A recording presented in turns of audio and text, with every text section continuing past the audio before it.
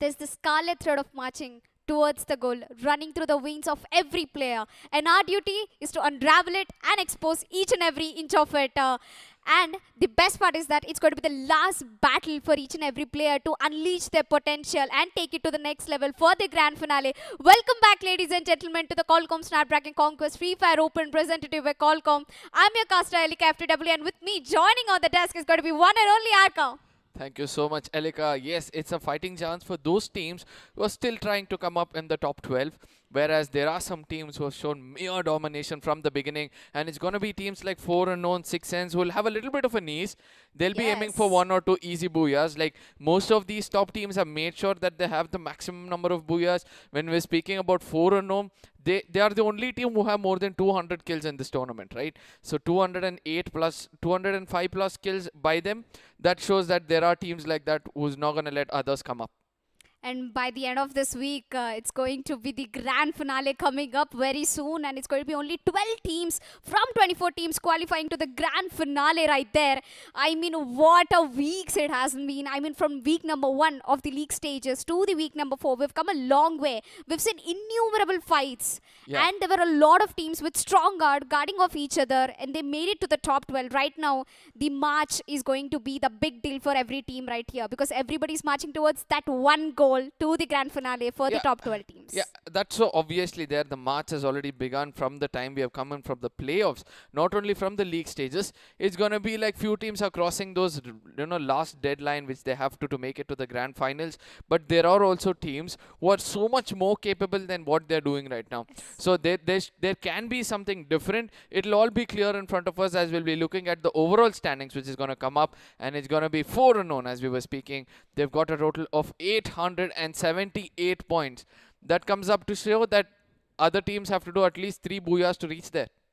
They took a lot of hurdles to come on to the top of the leaderboard. I'm definitely sure right now nothing can stop 4 unknown from getting away from the top 12 position. While following 4 unknown, we have 6 Sense, Galaxy Racers, Total Gaming and Esports on the top 5. So these top 5 teams, no matter what is going to happen the entire week, they will not change their positions. I'm pretty sure they're already selected for the finale because the top 5... Yeah, you can put it that way. Unless and until we have teams like Raven Esports team, KinGz, just rushing out in the open and getting those kills. Yeah, they have to come up to almost 100 points, right? Let's look at the bottom of the table, which is even more important. Right now, these are the teams which will be fighting out. Divide and Rule, Team Mayhem, Initiative Element, NooB Gang, Crust Esports, Pusher Esports, Over Attack, LittlebitofSwag and Stone Crushers.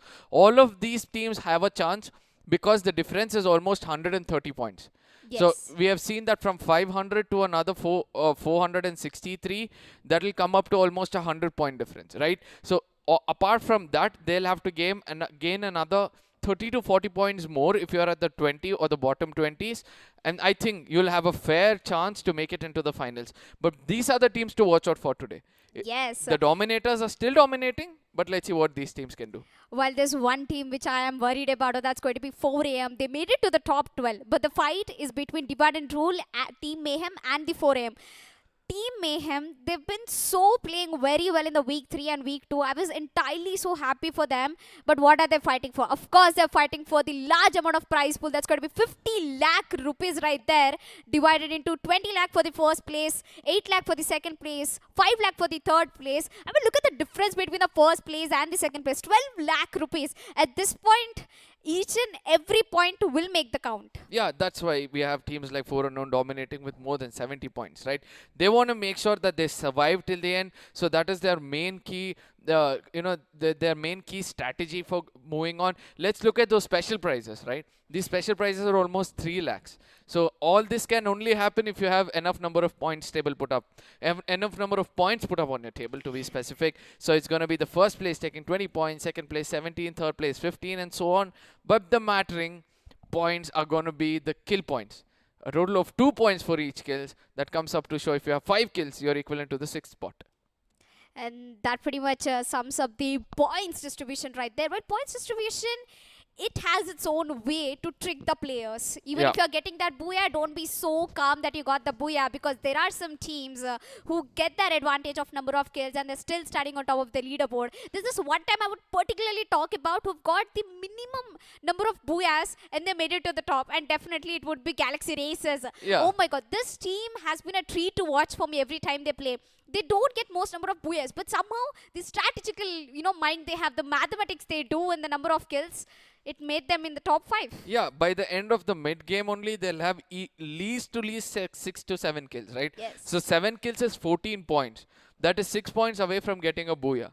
So when you have 14 points and that kind of consistency showing throughout the matches, like 14 points each in each matches, and throughout so many games we have played, right? Like Yeah. in 48 games which we have to play, we have come down to the last 12, I believe. So Yes. now it's really important for teams to do what Galaxy Lasers have done, and also do the things what 4 Unknown have done, who have got the maximum number of booyahs. And I'm really looking forward for Hex and Total Gaming to come back. Definitely, and this is going to be the last chance for each and every player, each and every team right there to give out their best. All the week 4 is going to be a lot hectic right there. The schedule is popping up right below. It's going to be match number 1 coming up anytime soon with the map of Bermuda and followed by Kalahari, Bermuda and Kalahari. We have 4 total maps of Bermuda, 4 total maps of Kalahari, which means it's just not one map you need to strategize on. It's actually 2 maps, and Kalahari being one of the most unpredictable map. You don't know which team will take the lead, especially there are few teams who actually take the default drop every time, like Total Gaming into Santa Catalina. Yeah, They do that and every then- single time and they survive. I'm like, And we also have 4 Unknown yes. who take that refinery spot. When it comes to see the one other thing which I want to watch out is those lineups which is going to come in front of our screens right now, Yes. because these lineups will show us who are the enemies and who are the foes and how important the fight is. Right now we'll be seeing a Group A versus Group B, where we have the teams to watch out for: Stone Crushers, NooB, KinGz, Divide and Rule, Over Attack, and Esports. Right, the rest of them have some decent amount of kills, decent amount of placement points, and decent amount of overall points. From Group A, it's going to be Total Gaming, Team Elite, Little Bit of Swag, Hex Esports, Stone Crushers, NooB, KinGz. Versus it's going to be 6 Sense, Team Chaos, Life Hackers, Divide and Rule, Over Attack and FTesports. While every team is going to have, every player is going to be the hero today, because it's the final chance that they've got to unleash their entire potential and put it out, show the viewers, show the casters, show the Free Fire that you are able to do it, and you will be able to do it for sure. And we'll be jumping to the first match of the day, while week 3 was a lot of surprises for me, because for a second I thought week 3 is pretty much gonna sum up which teams are gonna go into the top 12, but once again the tables will turn, and I'm pretty sure seeing the positioning of the 4 AM, Divide and Rule, and Team Mayhem, these 3 teams, they're really unpredictable. Yeah, and also let's talk about why is all this happening, how is all this happening, and whom we have to thank to. It's obviously going to be Qualcomm for sponsoring such an amazing thing. Forget about them sponsoring this one tournament. I mean, they've been leading the gaming industry in mobiles for almost 20 years, right? Like dominating Yes. for 20 years. They've come up with such processors which is going to make your mobile into a complete gaming beast. It's going to give you a PC experience on your mobile, which is really important, and that is when you'll be performing much, much better. And it's just not the phone which becomes the gaming beast. It's actually the person who's gonna, use that phone with the Qualcomm Snapdragon processor. While we are back to the league stages, so week number 4, the match number 1 has become, and it's going to be the map of Bermuda. Right now we can see Total Gaming getting off very early. Yeah, and I like to see this one flight path always, right? Almost bisecting to the center, giving most of the teams that one, independence to jump to any corner of the map. Right now we can see that most of the teams are jumping to their normal locations. We can see 6 Sense are going somewhere near Factory. We can see that Total Gaming for the first time are going to Pochinog, where they'll be contested early on. And to the mill, we can see Stone Crushers trying to, get in close proximity with Team Elite, but the skirmish has already started between Team TH and Team TG. And looks like Total Gaming is back in action, while Born to Rush has been knocked out right there. While will he get confirmed is the question. Total Gaming is on a very aggressive gameplay today, and that's going to be the first kill coming into the hands of Mafia Bala from Total Gaming. As they take the name, as they raise the voice, they've raised the guns, and looks like Total Gaming is having a very good advantage, Arka. Yeah, right now Mafia Bala doing the kind of gunpowder which is always expected. He's one of those assaulters to watch out for when it comes to this tournament. In the whole of Free Fire, we have seen what he can do. TG Prince on the other hand, giving the right kind of backup required. He knows where that one player of Team TH is right now, and he knows he's behind that small container. A proper resources. I mean, if you had some proper farming in the beginning, you would have had some grenades to go in for. And right now we don't see that. But Black has two of the best guns which is required. Fozziaja comes out in the open but doesn't get tagged. It's going to be Black who's going to be fired at by Prince. Total Gaming is looking out for over attack right now while Black is going to take an immediate shot onto Prince, but will he get the confirmation is the question as Mafia Bala comes into the play. Prince is knocked out. The iconic player, the best player Total Gaming has been knocked out, and will he get Crust is the question right there, and immediately he will get Crust. The fight is happening against Prince versus Black. Well, Prince, I think he has to take the revenge back onto Black.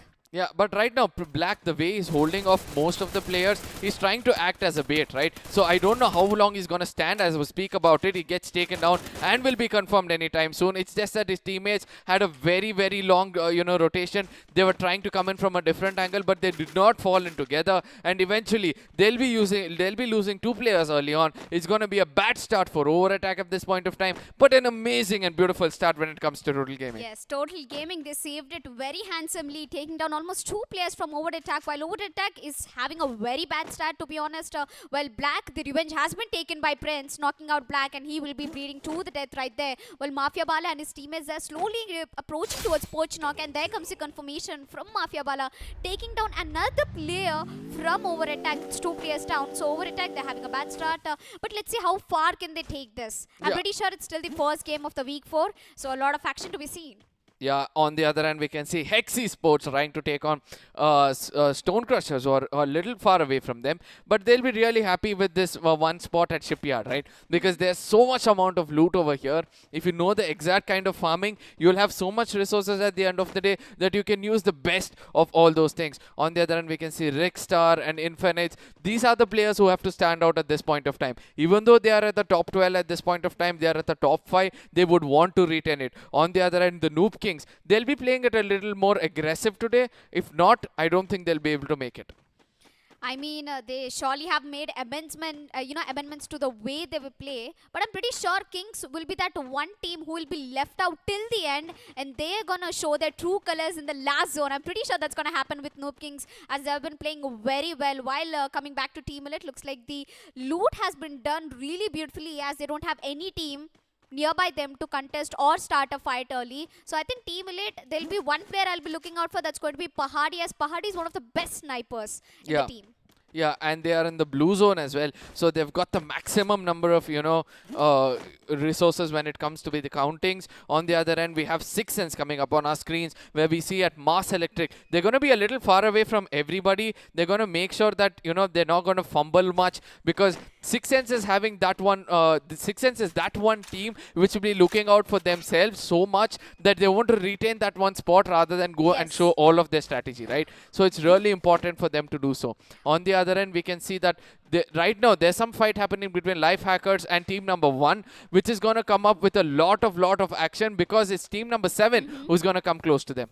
And looks like the fight might have already begun between Bhagmota Aya and Life Hackers right there, while I think LH Baby has been tagged to really low HP, and Predator will get knocked down in no time in through the hands of Bhagmota Aya. But will he get the confirmation? Nope, I don't think, because it's the Watchtower, and Old Monk is ready to revive his player, and he'll definitely get back on the rest. And on the other hand, we can see Team Elite is actually in the blue zone, so explains they've got pretty much good loot right there, and they're ready for the fight. On the other hand, we can see Anurago Based will take down LH Baby. LH Baby is in a big trouble. He does not have any teammate nearby him. Will he get rest? No, Anurago Best is trying his level best to knock that player, but will he get the confirmation is the question. LH Baby is in a big trouble right now, and there comes the confirmation. LH Baby has been eliminated right there. I expected it to be an M82B shot rather than the Parafel shot which he took over there. I was really happy to see Anurag coming out in the open with the sniper. I mean, it's really important for you to hold that one compound where you're not visible for others and eventually take those kill points. Divide and Rule on the other end have started to show a very new face. On the other end, we can see Sixth Sense are trying to tag around with Total Gaming, where Yes. we can see most of the players of Total Gaming have already gone down. It's only 2 players left. Prince right now vulnerable. Prince gets taken down. It's going to be Fozzy Ajay, the last man standing. He's going to be running around. He's going to make sure he's going to play for those placement points. Right now, the shots are being heard. The shots are being tagged onto Fozzy Ajay, but somehow he makes it away from them. Sixth will be really happy with those 3 kill points. There's going to be 6 points already in their pocket and looking forward for a booyah. And that's going to be a hardest hit that Total Gaming has received today in the hands of Sixth, while it's going to be Fozzy Ajay, the last man in the charge of entire responsibility on his shoulders. Will he make it to the top or at least the last zone? Let's see. Well, I think Sixth, they got the play done. They got the play done very beautifully against Total Gaming. They've lost 3 players, but they have 2 kills in the hands. That too coming in through the hands of Mafia Bala. But right now, Fozzy Ajay is going to be that one man who's going to play aggressive while coming back to Sixth. Looks like they've got 3 kills in the hands and they saved it handsomely for themselves. On the other hand, we can see the team actually is going to be over attack down to 2 players approaching towards a very crowded area with dangerous snipers. Yeah, and it's also important for you to watch out for those snipers, right? It's important for you to make sure that you're not looking at the compound in which they're controlling, because eventually if you get detected, then you're taken down. On the other end, Sixth is coming out in a very different way. We have not seen them using vehicles before. We're jumping back right to Life Hackers, where they're holding that watchtower. 3 players in the same watchtower. We have seen that teams which stay together have lived together, but sometimes it's important for them to stay away from one another, because a small grenade can do a lot of damage. And that grenade will not be coming through, but Santosh on the other end, what a beautiful headshot coming through the hands. Over attack has been done and dusted, while Life Hackers have got 1 kill in the hand. Unfortunately lost Baby right there. The best shotgun player that Life Hackers have got. While coming down, Baby has been picked off, while the fight might have begun between Esports and LBS, as LBS is approaching little by little. Well, this one player, one iconic player LBS has got, that's going to be Vihan right there. Vihan, he's the man, he's the beast with the each and every gun he has in his hand. Right now we are down to 11 teams, 40 players, and I think the circle has begun to shrink while LBS is making their way slowly towards Clock Tower right there. Yeah, and right now it's going to be LBS who will be looking out for that 1 kill point in the early stages of the game, because it's important for them to survive till the end. That comes up to show that they also have to be, a little aggressive as well. If they don't come on the momentum of fighting, eventually when all the others are into that momentum already, they'll get crushed in between. So it's really important for them to perform as well. On the other hand, we can say FTesports are right now having complete eye on LBS, because a little bit of peek from them and a good sniper shot can take down 1 or 2 and give them a little bit of, damage which is required. Well, I think FTesports are in a very uncovered position, and I really don't think they'll be able to make it if LBS spots them out. As you know, there's plenty of room for fight against FTesports in the hands of LBS. While coming back to Total Gaming, the one man, he's alive, Fozzy Ajay. He might be seeing Stone Crushers passing through, but he will not take that fight. He's not ready, because it's going to be a 1v4. If Fozzy Ajay somehow managed to clutch that 1v4, I'm going to bow down today. I'm just not going to stop it, because Fozzy Ajay, he's always been that clutch master for his team. Yeah, and right now we are waiting for the circle to be formed, which is favoring most of the teams. That comes up to a normal and a very old school circle formation when it comes to the game of Free Fire. We can see that the Stone Crushers right now trying to engage with Sixth somewhere at Pochinok. We can see the Kings are trying to come up with a different kind of rotation. Team Elite having a really good sweet spot. If they retain that one spot, not engage with any other teams, they'll be really happy with it. I want to see what Team TC is doing, right? They're so far away from the circle, but let's see. They'll come up with something new for sure. While on the other hand, we can see Sixth right now is standing really close towards Stone Crushers and Total Gaming. As you know, Sixth, I mean, if Sixth get that last kill onto Fozzy Ajay, it's going to be an entire Total Gaming wipeout coming through the hands of Sixth. While they have to face Stone Crushers in order to get to Fozzy Ajay, I'm quite sure about it. Well, I think the next zone will start in 37 seconds. Well, I don't think any skirmishes happening at the moment, because each and every player and team is starting to play out for the placement points. Because right now, there's no time for the fights. It's all depending on one thing, that's going to be the placement points. Yeah, and right now we can see FTesports kind of, either this one crate can be a blessing in disguise or a little bit of a bane rather than a boon. I'll tell you why. That was one entrance which they block right now. If they have to go out of that tower, they have to jump out. And if they get tagged off by any of the teams around, it's going to be a little bit of a trouble for them. But the gunpowder will always be on their side. On the other end, we can see that LBS right now not called off for any kind of UAV. I've not seen much of UAVs in the game right now. Yes. But let's see how much will be called on from now on.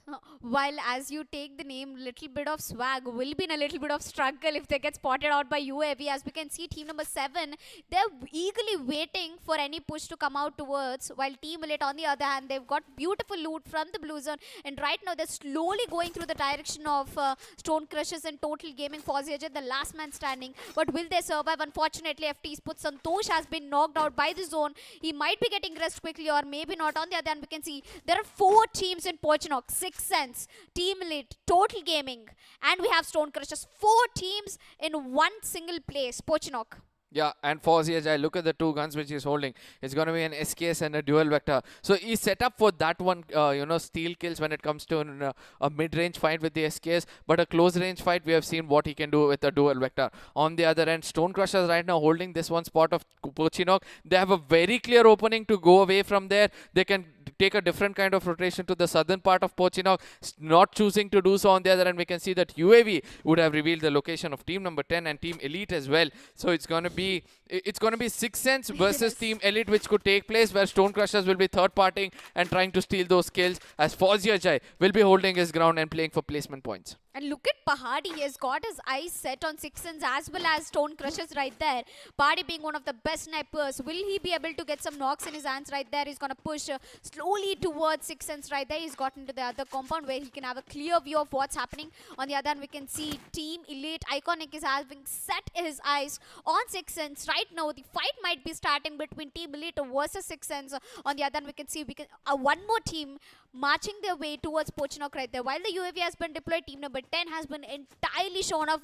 While it's only 2 teams getting that favor of the circle, that's going to be Life Hackers and Hex Esports right there. Both of the teams, they have the favor of the circle, and the worst part about it is there's no compound. It's a no compound zone.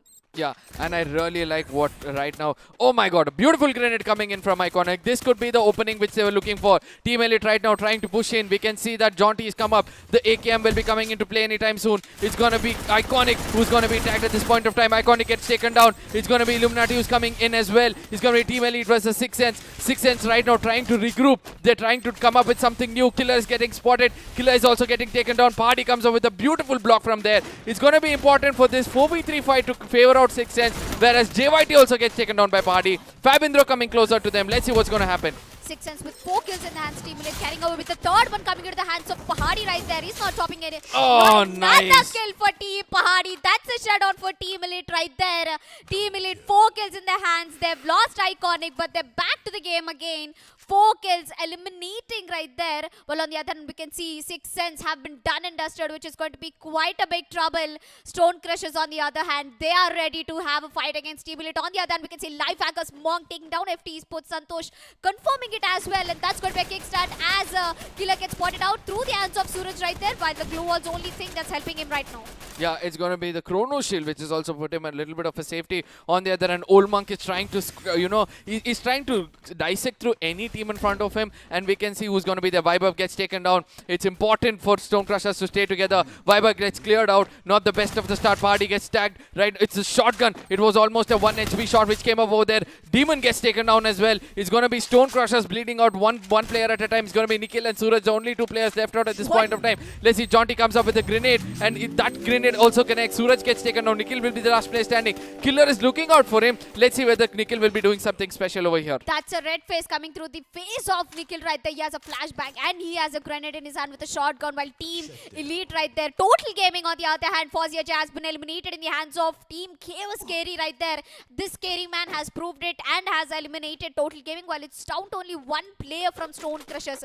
Nikhil, what a shot was that from Party? Wait, did he just get a flick right there onto Hex Mafia, and he's on towards Infinites right now Valenta Hex Esports has been spotted in the hands of Pahadi. Can he get one more flick? Please do that, while Hex Mafia on the other hand, he will get rest immediately right there in the hands of Infinites.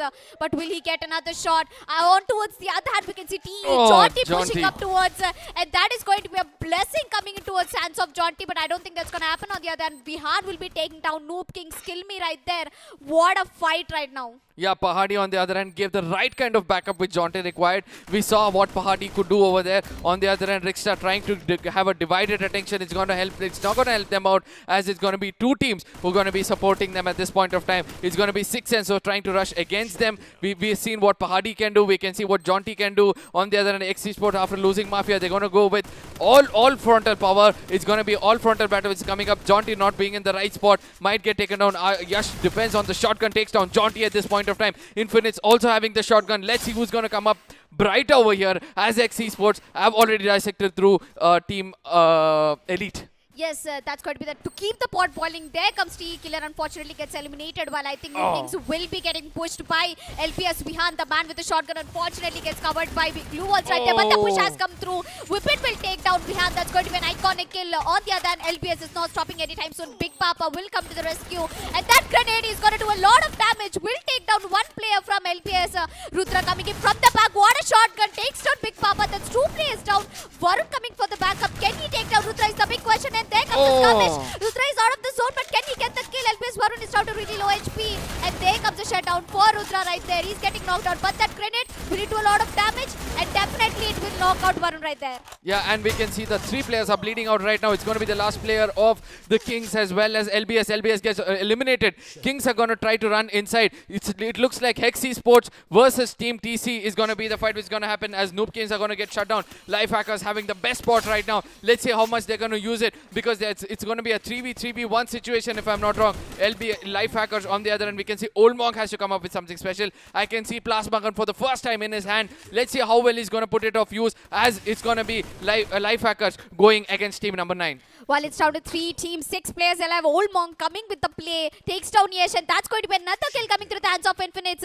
Team K has been done and dusted. It's the fight happening between Hex Esports versus Lifehackers with 5 kills in the hands. Sam has a mind in his hand, but unfortunately he'll take out that double vector play coming, and it's down to 5 players. A 2 versus 2 situation, and the UAV has been deployed. The positions have been given away. The push has been given from Lifehackers. Old Monk has a grenade in his hand, but will he put that to a good use is the question. Although the zone has started to shrink again, Hex Esports is not looking good as they don't have the zone. Yeah, right now Lifehackers doing the best thing. They've come to the center of the circle, which is really important for them. Right now, Rickstar gets taken down. It's going to be Infinites, the last player standing, and that's going to be a complete shutdown coming in from Lifehackers, and they'll be really happy with this one booyah coming up for them. They'll be climbing up the ladder when it comes to the point table, and this is what the start which was required for the Lifehackers. They've got 6 kills. They'll be really happy with that. On the other end, we have Esports with 7 and Team Chaos with 4. What is that one fight which stood out for you today?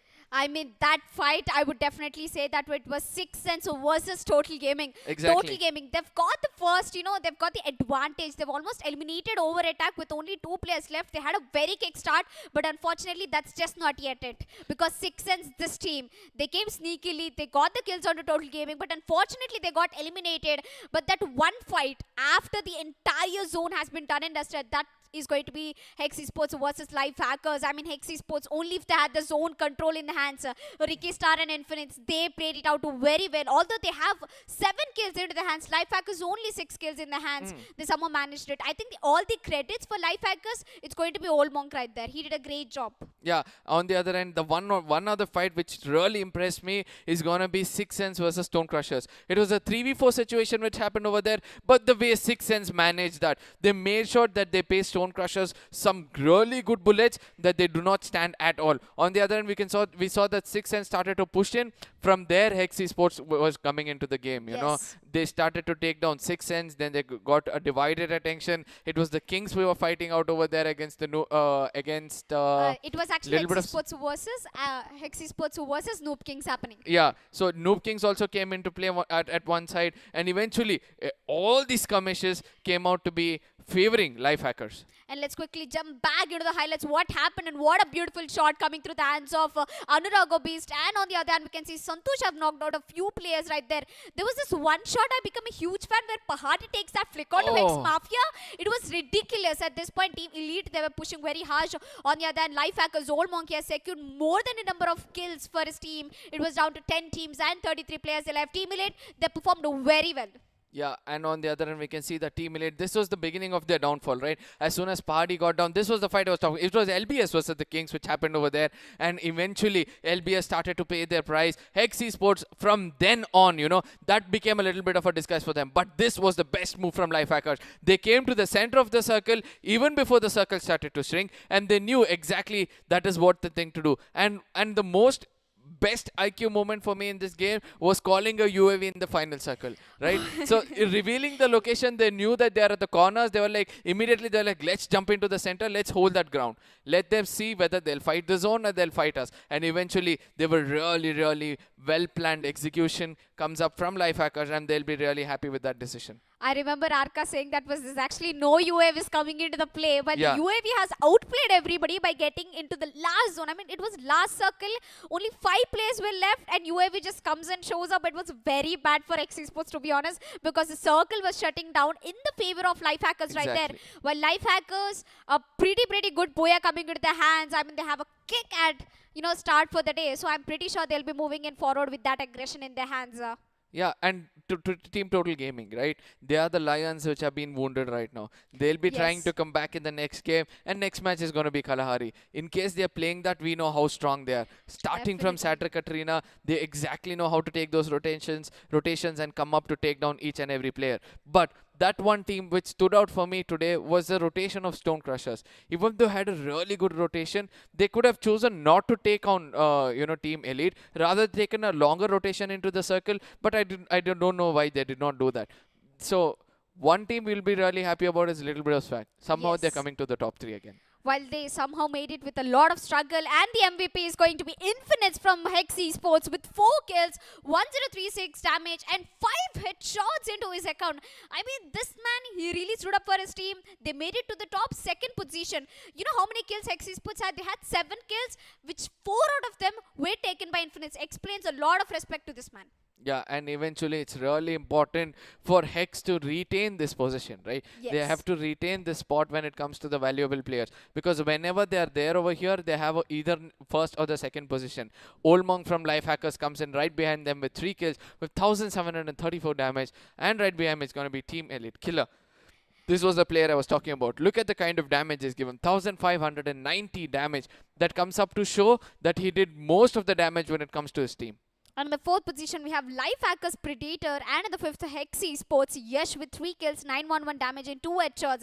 As I said, I think from Lifehackers, Old Monk, he played a very crucial play right there. There's only 2 players who played from Lifehackers, Old Monk and LH Predator. Lifehackers, they had total number of 6 kills, which 3 of them was Predators, 3 of them was Old Monk. So explains that Old Monk and Predator, they were going to be the deadly duo, which outperformed and that got that booyah for the team today.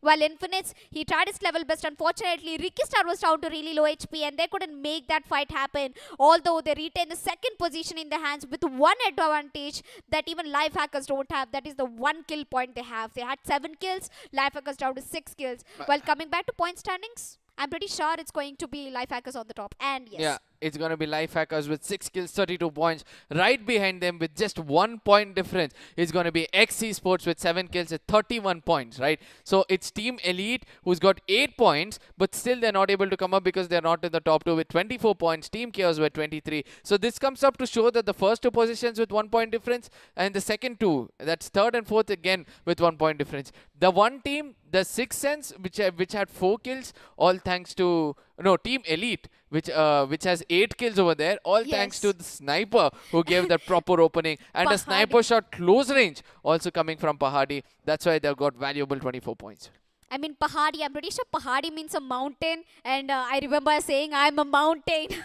Oh, that also, relates to an entire different game. But coming back, I really did see Team Elite coming out in the 3rd position, as they've got beautiful standings right there. On the bottom, we can see Overattack has been eliminated in the very early stages. Moving on to the next match, it's going to be matchup happening between Group A versus Group C. We can see Total Gaming playing map Kalahari again with Team Elite, LittlebitofSwag, Hex Esports, Stone Crushers, NooB KinGz versus? It's going to be Galaxy Racers, Initiative Element, NooB Game, Crust Esports, Blood Bashers, and 7 Shots. As you were speaking, right, those bottom teams which have to perform right now, we have seen NooB Kings, they were able to come in the top 3. Stone Crushers, they were able to come in the top 6 or 7 where they were getting eliminated early itself. So it's going to be adding on to these pressures is going to be Crust Esports, Blood Bashers, and 7 Shots who is also coming in. So it's going to be a complete power-packed, match coming up. It's going to be Galaxy Racers versus Total Gaming trying to take the top spots, but we'll see as Esports have started to come into action.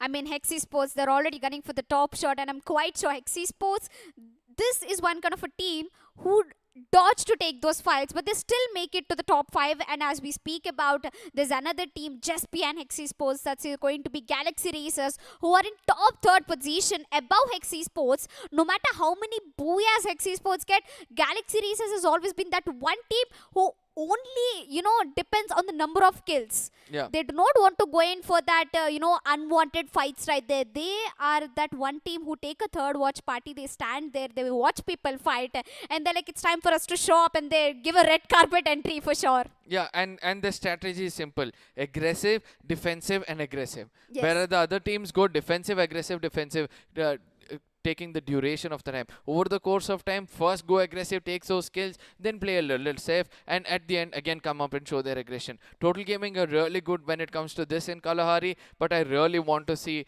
I'm looking forward for teams like NooB Kings to perform because they are also really strong when it comes to Kalahari map as well. Yes, they are definitely the kings of Kalahari, but right now, the map of mountains, we're going to see right now in the match number 2. I think the first match went really quick, and right now we're quickly jumping into the second match. That's going to be Kalahari along with Total Gaming once again taking off to very early drop, while it's going to be Esports carrying away in that blue zone on towards Council Hall. On the other hand, we can see NooB Kings have taken a drop towards Foundation.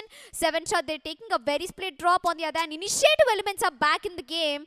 They're making their way towards Stone Ridge. Yeah, right now, that one teams which are going to fight out, it's going to be Team 12 versus Team 8. This skirmish could happen as we jump right into it. It's going to be Team LBS having a good formation right now. They're 4 players far away from one another, and look at what's going to happen with Blood Bashers. It's important for them to stay together, but not stay together in such a way that they do not have enough number of resources. Looks like Edward has got the right amount of gunpowder to go and give an opening. On the other end, Aman has also got the Woodpecker. Beyond being spotted right now, not getting those shots properly. Is going to be LBS grouping in one corner of Shrines, whereas it's going to be team number 12 grouping on the other. And looks like a Blood Bashers down to a very early fight, which can be an advantage or maybe a disguise for them. Let's see what's going to happen. LBS versus Blood Bashers right there. Well, LBS, they've done pretty much of a loot for themselves. Well, Blood Bashers, they've got their eyes set on LBS right there. I mean, look at the confidence Blood Bashers have. They dropped in. They got the minimal guns that they have in their hands. And they're, off to a very good start. Well, coming back, Galaxy Racers might be having that fight against Team Elite. Team Elite missing out on that booyah. They'll be very hungry to get that this time. Yeah, Team Elite right now being in the eyes of GXR. It's going to be Baka Boy with the sniper this time. He's going to wait for it. I don't see why Mariex has not got any kind of snipers, or he might have got it and we are not able to see. Aman on the other end, he's got the new shotgun which is coming up. It's going to be Pahadi coming up with the AKM as well. Let's see how things are going to turn up from now on. It's going to be Command Post who's going to have a small skirmish at this point of time, as Team Elite are right now trying to get into cross proximity with GXR. There's going to be the first now coming in anytime soon. It's Aman who doesn't go for the fight but falls back. I don't know why he chooses to do so, but Iconic is going to be keeping an eye on him. And looks like Iconic, he definitely has his eyes set on, while on the other hand, Galaxy Racers have quite given away their position, but they're so confident right now. Team Elite right there, they're making out that performance on through the best, while Aman on the other hand, I think he knows where exactly Team Elite is leading to, and he might be getting spotted out through Iconic and Killer right there, while Aman, the sneaky man on the other hand, we can see Subu has been eliminated right there. I'm quite not sure why he got eliminated right there, and the fight has begun between Aman and Team Elite, while Killer making his gun out. He's got push on towards Aman right there, but Aman will he get the kill is the question. He's down to really low HP. He puts up the glue wall. Can he get that kill is quite the question. And Killer will get immediately knocked down by Barca Boy right there. Yeah, and it's important for GXR to keep up this momentum as they've given the right opening against Team Elite. Team Elite is one of the strongest teams getting taken down at this point of time. They're trying to regroup at this point of time, come up with something new. Mary gets taken down due to Iconic. It's going to be Mary taken down. It's going to be the time for GXR to rush in a little more closer, as Iconic will have the first blood against Mary. That's a sniper out. Jaunty gets taken down. Iconic coming up closer. Iconic gets taken down. It's going to be Vasio coming up with something even more special with the plasma gun. Let's see how well it's going to turn out for them. What is Vasio doing right there? He knocked out almost 2 players. That's going to be Johnny and his teammate getting down. And Pahadi, what a shot. Galaxy Races Parkaboy with the grenade launcher in his hand is going to shut down entire table 8 with 3 players standing in the hands of Galaxy Races. 4 kills for them. What a play. Working like a charm. Vasio, this man has played out team elite. Almost Aman got taken down. But that was a backup. That was a great backup coming in through the hands of Parkaboy and Vasio. Yeah, I think it was Vasio who came up with that special plasma gun. I've never seen them play so well. A good backup coming in from right-left combination. On the other end, we can see that it's going to be LBS who are going to be really happy at this point of time because they've taken on 1 player of Blood Bashers, which is really important for them. They've been a little vulnerable at this point of time, Blood Bashers. It's better they take a different kind of rotation. On the other end, we can see Insane Likith also gets taken down. There's nobody close by to say them. There is one sneaky player who's taken a very different off angle and is doing the best of the damage as Insane Likith gets taken down. Edward will be the one player who will be looking out for. Edward is getting shot as well. It's going to be the beginning of the end for Blood Bashers. And looks like Edward came in the right time to rescue his teammate Insane Likith, but unfortunately gets spotted out right there while Insane Aman on the other hand has been spotted by LBS right there. LBS have 1 kill and they'll know exactly where Insane Aman is standing. Blood Bashers down to only 2 players left. 11 teams and 41 players alive while the first zone has begun to shrink. Insane Aman is trying to make a rotation and group up with Edward back in the game while Council Hall has been entirely looted by Esports and they're making their way back towards inside the circle, where the circle is contesting most of the teams. It's favorable for most of the teams, leaving behind Esports and LBS right there. Well, LBS, they're still looking out to take down Blood Bashers. 2 players left from Blood Bashers. Yeah, it's going to be LBS who's going to go all in. 2 players coming in. Insane Arya right now has to do something special. I don't think he'll be able to execute it. And eventually, Aman is come up with 1 knock against LBS. There's no other kill feed coming in from that side. It's a little calm on the other side. We're going to see Crust Esports trying to take down Stone Crushers. For the first time, we can see that Crust Esports Stone Crushers with the early skirmish when it comes to Refinery, but the UAV will come up as a special thing over here. Well, I think at the drop of a hat, Duka will take down Demon right there. I mean, a sneaky little peek from Demon and he has been shut down right there while NooB gang, AAC Patel on the other hand, he is going to take down Wiki from Initiative Elements. That's going to be one of the best kills that he has ever gotten. And on the other hand, Duka gets another kill onto Wipeout, confirming it as well. 2 kills almost for Duka right there while his teammate has stolen that kill. But precisely coming back, Crust Esports have 2 kills and Duka is not going to stop anytime soon. On the other, NooB gang is having a fight against Initiative Elements. Initiative Elements, they've lost 1 player. That is Wiki123 who has been done and dusted through the hands of Patel right there. Yeah, and Punisher on the other end, he's got that off angle, which is really important for the team. Right now, he goes for that shot against Initiative Element. He connects one, he connects the second one, and takes him down. It's going to be 417. It's going to be anytime soon that he's going to be cleared out as well. Moin is come up to revive him at this point of time. Moin also gets tagged off. It's going to be the sniper shot still trying to connect. I think 417 will be taken down anytime soon. They'll be taking another shot coming in from him. Moin will not have the best time. It's going to be a push coming in from all different directions. It's going to be, everything is favoring CG right now. At this point, Initiative Elements had no clue when the shots were coming through, but it was going to be a huge advantage for NooB gang, shutting down Initiative Elements. A double kill coming through the hands of Punisher with the sniper in his hand. He did a great job right there. 2 kills from him, 1 from Patel, 1 from Anonymous. Coming back, Total Gaming. They have a beautiful positioning, but right now they're playing a split gameplay. Fauziaja on the low ground, TG Prince on the top of the mountain, but we have 1 player who's on top of the tower, and that's pretty much going to be Mafia Bala right there. Well, Mafia Bala, he got his eyes set on Duker right there. I mean, only if Duker gives a peek out, he's been done and dusted because Java Boy and Mafia Bala, both of them are looking out for Duker. Yeah, and this is a very good combination being played by Total Gaming at this point of time. Java Boy and Mafia Bala, both the assaulters together and having a higher ground with the snipers, it's going to be a huge advantage for them for sure. It's going to be Fauziaja who will be scouting it around. I'm seeing that Fauziaja is trying to be a little bit of a punching bag. On the other end, we can see Duker is trying to bleed out. This circle has taken a northern shift towards Refinery, a southern shift towards Foundation. This is a new zone coming up. There's going to be 2 teams or 3 teams trying to run inside the zone.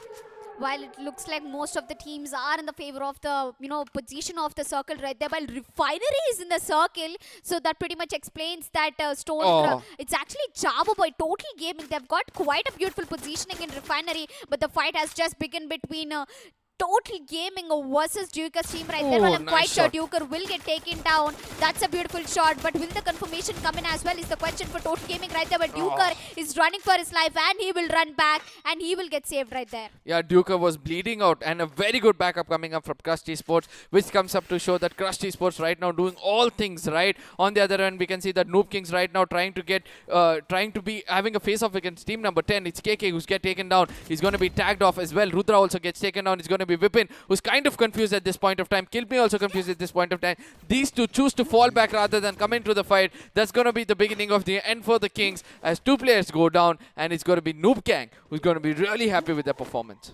And looks like NooB Kings, the Kings of Kalari, they're not really having a good start even in the first game. On the second game, we can see they've lost two players, already down to two players. But will those two players be that people? While 7-shot, they've become Kaka right there. Well, let's see how advantageous can this positioning be for them in the hands of 7-shot right there. Well, I think they've got their entire eyes set on NooB Gang right there. NooB Gang, they've eliminated one whole squad. They have 4 kills. And that's a beautiful sneaky shot coming through the hands of Infinites, eliminating, and Edward has been taken down on the other end. X-Mafia coming back is going to confirm the kill onto NooB Gang. Sakir right there. X-Mafia is going to take another shot onto Punisher. That's going to be a very harsh punishment coming in the hands of NooB Gang. Yeah, and this is the off angle which 7 shots are holding. They know that the Kings are going to fly. They're going to see that the kills are going to fly out of that tent, and they really want to steal it very soon. But they're choosing for a rotation. But the best time to go for rotation for sure. Let's see what GXRs are doing at this point of time. Everybody have grouped up at Refinery, but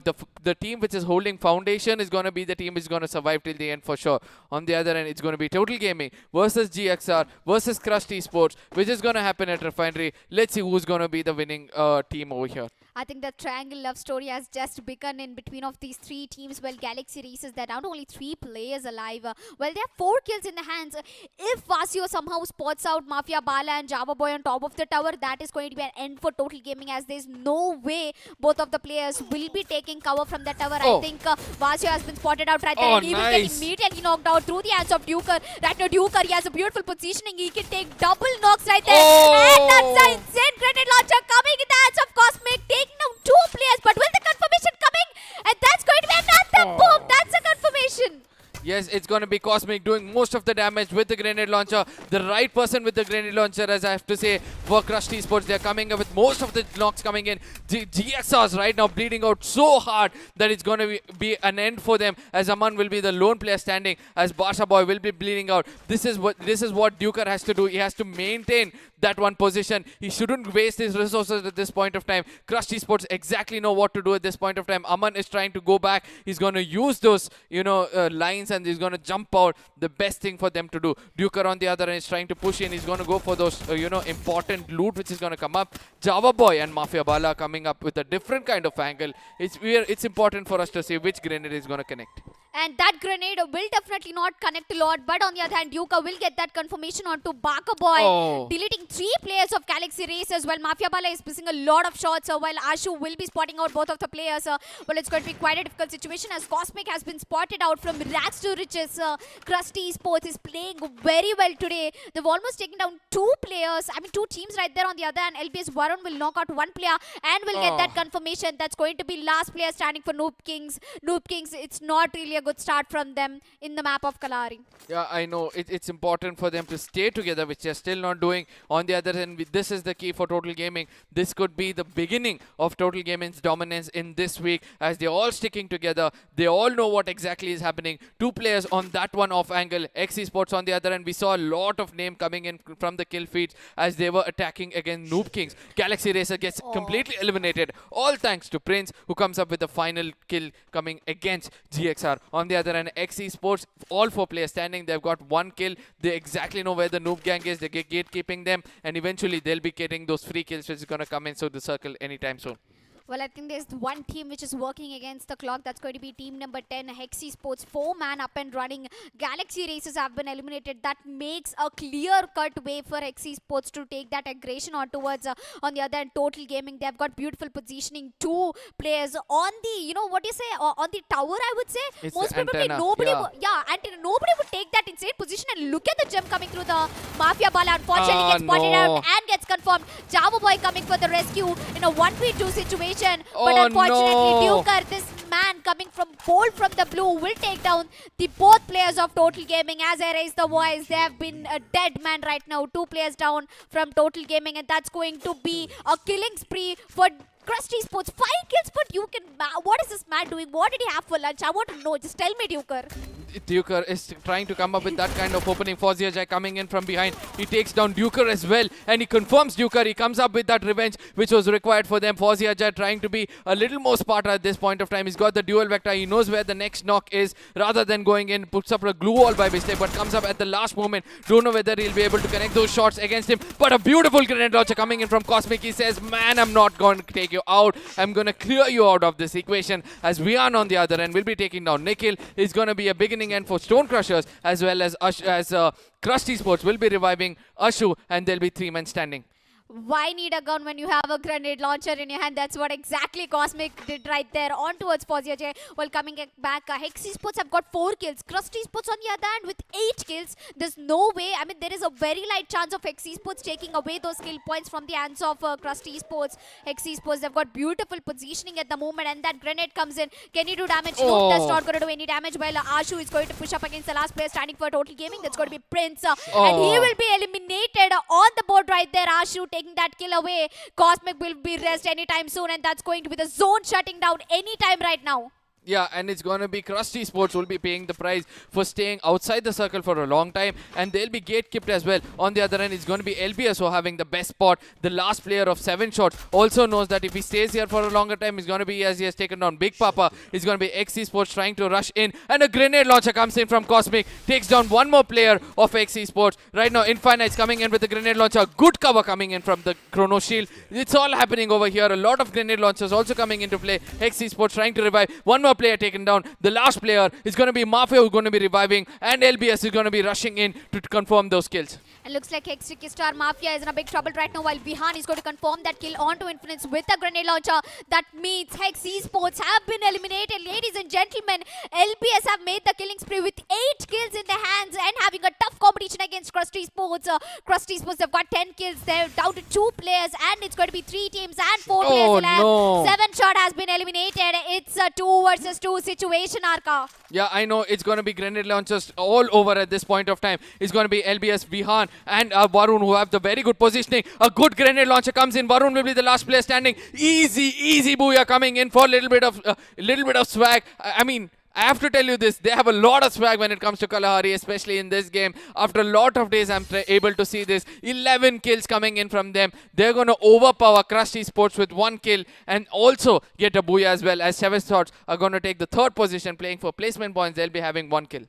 I mean, I haven't seen such a fight coming up. Top 2 teams, LBS and Crust Esports, fighting out for the top number of kills. 10 kills for Crust Esports, 11 for LBS. Yeah. What was it? Was it a death match happening right there? Like arms race?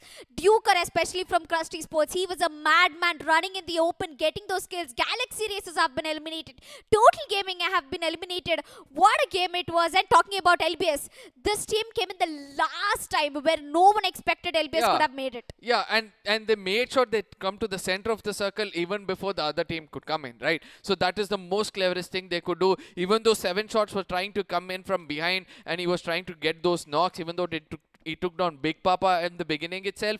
I saw that he came up with a knock, and eventually LBS was able to kill him as well as revive themselves and then play with 1 HP literally with 1 player. And eventually he knew that he has to go down, and he took a player with him with a grenade launcher in the corner. So that comes up with a big opening for LBS. It's going to be another jump coming in from LBS because 22 kill points coming in from him. I mean, that's an insane amount of number for kill points. I mean, at a point, kill points, they have a limit. They have a bar set. A maximum kills you can take is 10. And then they just crossed the line, and LBS went ahead and took 11 kills. I was stunned for a moment. Where did this team come from? I was watching only Crust Esports, especially Cosmic. I'm bowing down for Cosmic at the moment. This man, he does not need a gun. Just give him a grenade launcher, and that's going to be his main pistol they use. Yeah, and eventually it's going to be the MVP which is going to matter. Give me a name quickly. Cosmic. I think it's going to be from LBS. Let's see who's going to be. Before that, we'll be jumping into the highlights. Suspense. It's going to be Galaxy Racers. It's going to be Vasio who came in at this point of time. Barca Boy was the last man standing, but somehow comes up with the proper kind of gunpowder who will be saving it for them. LBS on the other end. They started it off really well against Noob Gang, if I'm not wrong. No, yes. Blood Bashers. They came up with all 4 kills and they were really strong. But eventually, LBS with 3 players went on till the end to survive and get the booyah. And this highlights is just so wholesome to watch because these Stone Crush is the way they've been beaten down by Crust Esports, where it all began with the Punisher. At this moment, Initiative Elements had no idea where the shots were being fired through. Punisher gets 2 kills in the hands. Noob Gang, they've been on a killing spree with 6 kills in the hands. On the other hand, Galaxy Races have been deleted by Crust Esports. The grenade launcher coming in from Vaz. I mean, that was actually a very good grenade launcher. And there comes confirmation through the hands of Cosmic. I'm betting my entire asset on Cosmic that he is the one guy who is eligible to get that MVP actually. Yeah, Ashu on the other end also has a higher chance because he was also giving the best kind of backup. It's going to be Duker who came up with a different kind of a wild card coming over here. He came up to take down 2 of the major assaulters over there. Even though Fozzy Ajay did a little bit of a damage over there, but Prince couldn't survive till the end. It's going to be LBS Vihan and Varun who started playing till the end. This was the opening which was required for them. See what he does over there, okay? He comes up with a grenade launcher, takes himself down as well, and is going to give Vihan the one lone survivor inside the circle to take the final shot against the team and get the booyah for the team. LBS, very, very well played. I mean, Crust Esports, perhaps it was the best they could do. But Cosmic, he was a little too overconfident in the end that he actually got a knock, but unfortunately knocked himself out. And if it was Cosmic not getting knocked out, I'm pretty sure LBS could have been taken down right there. It didn't happen, right? So ultimately, it all comes up to the stat. Somewhere I feel it's going to be a team from LBS. She feels it's going to be a team from... Cosmic, I'm pretty sure it's going to be Cosmic. There's no way. Let's see, because Ashu was also one other player who was giving that opening with those grenades. So I feel that Ashu might have a higher chance of getting those damages. When it comes to MVP, it's going to be LBS. Vihan comes up with 6 kills, 1,837 damage. As predicted, it's going to be a very beautiful play coming in from LBS.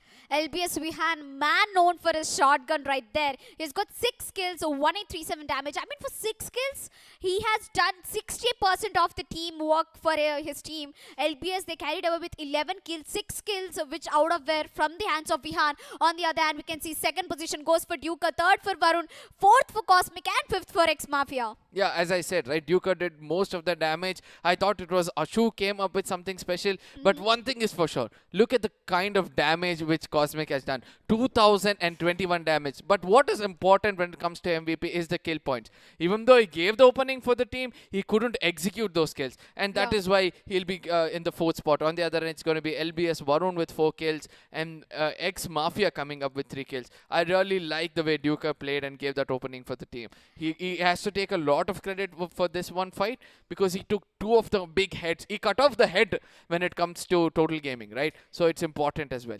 And look at the damage done by Varun. This man has he faced a lot of struggle, but then he has a lot of swag because he's from LBS with only 900 damage. He took down 4 players with 2 headshots in his account. I think that's the greatest play. And coming back, the tables have turned. It's going to be Little Bit of Swag with 11 kills on the 4th position with 42 kill points. And in the 2nd position, we see Crust Esports with 10 kills, 37 points. On the 3rd, we have NooB Gang with 7 kills and 26 points. And it's going to be Hex Esports with 25 points. Only 1 point difference between Hex Esports and NooB Gang. Then it's going to be 7 shots. And it all comes down to the 10 pointers, you know, after that. It's going to be 10, 12, 12, 10, right? Stone Crushers not able to do the right kind of rotation, not staying together. Initiative Element disappointing most of their fans with no kills at all. But they'll be getting the 2 point for the placement points. Let's see how it's going to be. But that one team which played really well for me will obviously be Esports. The way they started to dissect through most of those teams, they had that one point with the sniper where they knew where initiative elements was, and they started to pick them out one point at a time. That was really well planned from them as well. But little bit of swag. I mean, this was told to you guys in the playoffs, but again we're going to tell it to you. There's a lot of swag left out with you guys still. I am entirely so stunned by the performance of LBS. While they came into the league stages in the first and second week, everybody was disappointed in the performance of LBS. But right now, everything depends on the mistakes you do. You have to learn from it. You have to move forward, because life, it teaches you a lot of things, and really you need to push yourself forward and unleash your potential, and that's what exactly LBS is doing right now. They have done more than what they could have done right now, and they'll be moving forward towards the more matches. Well, it's only going to be the last, I would pretty much say the last week for league stages, but we still have finale, and I think LBS is in top 12. I don't know whether they'll be able to retain it, because right behind them, when Crust Esports is playing so well and they'll be able to outperform them, it's going to be a bit of a trouble for LBS to retain those spots. On the other end, we have also seen that there are other two groups who will also be fighting, and most of them are going to perform really well, as NooB KinGz also were able to perform really good in the first game. So let's see. It's going to be a little bit of a tough fight when it comes to the 9th, 10th and 9th and 11th, 12th. Those 4 spots will be the contending spots at this point of time, and most of the teams will be contending for it, as top teams will be fighting to show who are the dominators when it comes to the tournament. Well, the dominators is going to be the next match happening, map number 3, the map of Bermuda right there. We are back to Bermuda, back to basic right there. Well, let's see which teams are going to fight off each other. That's going to be Group A versus Group D. The legends have come their way. 4 unknown, the first position, the top of the leaderboard right now. They have absolutely no tension or nothing to worry about. 4 unknown. Yeah, I think they'll be making it very easily. It's like they've already crossed the final bar, and they'll be really happy about it. It's going to be Group A. Group E, we have 4 unknown, Raven Esports. That is one team to watch out for, and and much more. Okay, let's come back to this one team which is still not able to perform. It's going to be Total Gaming.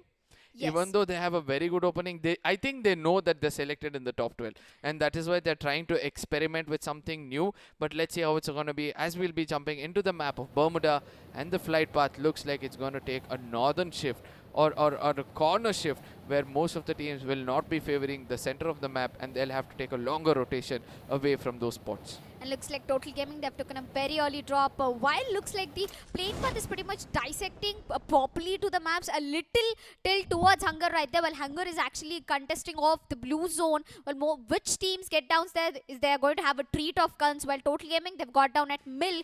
The basic drop they go for. Team Elite got down at Keratin, Cape Town. Stone Crushers nearly at somewhere near Kota Tua and Peak.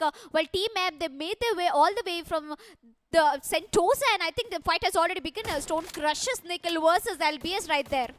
Well, it's going to be an early start for Stone Crushers versus LBS, where Nikhil gets knocked out and he's going to get finished off. So that's the first blood coming in, and the first kill for team Little Bit of Swag, and I think they are going to be pushing out. And beautiful gameplay there. In the last gameplay, they got a beautiful beautiful booyah, and let's see how it turns out for them in this game. Meanwhile, LBS, Vihan and Snoopfoot has been knocked down, and Big Papa and Varun are still standing. So it's going to be it can't be predicted anything as of now, but let's see how it turns out for them. I mean, LBS have got kickstart in the previous match. They've somehow managed to take that booyah in their hands with 11 kills. And right now, they've already started the fight against Stone Crushers. Although they've lost 2 players, but they've got 2 kills in their hands. On the other hand, NooB KinGz, they're trying to approach the last 2 players up and running first. Stone Crushers, that's going to be Demon and Suraj. King Whippin is ready to take that push. He's going to spot out any one of the players. Well, both of them are sitting inside one compound. NooB KinGz, they've got their eyes set on Stone Crushers at the moment. And right now, we are already down to 44 players. Almost 3 to 4 players have been taken down in 5 seconds into the game. Well, it's going to be an early start for all the teams, and getting knocked out or finished off, it's going to be a push coming in from team NooB KinGz. And yes, there comes the push. Suraj goes out, tries to get a different angle, and the last guy standing for team Stone Crushers will be taken down, and that's going to be a wipe out for team Stone Stone Crushers. Meanwhile, I think it's gonna be Team NooB. KinGz also coming in from the back, and the last two guys standing for Team LBS. One of them is knocked out. Varun is gonna go for that revive, and Varun gets in that revive. But let's see how it turns out for him, because a grenade launcher can do a lot of damage as of now. And let's see, Big Papa gets that revive, gets that healing. KinGz Mr. KK, the only guy pushing in from Team NooB. KinGz as of now. All the Stone Crushers, they have a very bad start. They've got eliminated in the 12th position. While right now, I think PE is going to have a fight while Saurabh has actually taken down Sid. And another kill coming through the hands of Saurabh. Takes down two players, confirms it as well. 4AM is in a big trouble right now. They've lost two players. They're in the 12th position, and there's going to be Coach Chaco coming to the play. Neelanch taking down RDP from Team Elite right there. Down to one player. 4AM is down to one player on the other, and LPS have been aced. And they've been eliminated in the 11th position. What a disappointment moment for LPS right there. They've got Booyah in the last game, and right now they got eliminated in the 11th position. Well, looking at the gunfights that's happening right now, I'm going to predict that the last zones are going to find themselves like a single man standing from each teams. Let's see how it turns out for them, because 4AM, the last guy standing for 4AM, Golden, has decided to fall back, go a little bit back, and try to get to the placement points for his team. Meanwhile, Pusher Esports is going to be pushing today. They have the last week to do that performance to make sure that they come in the top 12. Let's see if they are going to be able to stand up to the name, if they are going to go in for that push and just get that last man. Meanwhile, coming back to 4 Unknown, we have the area of Shipyard uncontested by any other teams. So let's see how it turns out for them. It looks like 4 Unknown, they're on top of the leaderboard, so it's quite going to be a very fearless gameplay coming through the hands of 4 Unknown. They're on top, they've got no other team anywhere near them which can take them down until and unless it's going to be the, the negligence of 4 Unknown, while every team has to play that they have nothing to lose, because only top 12 teams will be, making their way towards the grand finale of Qualcomm Snapdragon Conquest, while Total Gaming, I think they have already started a fight against 4 Unknown, while Anand has been spotted through the hands of Fozzy Ajay right there. But Fozzy Ajay, the last man was standing in the first match of the day. Total Gaming, they haven't been performing really well. They lost 2 matches, and right now it's going to be the 3rd match for them coming into the play. It's down to 10 teams. 37 players alive on the river side. We can see Total Gaming is contesting there in the charge, and there's no time that any other team will take them down at the moment. Well, I think Total Gaming will have the entire cover, entire area they want to stay at as of now. Meanwhile, coming to Team Raven Esports, they don't have any team near them, but there's a UAV in front of them. So if they step into that, the teams near them could probably spot them, and that might cause a difficult situation. But as of now, they are very safe location. But out in the open, it's much better for all the 4 players to stick together rather than stay a bit far from each other. But I think it's easy to say, it's better to say that they are all sticking together as of now. I mean, Raven Esports, they're almost walking their way in towards the UAV, while I think Deadshot has already been spotted out. On the other hand, we can see the circle is contesting most of the teams. And look at the gold in the last player. He's at the edge of the map. I mean, one single push and he'll be drowning in the water for sure. While Pusher Esports are at observatory right now. Most of the teams, they have the favor of the circle.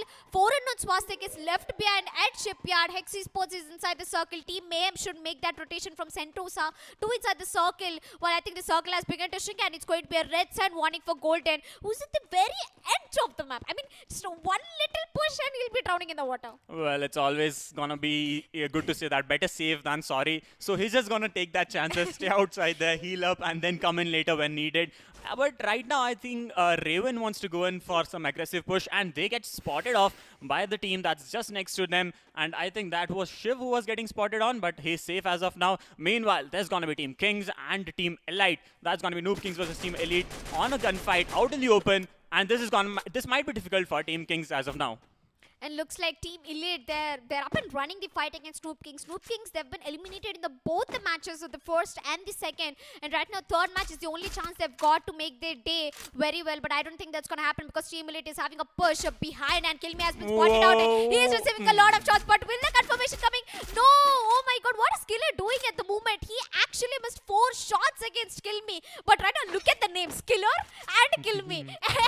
It explains the entire fight they're having. Well, it's gonna be Killer. I think he did not miss it on purpose. It's almost like 3 back-to-back matches, so maybe your hands get tired and it kind of slips away. But let's see if he's gonna connect his next shots, because it's gonna be very important for Team Elite to perform in this match also. Meanwhile, NooB KinGz comes out in the open again, and it's gonna be Pahadi landing some shots, and I think he he almost got whipping, but he's safe as of now. Meanwhile, going to Total Gaming, it's going to be a lot of fights coming in because it's going to be Team Raven, Team Elite, Team NooB KinGz. FTesports has been knocked out. I think he might get revived, but it's kind of out in the open, and they might get sandwiched by the teams behind them. So let's see how this turns out. But right now, I'm giving it to you, Elika. Let's just get on it. Yes, and looks like Total Gaming, they've been spotted out by Raven Praddy right there. Praddy is not going to top anytime soon. He's going to take down FTesports. T-Party from the other end takes down Kill Me. And that's a confirmation coming through the hands of Rudra. Takes down FTesports. That means it's going to be hell of a situation for Total Gaming. They've lost 2 players. And the third one as well. It's going to be Mafia Bala. The one man standing for Total Gaming. Can he put that ray of hope alive? He's being haunted by 2 teams at the moment.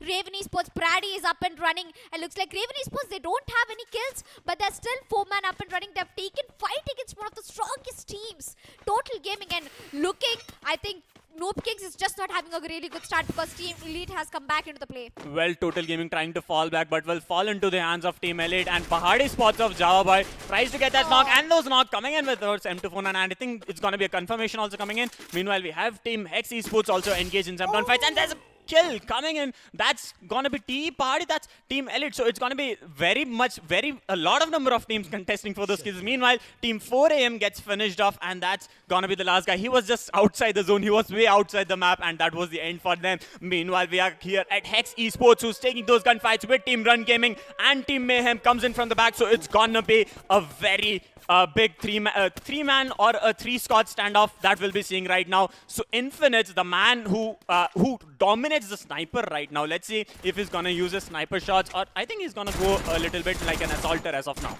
Well, there's a plenty of room for the fight coming through. I think Sandy Gaming is trying to make a push in towards the compounds. Unfortunately, that's going to be Ricky Star jumping out. He spots out the player, and that's going to be a knock and a confirmation coming through the hands of Mayhem on the other hand. They approach. That's going to be a third party coming to the play. Blast has blasted 2 players of Esports. Actually, Ricky Star will be confirmed, and that's going to be only 3 players left for Esports. Team Mayhem, what the entry they've given. They've given. There was at this one moment, Run Gaming and Esports were having a fight, and I see Ninja taking the kills. I was, where did they come from? And that's going to be another double kill coming through the hands of Team Mayhem, taking down and confirming Infinites as well. Team Mayhem with 3 kills in the hands. Well, I see Team Mayhem does not want to leave any stones unturned, and they're going to go in for that push. And meanwhile, Esports and Run Gaming, both in the same buildings, they are going to find themselves in a bit of a skirmish because Run Gaming, Sibi Jr. has a beautiful height advantage. He can see Mayhem pushing in onto Esports. He can do a backstab, but I don't see him doing it. He's just staying there, and let's see how it turns out because Yash is the only guy holding, and Mafia is taking for a different rotation. So Mafia might get knocked out because Blast and Ninja are going to go in for that push right now. Oh, no, that's going to be a beautiful headshot for... Just take the shot, Trippy. Oh, please don't tell me I'm not... Please take that shot. Oh, man. no. Sibi, why would you do that? He had his crosshair set out towards that one man and he missed it. I'm very disappointed while Run Gaming is down to only 1 player. Team Mayhem, they're pushing through the compounds right there. They're ready to take those fights against any team at the moment because they desperately want those placement points. We're down to 9 teams, 23 players alive. Ladies and gentlemen, you're watching Qualcomm Snapdragon Conquest Free Fire Open presented to you by Qualcomm. This is the final week of the league stages, match number 3, and right now with me joining is going to be Red Cape, while Esports has been done and dusted, eliminated in the 9th position. Well, Esports did try to do some magic there, but it did not work out for them. Meanwhile, Team Mayhem is gonna be the one making out of Puchinok alive with 5 kills. There's also a last player of Run Gaming still standing, and I think he's gonna play for the placement points. He might try to fall back a bit. He might go into the zone a little bit later. Meanwhile, the UAV comes in, and I think this might turn the tables for them. Meanwhile, Raven Esports and Team Elite very close to each other, and Team NooB KinGz, Rudra and Mr. KK very far from them. Like, it's almost they are in a very close proximity, but I think they have beautiful covers to themselves as of now. The drops comes in, so I think they're gonna get some good loot, get some stock up on whatever they have. See, they have 4 first aid kits, 1 glue wall, 2 glue walls, and nades. Nades are the most important things. I love to see a beautiful nade spam every time in every game. And I think in the previous game, then you would be so happy seeing a lot of grenade Yes, launches and grenades exactly. being put to use, especially the Cosmic player. Well, the circle has taken a shift towards the, southeastern side, contesting almost each and every team there in the favor. But right now, Noob Kings and Raven Esports team related, 3 of the teams will be getting spotted out, and UAV is making their way towards it again. Another team, 8 teams left, 21 players alive up and running. While the open ground, we have 4 unknown who might be having a close fight against Pusher Esports. They're making their way slowly. God Joker might be spotting out any player at any moment of 4 unknown. 4 unknown, I don't think it's going to be a really advisable situation for them to run in the open. Well, I think there comes the push you have been talking about. Pusher Esports do spot out 4 unknown out in the open, and they did land some beautiful shots. No knocks coming in as of now, but 4 unknown Beam, he is very much out in the open, and he might have to go back for the cover. Let's see if his team is going to give him the cover that he needs, and I think that's going to be Anand coming out in the open. There's going to be an M249 in play. Meanwhile, Run Gaming, the last guy standing for them was CB Jr., the man who failed to connect the sniper shot. That was going to be an easy kill onto Hex Esports. But let's see how it turns out for this match, this current fight scenario that we are seeing between 4 unknown and Team Pusher Esports. Well, looks like 4 unknown, they've got a very dangerous neighbors. That's going to be Pusher Esports. They've got the height advantage there on the higher ground. They can absolutely see the heads of each and every player of 4 unknown right there. While Beam has been spotted out, Anand has been spotted out, but the shots are just not being connected through the hands of Pusher Esports. They've got 4 kills already into the hands right there. While a strong guard is coming and is being put to the use of 4 unknown right there. I mean, making it to the top 7 is just not a joke right there. While we are down to 7 teams, 20 players alive, Pusher Esports is immediately going to fall back. But Beam comes out of nowhere, acting like a Chota Beam right there, taking down Saurabh. Might be confirming that as well. On the other hand, we can see Raven Esports is also pushing against 4 unknown. Well, with the zone shift, I'm gonna be seeing that 4 unknown is gonna make a wall and make sure that Pusher Esports does not make it in. But I think 4 unknown, one of the guys gets taken down, so 4 unknown Beam gets knocked and finished off. Raven Esports still standing. They have a beautiful place inside the zone, so they are gonna go in for that finishes as of now. Let's see how Pusher Esports wants to make it into the zone, because Raven, Noob Kings, and I think that's gonna be 4 unknown who has the zone advantage. But I think Team Pusher Esports might go in for a bigger flank, might try to avoid 4 unknown and then come to a fight in the later zones. That might be in the 5th or 6th zone when they actually need those placement points and kills as of now. Well, we can see John D is the last player standing up and running for Team Elite right there. On the other hand, Deadshot has taken a beautiful shot onto 4 unknown, and the confirmation might be coming anytime soon as we're down to 7 teams and 19 players alive. Raven Esports have got 2 kills in the hands, and I think 4 unknown Anand will be immediately rest back. We can see it's actually a triangle positioning coming towards Pusher Esports, Raven Esports, and 4 unknown. From each and every of this team, 4 players are up and running. Not even a single player has been taken out. Well, we can see the circle starts to shrink again, while the only advantage is in the hands of team number 7. They're inside the circle. Pusher Esports, they're going for a long rotation, and the last player standing from Team Elite, Jordy, will be taken down and confirmed as well. With 15 minutes into the game and 6 teams and 18 players remaining, I think Raven Esports looks very strong as of now, and I think Unknown can land a few shots and might get a knock on Ajit. Shiv is out in the open. The Chrono shells are helping out a lot to avoid those gunshots, to just bounce off the gunshots and just be safe as of now. So, but I think 4 unknown might have to go in for a flank, and they might face themselves into the face of Pusher Esports. But I think that's Raven Prady coming in for a backstab, and 4 unknown Anand might get that revive. Yes, he's gonna get that revive. Those glue walls coming in necessary when needed, but Raven Esports might be unaware of the backstab that's gonna be coming in anytime, because they have the beautiful place advantage, they have the location advantage, but they are unaware of the teams behind them. They are just focusing on the teams in front of them, the teams that they already know that are there. And looks like Noob King's Rudra has been spotted out by Raven Shiv right there. Raven Shiv has got his eyes set on Rudra. On the other hand, Deadshot takes down 4 unknown Anand and Swastik. And both of the players have been confirmed, and that's going to be a shutdown. That's an end for 4 unknown right there. On the other hand, we can see Noob King's Rudra is the one ray of hope alive for Noob Kings, but he will be getting spotted out by Shiv and might be getting confirmed anytime soon, as he is receiving shot from 2 teams, Team Mayhem and Raven Esports. And that's going to be well stealing away that kill from Shiv and confirming it as well. Team Mayhem, they've made a long way from Sentosa to the last zone. Well, Shiv would be mad right now because he does not want it. That shot did connect, but there's just Team Mayhem coming in with a single bullet, and he's like, I'll take your kill, you're not getting it. Meanwhile, Pusher Esports and Raven Esports, both with 4 of the player standings, look very strong as of now. We have 5 teams still standing, and it's gonna be the zone number 5. That's gonna be closing in the next 30 seconds. Raven Prady has 3 kills to his name. Okay, no, Raven Prady has 0 kills. Meanwhile, his teammates have those kills for them right now. And looks like there's no team inside the circle, and that's going to be a huge problem for all of the teams. A very small circle, but there's only one team which might be getting into the zone in the first place. That's going to be Team Mayhem. They're having a fight against the last player. That's going to be Mafia Bala, who's still up and running on the other, and Mr. KK will take down one player. Mr. KK is going to take that push. Unfortunately, immediately gets eliminated from Blast with the grenade launcher in his hand. We are down to 4 teams. 13 players. Raven Deadshot has been spotted out using that Chrono Shield. Can he survive for a longer time is the question.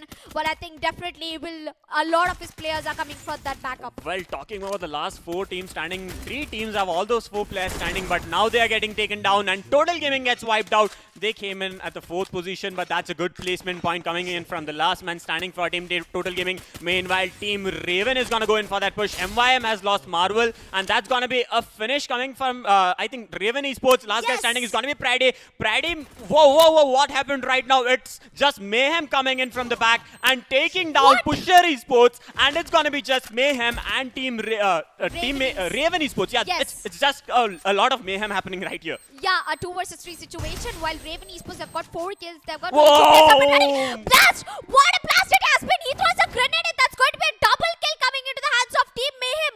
What a play it has been! Blast! He entirely blasted 2 enemies right there, carrying away with 16 kills, dude! That's insane! Going to be a great opportunity for Team Mayhem to get on to the top of leaderboard. Raven Esports carrying him in the 2nd position with 4 kills. On the 3rd, we have Pusher Esports with 6. Blast! What had happened right there?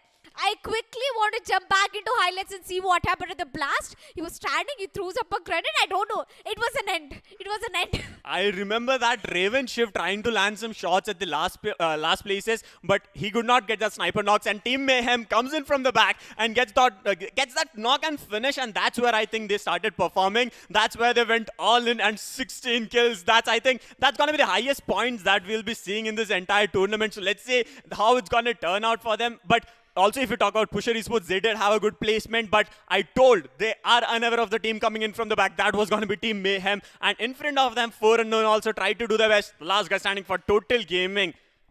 I mean, he really tried his level best, but Team Mayhem, they went all Mayhem against all the teams. Blast, he was ready to give up his life, but all he wanted was to connect that grenade onto the last 2 players of Raven Esports, and he surely did right there. I mean, 16 kills. Week 4 is like a full of surprises, a lot of power package coming through all the teams. In the last game, we saw Crust Esports and another team having a close fight with 11 kills, but right now, let's quickly jump back into the highlights and see what happened, where it ended for Team M with 16 kills, all the way from Sentosa towards the top. Well, it all started when Team LittlebitofSwag got engaged in that early fight with Stone Crushers. They were able to get some knocks, but LBS got wiped out in quite early stages. Then there we had Pusher Esports, who did give us a good gameplay, who did show us that what it takes to be a good sportsman. And then we have NooB KinGz and Pusher Esports, who were engaged in the later stages. And Team Elite somewhere got knocked out. Elite got finished off somewhere in the top 5, I guess. But let's see when the overall points table comes in. But then Hex Esports also, they tried their level best. The last guy standing, Ritik Star, he did try to do some wonders, but it did not turn out good for them. And the team that did all the wonders right now, Team Mayhem, who went in for that push onto Team Hex Esports and getting all the skills and making clear that they had all the poaching knocked to themselves and finishing off Run Gaming also and making it into the top place as of now. You don't have to be the king to rule the kingdom. You can be the soldier to rule the kingdom. I mean, the entire tables have turned when the moment Team Mayhem stepped in. Very immediately, Raven Esports, they're down to 2 players, and it was at that one moment which was down to 3 teams. Blast coming to the play, the beautiful grenade connecting to 2 of the players, and that was an end for Raven Esports right there. A beautiful grenade from Blast right there, taking down 2 players of Raven Esports, putting an end to them and carrying away the first position with 68 kills. I mean, what are they doing at this point? They've almost wiped 4 squads. Exactly. I want to see the number of kills Blast did, because I was unable to count it. I did not go to a team perspective where I could see Team Mayhem Blast, but I am sure that Blast has a beautiful number of kills to himself. That was a beautifully planned grenade that just went in straight to where the glue walls were being formed like a maze. And there the guy comes the man, Blast. What a Blast performance he has been showed up. 6 kills.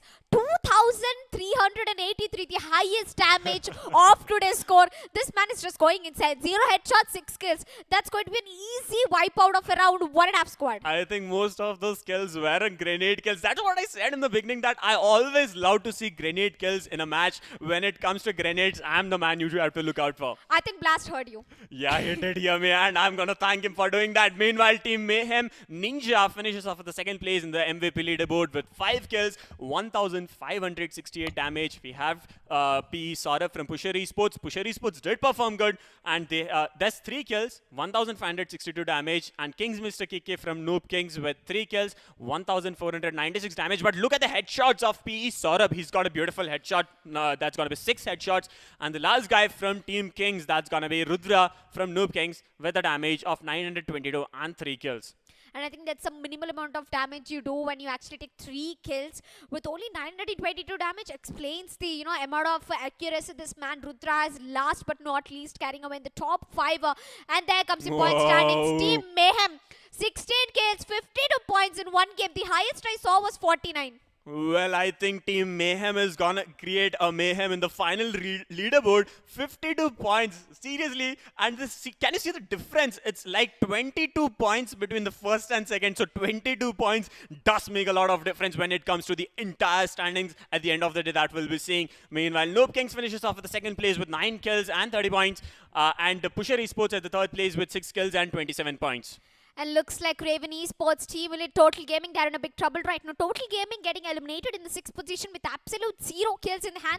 This is going to be a red sign for Total Gaming. They've been having a very bad start, to be honest. The first 8 matches they played, they ended up around in the bottom 5 positions, to be honest. Yes, so it's going to be a red 1 sign for Total Gaming. Although Team M is going to have a hard push on towards top 12. They were in top 14. Right now, we'll be quickly jumping to the 4th match before the break comes in. That's going to be happening between Group B versus Group D, while Group B consists of 6 Sense, Team Chaos, Life Hackers, Divide and Rule, Over Attack, FTesports versus That's gonna be 4 unknown Raven Esports, Run Gaming, the 4 AM, Team Mayhem and Pusher Esports. So when we talk about Team Mayhem, the team who already performed, coming in back again, I'm sure I want to see the team back in action, because the map of Kalahari is something I do not expect to have a lot of shifts. But let's see how it's gonna make a shift if some of the teams take a different locations, if some of the teams take a different drop, because it's the final week. Nothing can be predicted. And when it comes to the final week, all the players have their full potential coming up.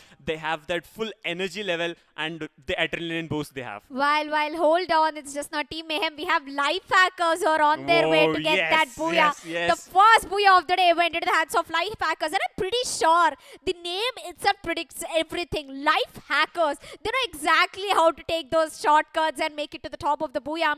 Well, I'm pretty sure they might be having a tough fight against Team M. Right now, we're quickly going to jump into the map of Kalahari, a map of mountains, but will those mountains erase and give those advantage for the teams? This is going to be that one match for for actually Life Hackers to predict out if they're going to carry away that booyah or not. Well, looking at it, we have Santa Catrina's players getting off at Santa Catrina. So I'm gonna guess it's gonna be a southern plain path. Yes, it's a southern plain path where it starts at Santa Catrina, going from command post, covering the sub, and ending almost at Mammoth. The blue zone, we have 2 teams. Early gunfights gonna come in from team number 12. That's gonna be Pusher Esports and team 6 Sense. Both the squads have been performing as of now, so let's see how it turns out for them. Pusher Esports and 6 Sense, both of them right now are in the blue zone. I think they have been questing for the loot a lot. Well, looks like 6 Sense, they might be having a fight against Pusher Esports in the very early stages. I think Pusher Esports have already got guns in the hands. Well, Fabindro has been tagged a bit, but he's safe as of now. Pusher Esports might go in for that push, but it's much better always to stack upon that loot before taking that fight. And this is what I was talking about. Godkiller gets knocked out. FTesports also gets in a very early gunfights where Team Run Gaming and FTesports, Chocoboy might try to go and fall back. And there's the first kill coming in from 6 Sense, and 6 Sense off to a beautiful start. But in the previous matches, they could not perform. But I think this might be the match where they make a turnover, where they do a comeback or something. I think the KinGz will come back. 6 Sense putting all out their sense right now on the map. Although we've seen whatever the booyah 6 Sense they've made it very crazy. Well, 6 Sense, they're already off to a good start. As Cape said, 2 kills in hands. On the other hand, we can see Golden coming to the play. Takes down Abiri, Chandru, and confirms both of them as well. A good start for Run Gaming. On the other hand, we can see 6 Sense Sense is being pushed. But right now, they're the only team at Stone Ridge with the advantage of being in the blue zone, while we still have one player that's going to be one player from team number 12, Sujal and Neelanj, down to 2 players. Well, it's gonna be like it's better to fall back as of now because he's out in the open. Sujal is very much out in the open. If he wants to fall back now, it's impossible. Because Mr. Jay Whitey, he goes up in a different location. He goes up from the back, and Captain Ganutra might go in from the left, and it's gonna be difficult. The push is gonna come anytime now. Jay Whitey ready to push in. Fabindra already loot up, stacked up, and Neelanj comes out in the open. Neelanj might try to go in for a cover for his team, but let's see. No, I don't think so. He's gonna get that cover because he does not have the necessary things he needs. He does not have a helmet. He does not have a vest, and there comes the knock. Sujal has been knocked out, so Neelanj tries to fall back. As of it's obvious. It's the obvious reaction to getting last of the players knocked out. I'm pretty sure Neelanj has got those guts to be one man standing alive for his team, while I think Mr. J is not going to stop anytime soon. Whoa, and he spots out. that's And that's a confirmation. 2 kills for Jay right there. Actually, 4 kills. 4 kills. Oh My my god. God. Oh, that's it. Jay, he has started out pretty good. 4 kills for Sixens. I told you, whenever Sixens get those players, they get it in a very unique way. Coming back, Raven Esports, they've got quite a different positioning right now. Shiv on the high ground, Deadshot, and his teammate on the lower ground. I think they're playing a way far split gameplay right now at the sub, right? I mean, sub as in Subway. Well, I'm not supposed to say that. Well, if I talk about Team 6sense, if I take the MVP standings as of now, just right now, I'll have that 4 kills coming in because no one healed up, so it's gonna be a very least damage, and that's gonna be a beautiful strategy or a beautiful gameplay coming in from the players of Team 6sense. Meanwhile, Raven Esports are at the sub, and I don't think anyone is near to them. They got a good loot on themselves. 6 first aid kits. They are getting first aid kits. They are getting a lot of healings. So I think they might need it for the final zones. Meanwhile, Run Gaming, Timo gets finished off. So I think it's going to be the last guy standing for Team Run Gaming also. Yes. We'll know it for sure in a very, very close time. So let's see how it turns out for them. But FTesports is back to a good start this time also. No. Oh, no. My mistake. As he raised the voice, FTesports will be the dead man right there. Getting eliminated at the 11th position. I mean, Red Cape has got a lot of caster scars going on in the last game. Team Mayhem, it really worked out well for Cape. Coming back 4M right now, they're in the danger zone. One of them might get knocked out anytime soon. 4M, they've got 1 kill in the hands. That's going to be an advantage. Well, talking about the zone, Team Mayhem is straight above Foundation. We see Lifehackers at confinement. 6sense is still stuck at Stone Ridge, and these are only the 3 teams left outside the circle. Most of the teams are favoring inside the circle. We can see Run giving off to 3 players actually. They're still up and running. 4 unknown, they're playing a split game. Look at Beam, Wizard, 4 unknown, Anand right there. They're playing it like diagonally, a little bit stilted. Now we have Team 4 unknown going in for that push onto 4 AM. It's going to be 2 teams with the same starting, same initials, just going to go in for that push. I think 4 AM Sid might spot off Ignite on top of him. Yes, I think Ignite. Beam is also on top, so Beam also has a good place, good position. Meanwhile, there's also another team that's going to come in from the back. That's going to be Team Chaos, and the UAV has been deployed. So I don't know how many squads are right now gonna be there in Refinery. How many teams are gonna contest for Refinery, because this is the place where we see usually a lot of gunfights. So let's see how it turns out for them. Meanwhile, Team Chaos, Kunal gets spotted off by SRVC. That's gonna be 4 AM set, and Beam has to go in for some cover as of now. I mean, Beam, can he be the rescue for his team is the question. While 4 unknown, they're down to 3 players up and running. While Kunal has been actually it's Kevinal who has been spotted out, and he will get confirmed in no time soon. Well, he does not have any companion nearby himself who might dress him. While 4 unknown Anand, he got his eyes set on that last player from Team Chaos. While Scary is going to be the person. Unfortunately, SRV Golden will get confirmed. Pratham, on the other hand, is actually going for a killing spree. At the moment, we have 10 teams and 37 players up and running. 4 unknown with 0 kills. They've lost Swastik already. Swastik, one of the best players, and what a jump!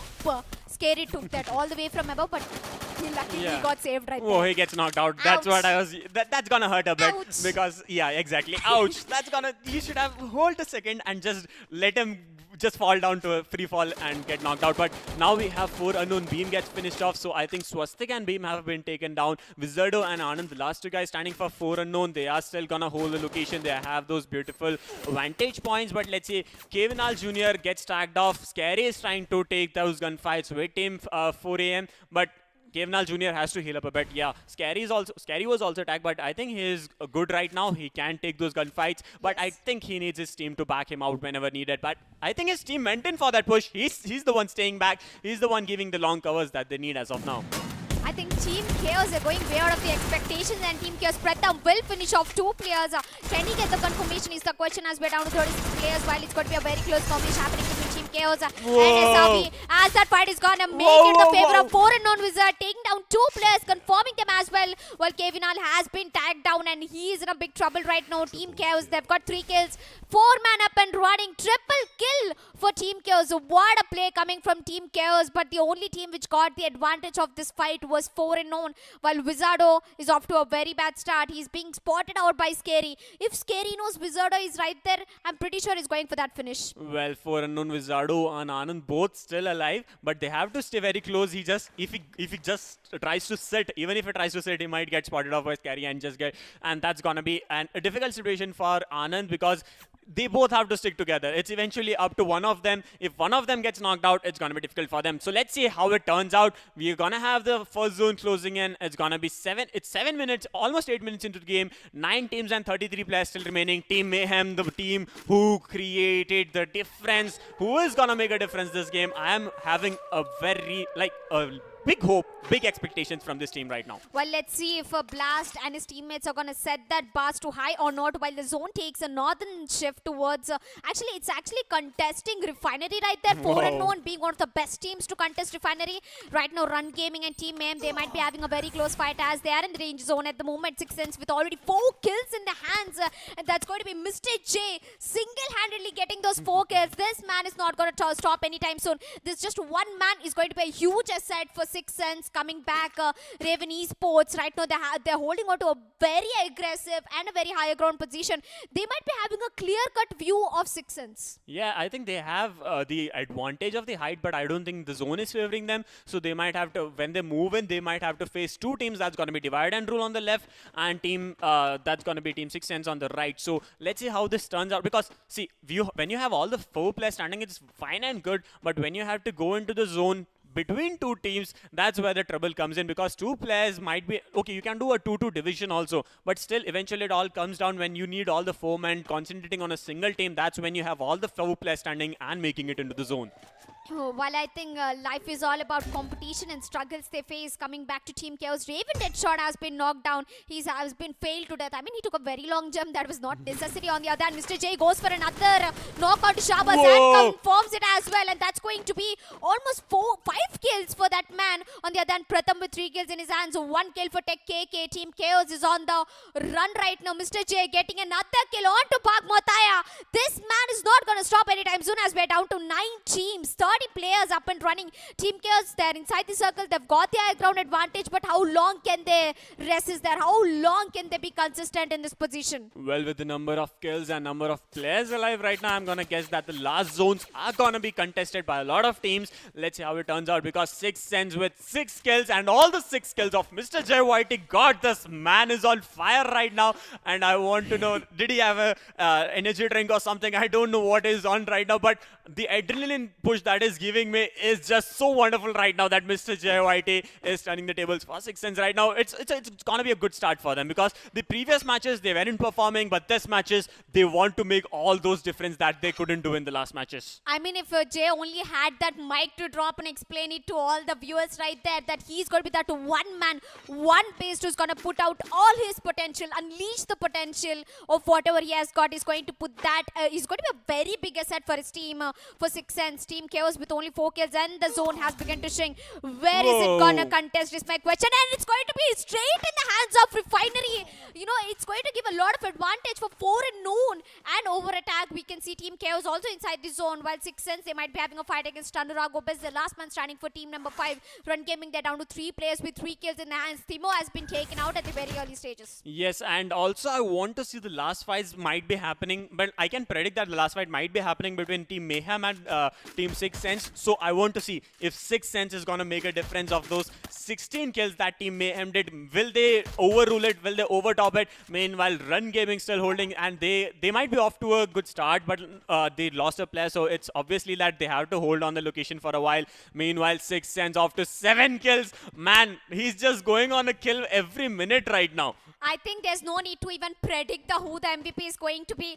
Just tell me what Jay had for lunch, man. These players, I don't know where they come from. They just take ahead all the kills of 6ends. I mean, all the 3 players right there, they are just watching ahead Mr. J and explaining. I mean, waiting for the opportunity. And Mr. J, he has spread his wings long ahead. He's got 7 kills. And if he gets 2 more kills, he's going to be that one individual player with the highest number of kills till date in Qualcomm Snapdragon Conquest Free Fire Open. While Team Chaos Scary has got beautiful positioning. Unfortunately, he's inside the danger zone. Let's see how far are they going to survive as we're down to 29 players. I mean, over the course of times, most of the teams are getting eliminated. But this one player I want to talk about, that's going to be NooB, who's struggling to get into the circle. And I'm pretty sure that he'll not be making it inside the circle. I'm pretty sure. Well, the tables can turn anytime. This is what I said. Like, you can't predict anything. When it comes to the final circles, it's all up to your sense of gameplay, the strategies that you use to make into the circles, the rotations you go on for, and that's run gaming based. That's very much cross attack coming in. Team over attack, Black FF getting knocked and finished off. That's gonna be team over attack going on for a push onto Team Raven Esports, and Hex Umar from team over attack tried to go in for the jump, but that jump didn't succeed and he gets knocked and finished off. Jaguar trying to go in for a knock. He gets that knock on Ajit. That nade comes in. That nade gets the knock on Jaguar. The last guy standing for team over attack is gonna be Born to Rush, and Born to Rush wants to hold his location on the top of the hill. Meanwhile, 6ends tries to attack from the back, but they are still alive as of now, and it's gonna be, is it gonna be an end for team over attack? Born to Rush White is at 1 HP. This is a beautiful time for Team Raven to push in. Jaguar gets knocked out again. Born to Rush White is still healing up, and he's gonna go in for a nade, and I think that nade no, it did not take down his own player. Yes. It's safe for them as of now. I think Jaguar has been confirmed, while Born to Rush is coming up with another grenade, which is not going to do any damage. Pride is going to get away. Oh, it actually does damage onto Ajit, and that's going to be a confirmation. A quick response coming from Shiv, eliminating right there, while Raven Esports are off to a very good start with 4 kills in their hands and almost 3 players up and running on the other. We can see TEC Scary coming into the play, takes down a run gaming beast with a grenade launcher in his hand, and that's going to be not that it, because NooB is actually fighting for his life. Will get spotted out by one of the players, but he does not have the advantage of the zone, and he will be eliminated immediately by Pratham, carrying away with 4 kills in his hands. So 5 teams left with 17 players up and running. Well, we talk about Team 6ends. The man, Mr. JYD, has been knocked out and finished off. So that's the end for the man who was the very big spine for Team 6ends. He's still, but his team is still alive. Illuminati has been knocked out. Illuminati is gonna get that revive. Team Chaos might come in for the push. They have the angle advantage. Team Chaos has the angle advantage, but Team 6ends, they have the player advantage as of now. They are very close. They have to make it up to the zone. They have to go up. So let's see what strategy they are going to use this time. Meanwhile, it's going to be nades coming in. There's going to be a nade spam from Team Chaos. Team Chaos, Kunal Jr. That's going to be Kirnal Jr. actually going for that push. Let's see if he's going to get a 1v3. And if he does that 1v3, it's going to be fun. And that's going to be 6ends. Illuminati getting knocked off. So that's going to be a push. And nothing can stop the push right now. And then, that's Kunal Jr. getting knocked out. That's it. I'm out. 6ends. This man, Jay, he has carried all the way with 7 kills, and that's going to be an end coming in for 6ends in a very unfortunate situation. While Team KinGz is down to 2 players, Tech KK and Pratham fighting out for the best player. 4 kills for Pratham, 3 kills for Tech KK. We're down to 4 teams, 10 players. That's a double kill. 10 kills with Team Chaos. I mean, what is happening at this moment?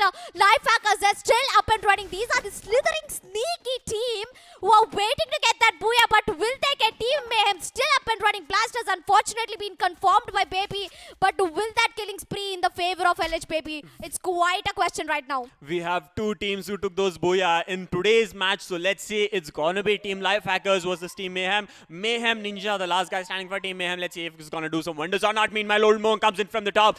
Anand spots him, does some damage, but he's still safe. Anand needs to be taken down by Team Lifehackers, otherwise that would be difficult for them. 4 unknown, Anand and Wizardo still alive. They dropped that refinery. They are still alive. They are trying to make it, just making it count. So let's say Old Monk gets knocked out by the zone and he gets finished off. So Wizardo gets a free kill to himself, and it's gonna be Lifehackers Sam taking those fight against Team Chaos. Team Chaos gets wiped out. It's gonna be the last 2 teams. That is gonna be 4 unknown and Team Lifehackers.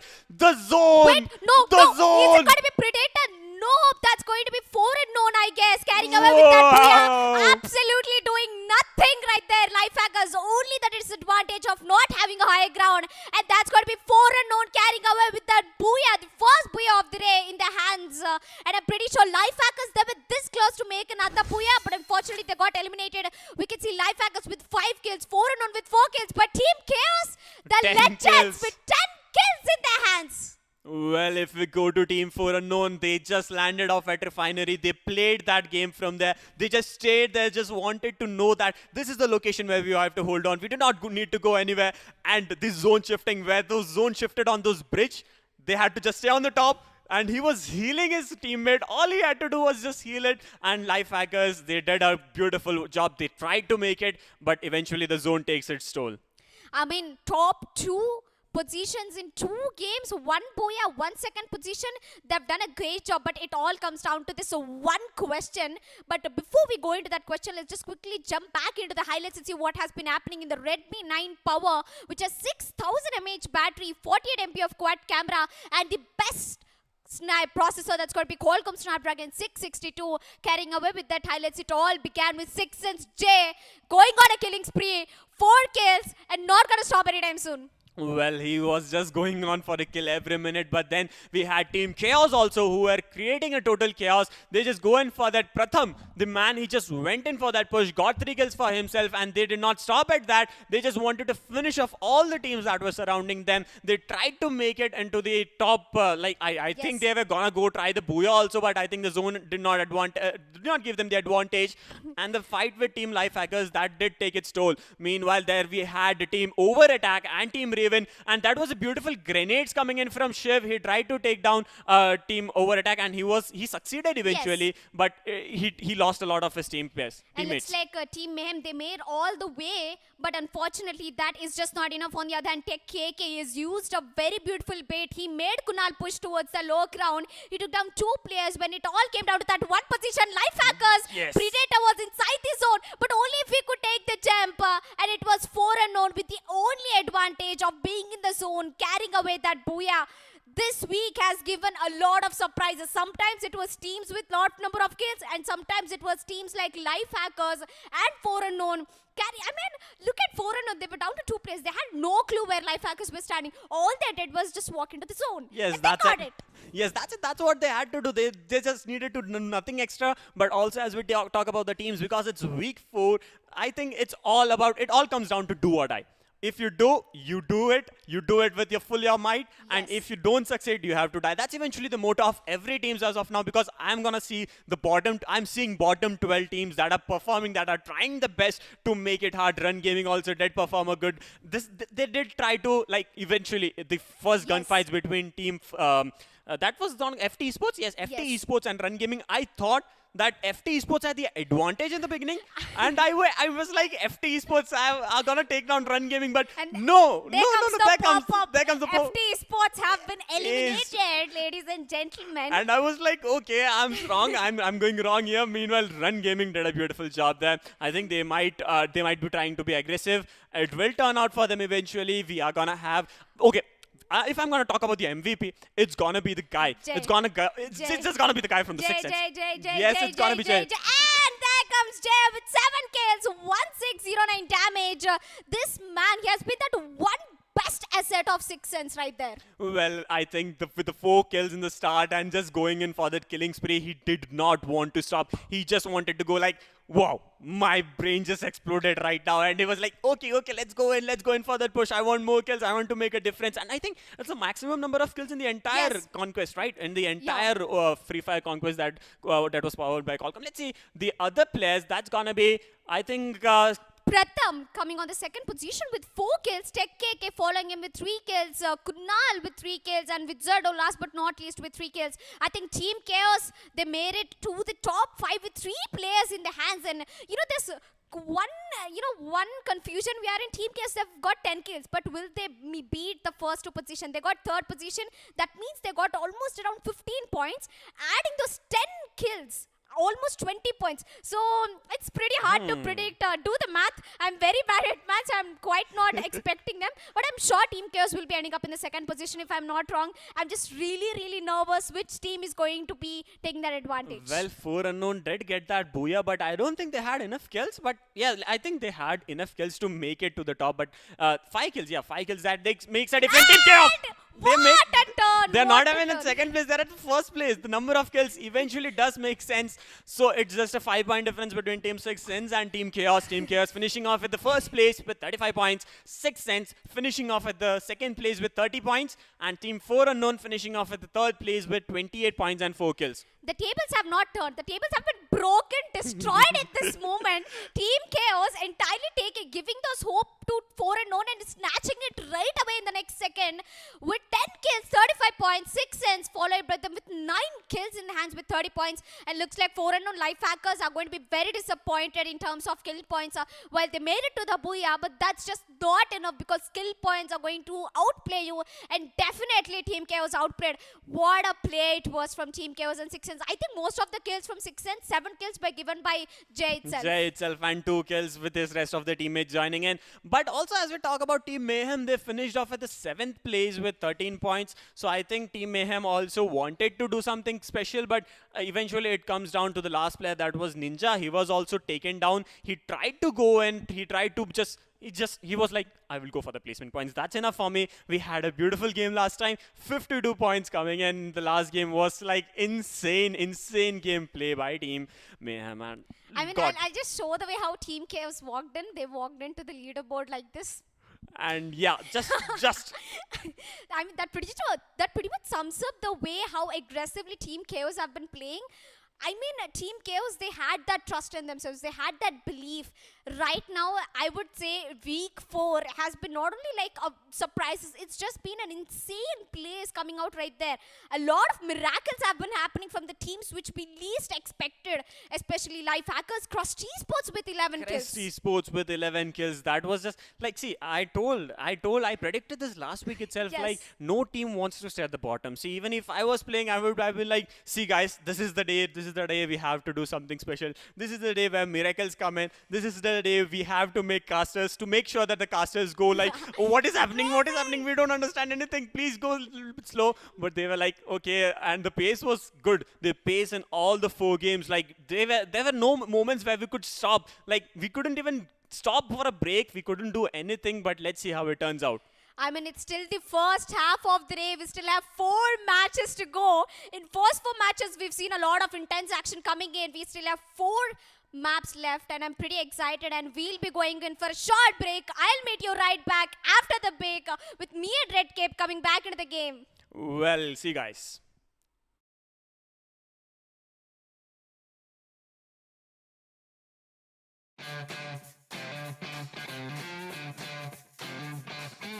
Enjoy premium mobile gaming experiences wherever you go. You deserve a premium device powered by the Qualcomm Snapdragon 888 5G mobile platform. And when winning is everything, you'll experience the difference with Qualcomm Snapdragon Elite Gaming.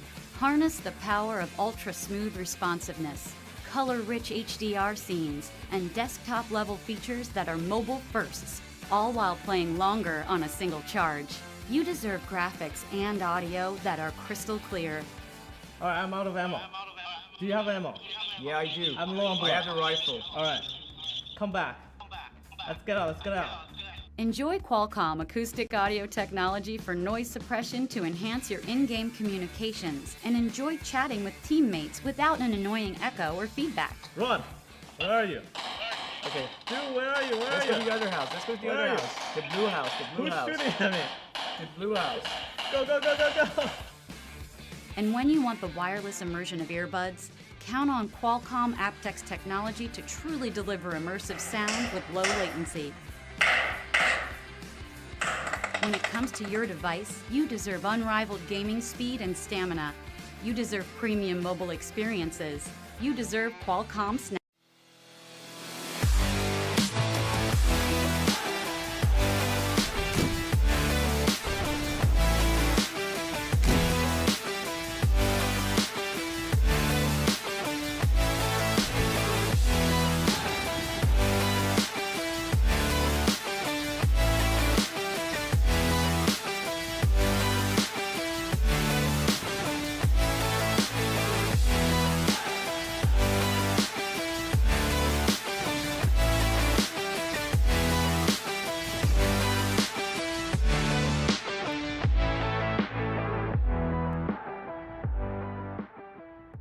What's inside your mobile device matters. 早安，能量。你的建议书做得真好。 I'm so glad to hear it. It's why the Qualcomm Snapdragon platform matters. Because you deserve the freedom to immerse yourself in virtual worlds and explore new realities. You deserve an intelligent camera that delivers professional image quality in any lighting condition. And a mobile PC that's as connected as your smartphone with battery life that can last for days. You deserve multiplayer games that respond at the speed of 5G. 谢谢 Daniel。 I'll talk to you tomorrow. And you deserve the ability to stream crisp, high-resolution videos in more places anytime with 5G. You deserve all the best 5G experiences. That's why your devices deserve the Qualcomm Snapdragon platform. You deserve a mobile PC that's as connected as your smartphone, with battery life that can last for days. That's why your device deserves the Qualcomm Snapdragon platform. You deserve the freedom to immerse yourself in other worlds and explore new realities. That's why your device deserves the Qualcomm Snapdragon platform.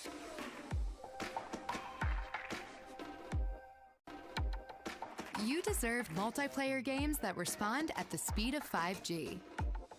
That's why your device deserves the Qualcomm Snapdragon platform.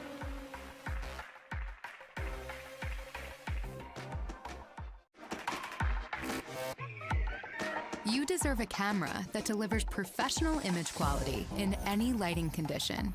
That's why your device deserves the Qualcomm Snapdragon platform.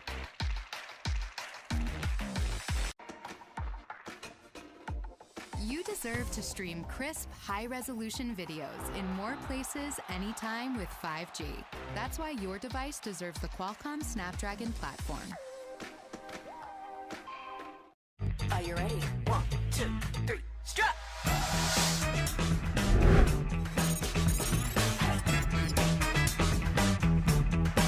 You do the wiggle wiggle.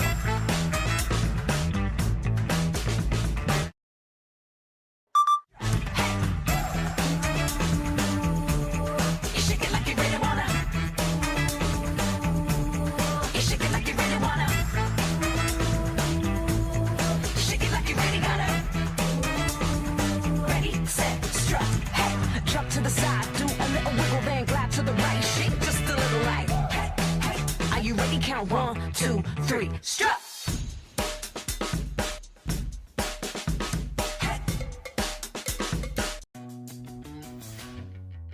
Enjoy premium mobile experiences wherever you go. You deserve a premium device powered by the Qualcomm Snapdragon 888 5G mobile platform. Experience cutting-edge 5G speeds in more places, allowing for fiber-like internet speeds, low latency, and fun new experiences. Can you believe the driver is a mile away? With 5G, imagine remote driving from a different country or continent. Snapdragon 888 features Qualcomm Fast Connect 6900 connectivity system, taking Wi-Fi to the next level with multi-gigabit Wi-Fi 6 speeds. Whether you're at home or in a coffee shop, you deserve fast and reliable Wi-Fi when you need it. Experience wireless audio on par with wired. Enjoy sync-sensitive entertainment like video games or shows. Open YouTube. With low latency and premium audio quality. Take me to Qualcomm's podcast. You deserve a voice assistant that actually listens. Experience better voice recognition for a multitude of tasks, even when your environment becomes noisy. Stop.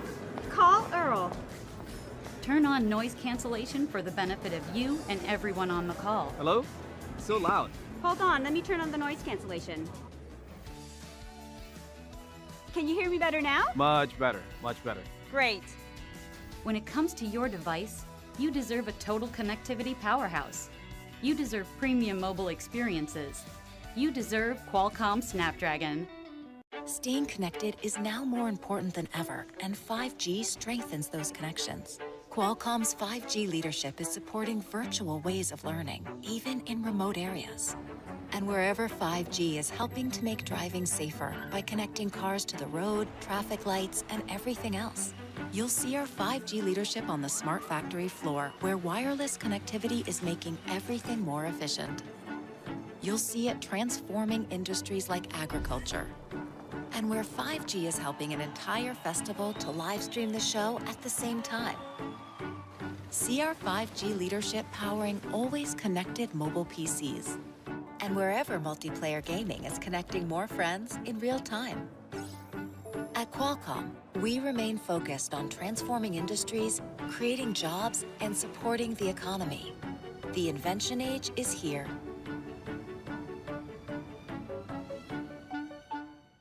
Staying connected is now more important than ever, and 5G strengthens those connections. Qualcomm's 5G leadership is powering always connected mobile PCs at a time we need it most. The invention age is here. At Qualcomm, we invented the breakthroughs that made 5G possible. That means you'll see our 5G leadership transforming industries like agriculture. The invention age is here, and it's about to change everything. Staying connected is now more important than ever, and 5G strengthens those connections. Qualcomm's 5G leadership is supporting virtual ways of learning, even in remote areas. The invention age is here. At Qualcomm, we invented the breakthroughs that made 5G possible. You'll see our 5G leadership on the smart factory floor, where wireless connectivity is making everything more efficient. The invention age is here, and it's about to change everything. At Qualcomm, we invented the breakthroughs that made 5G possible. That means you'll see our 5G leadership wherever multiplayer gaming is connecting more friends in real time. The invention age is here, and it's about to change everything. At Qualcomm, we invented the breakthroughs that made 5G possible. You'll see our leadership wherever 5G is helping to make driving safer by connecting cars to the road, traffic lights, and everything else. The invention age is here, and it's about to change everything. Staying connected is now more important than ever, and 5G strengthens those connections. Qualcomm's 5G leadership is supporting virtual ways of learning, even in remote areas. You'll see our 5G leadership powering always connected mobile PCs, and wherever multiplayer gaming is connecting more friends in real time. At Qualcomm, we remain focused on transforming industries, creating jobs, and supporting the economy. The invention age is here.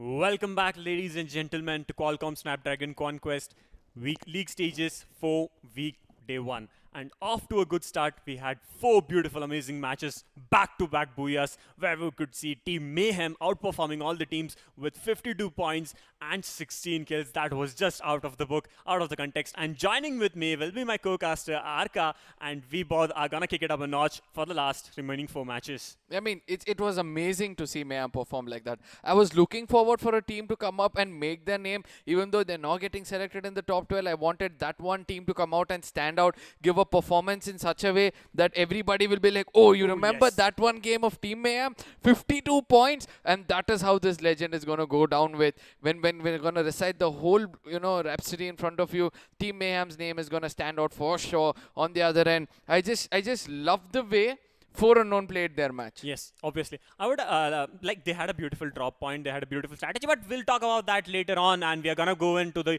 week 4 match 5. That's gonna be Team Group B versus Group C, and with Group B we are gonna have Team Sixth Sense, Team Chaos, Life Hackers, Divide and Rule, Over Attack, and Team Esports, and contesting them will be Group C, Galaxy Racers, Initiative Element, NooB Gang, Crust Esports, Blood Bashers, and 7 Shots. There are a lot of teams which will be contesting because we have seen that Life Hackers have come up with it, LittlebitofSwag come up with it, Team Mayhem coming up with it. I mean, if these 3 teams which are almost at the mid section of the map, points table, if they are able to perform, I think the lower half will start to perform in the next match as well. So look forward for it. But one thing is for sure, there's one saying which says, all thing comes to those who wait, and that is what happened to 4 AM when it comes to Kalahari. And let's see which is that one team which will be taking on in the next map, as we'll be stepping into the map of Bermuda.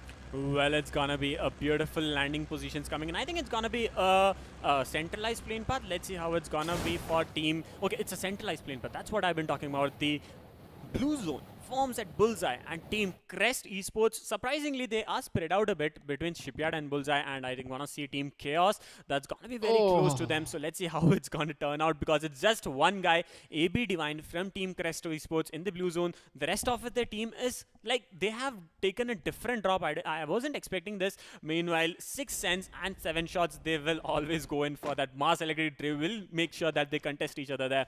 Meanwhile, Aman, Merix has been tagged in the beginning. I think that's a drop fall, I guess. Drop damage that he has taken. Oh, probably, because we don't have anybody else close by, right? And they've chosen Mill, which they always do all the time. I've seen that Galaxy Racers are really happy with Mill, the kind of loot they get at Mill. On the other end, we can see that Team 11 is very close. See, 6 cents is very close proximity with 7 shots. And this one skirmish we have been seeing from the beginning of the tournament. These two teams always contest when it comes to a drop location. Yes, exactly. And then eventually, I don't know whether it's the name which comes up or it's the numbers in the name which come up. Right now, we can see JYT right now being tagged at this point of time. The man who took almost 7 kills in his name in the previous match. Right now, he's healing up. That's a good thing for them. Yeah, I think with the Groza in his hand, he's going to do some amazing wonders here, because it always, as you said, 6 and 7, they're very close. They always take their drop location. And there comes a knock. Nice. 7 shots. ABJ007 gets knocked out, and he's going to get finished off. This is what I was talking about. Mr. JYT will go in for that finish. Might be possible. But Mr. JYT spots Kaka also. He is on fire. I am sure he is on fire today, and he is going to do some amazing shots. Kaka gets tagged again, and let's see how it turns out for him. Yeah, JYT right now jumping shots, all connecting at this point of time. It's like 100 bullets are connecting at the same time. I don't see any kind of wrong recoil being done over there. And he's taken down 2 players. That comes up as a great opening for Team 6 Cents at this point of time.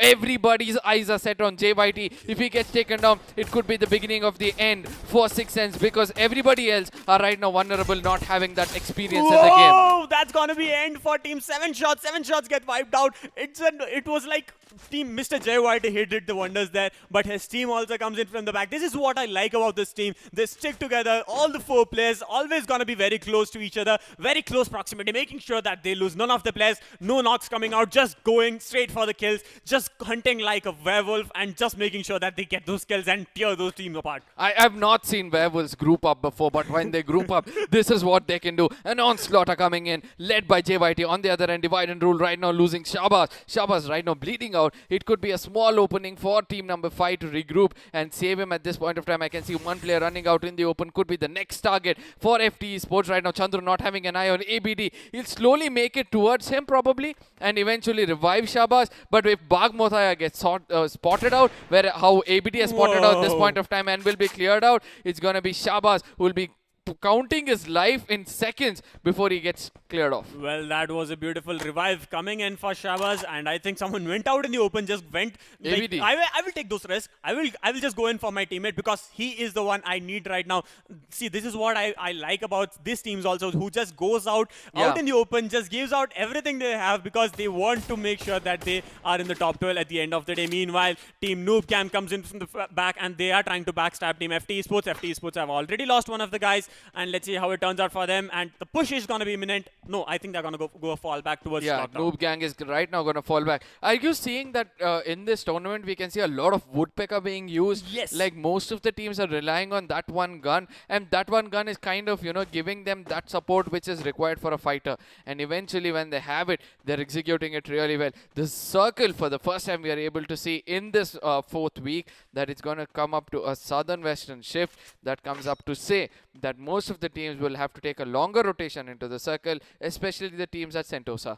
Well, I want to see like teams that performed last week. We had Team GXR giving us a beautiful performance. Let's see if they're gonna make a comeback in the week for day 1. But it's just early to say, because we still have 4 matches remaining. All the teams that just gets the opportunity, they try to make that opportunity count, but sometimes it does not turn out good for them. Because see, as you talk about Anurag right now, he does not have a helmet, neither a vest, and only thing he has is a glue wall and the scar within his hand. In his hand. And he has to stay silent, because if Team Chaos gets to know there's a player here, one small bullet, if it passes by shoulder also, I think he'll be getting taken down, because it's very, very vulnerable at this point of time.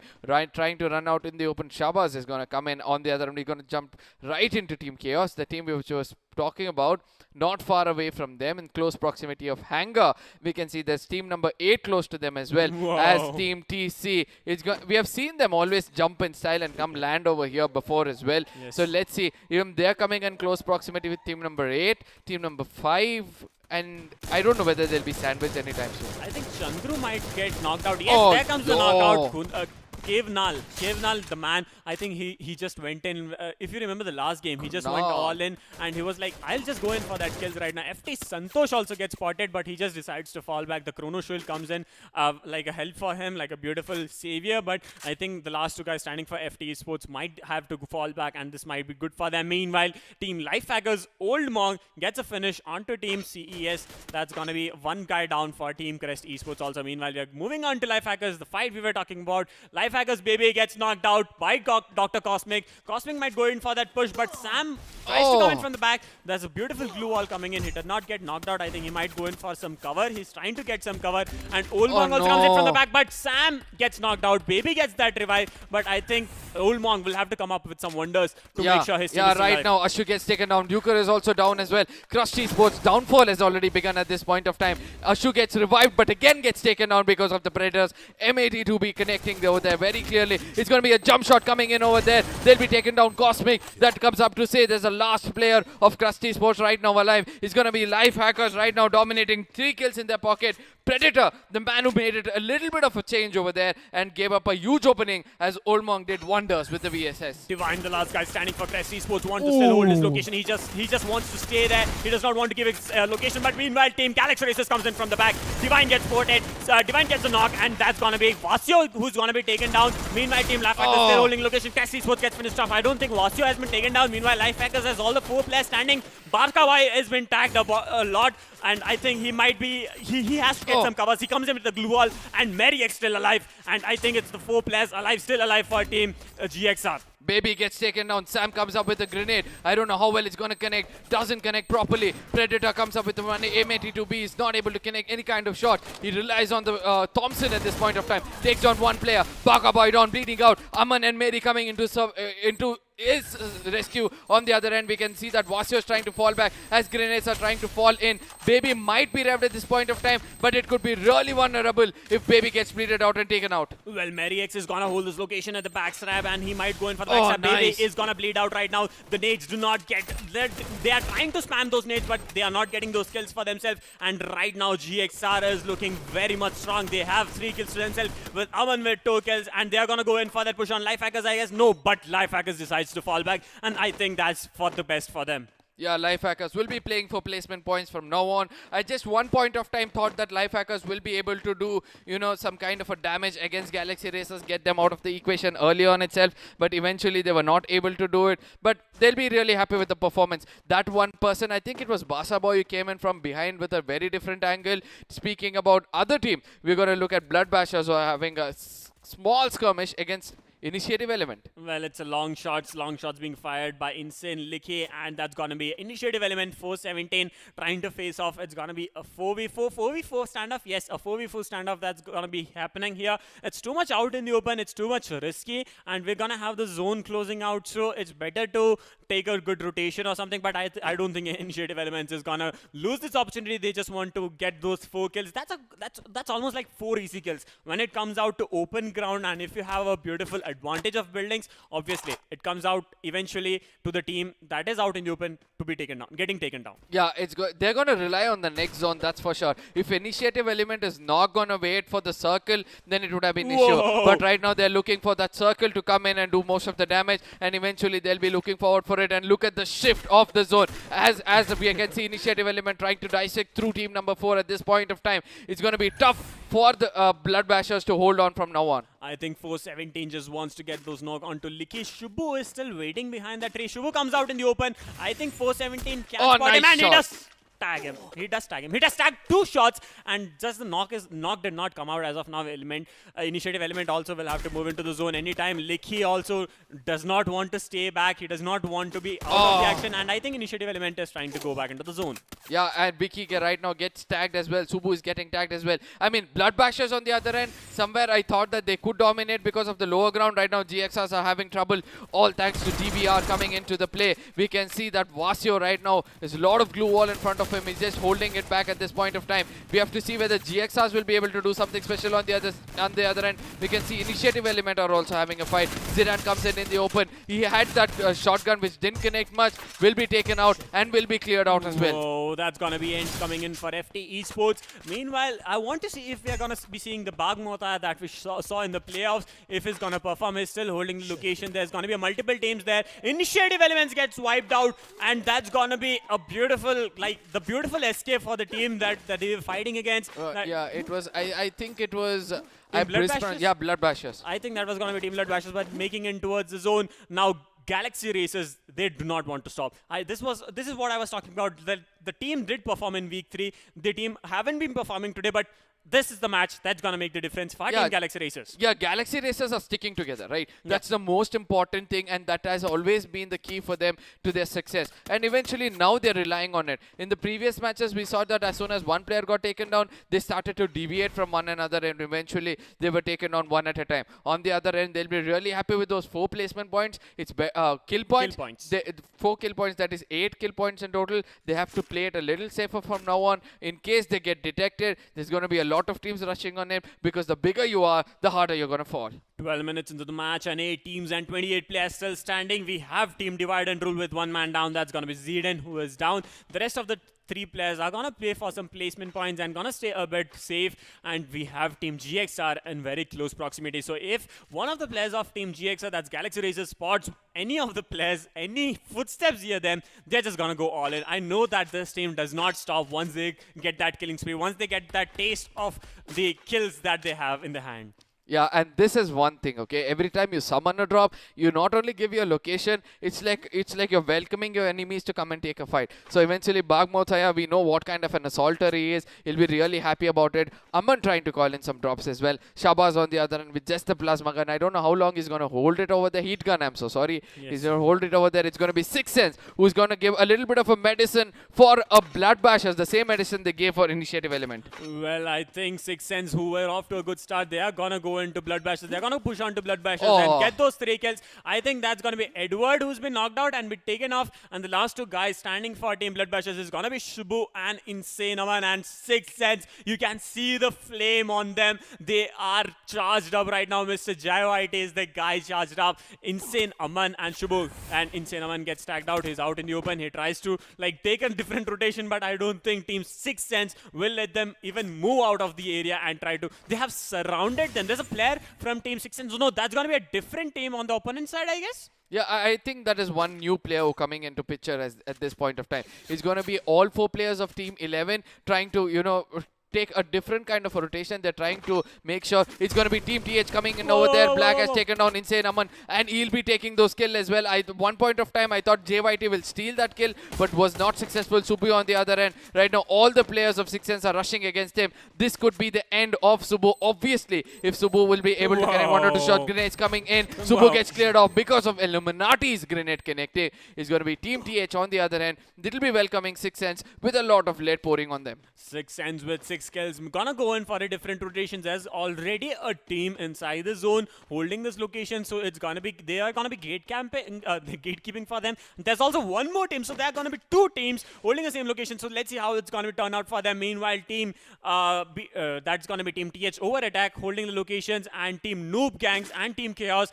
at a very close proximity in Clock Tower. And see, this is a fight where 2 teams are fighting, and the Team 6 Sense comes in from the back, and they're going to steal those kills. And I'm sure about that, because see, Anonymous gets the footsteps of the team coming in from the back. So let's see how this turns out for them. Meanwhile, NooB Gang still holding locations and trying to lock on some shots onto Team Chaos. And it's going to be the two legends locking horns anytime soon. It's going to be GXRs versus DVR as Black Mothaya will be taken out of the equation. It's going to be NooB Gang trying to come up with a little different, they're trying to take that angle against Team Chaos, but least do they realize that the Sixth Sense is trying to come in from behind and take him out. It's going to be Mary who's going to be clearing out one more player of Divide and Rule. This could be the end of Divide and Rule as Galaxy Racers are showing more domination with Sixth Sense, and I think these two bulls will be locking horns in the finals. Yes, exactly. They're going to be locking horns onto each other like a red flag waving against each other, and they'll be like, come, get those kills if you can. But they are going to be contesting for the kills because of all the teams that's between them. They're just going to go, and I'll be much more happier if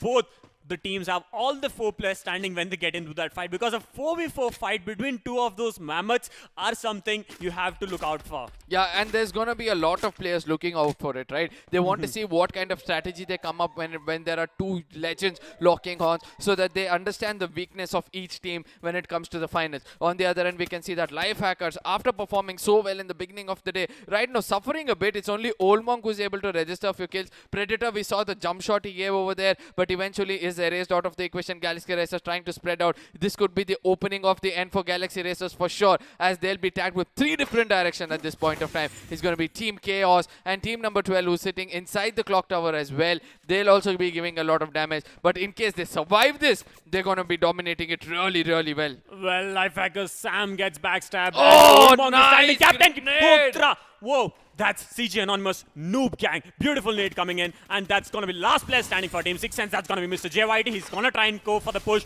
He has to do something extraordinary, but I don't think he might be able to survive alone, because there comes their team from the back, and that's going to be a wipeout for Team Sixth Sense. That was totally out of the blue, totally unexpected, and I can't say anything right now. I mean, whenever I see Aman gets taken down by a sniper, I mean, which sniper will get taken down from a sniper? And it's only going to be Aman for now, as Punisher is trying to pour a lot of bullets over there. He's trying to punish each and every player of Galaxy Racers. They're all holding the one single compound. They have to make it into the circle as well. On the other end, Anonymous, an amazing nade coming in from him. 3 players taken down. That comes up to say that right now NooB Gang have the best time over here in this match. Well, 10 kills that's a very beautiful game that could come in from Team NooB Gang. That's a beautiful nade going in, but the nade gets not killed. But there's GXR Vasio taken down. GXR Barca Boy also taken down. So it's going to be the last guy standing for Team GXR. Kunal is knocked out. He might get revived. I don't know.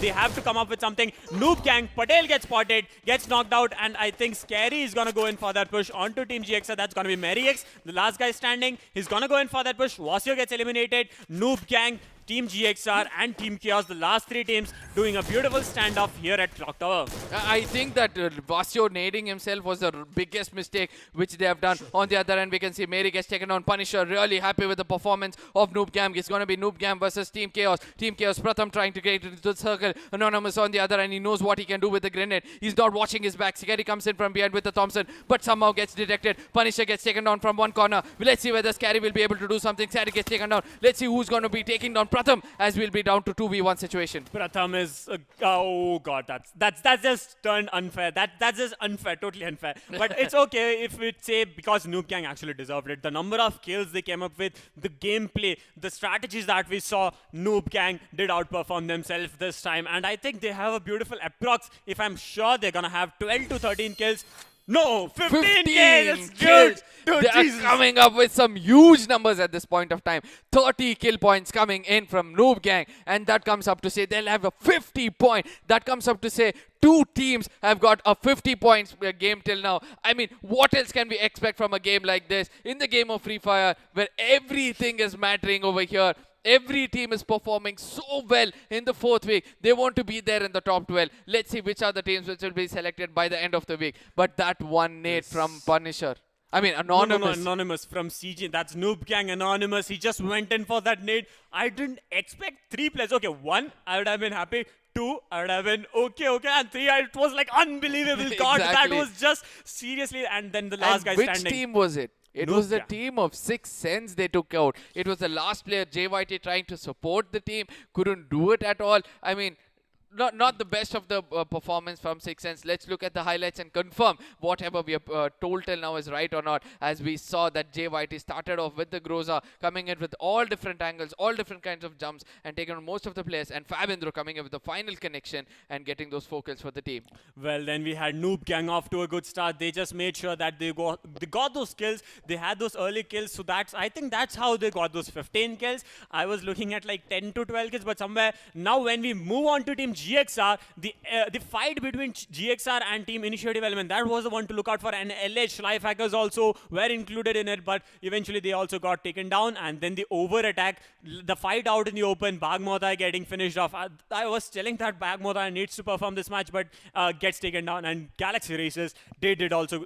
They put up a good performance. Okay, this is the nade which you're looking for. Yes, 3 grenades. Oh my goodness, look at that grenade. I mean, it was very well timed. Out of nowhere it came. JYT came in from behind. He started to take other kills rather than concentrating on going for revival. He came in a little late. But this one circle in the final, which mattered a lot, I would want to see that one final fight. On the other end, we can see that Team Chaos started to play really well, but will get taken down as Pratham will be the last player standing, will be tagged off with one other player. It's going to be Anonymous again coming in and taking out the last player. Well, if you could say about Pratham from Team Chaos, he was the last guy standing. He just made sure that he went for a finish because eventually it all comes down kill points. Okay, when you don't get a kill point, it's like just giving up yourself and just making yourself as a bait for the enemy team, and it's not advisable. That's what I would say. And you said that it was not fair at all. But eventually, if you put yourself behind, if you put your wall, if you put your back behind the wall like that, obviously, I mean, you're gonna get making sure that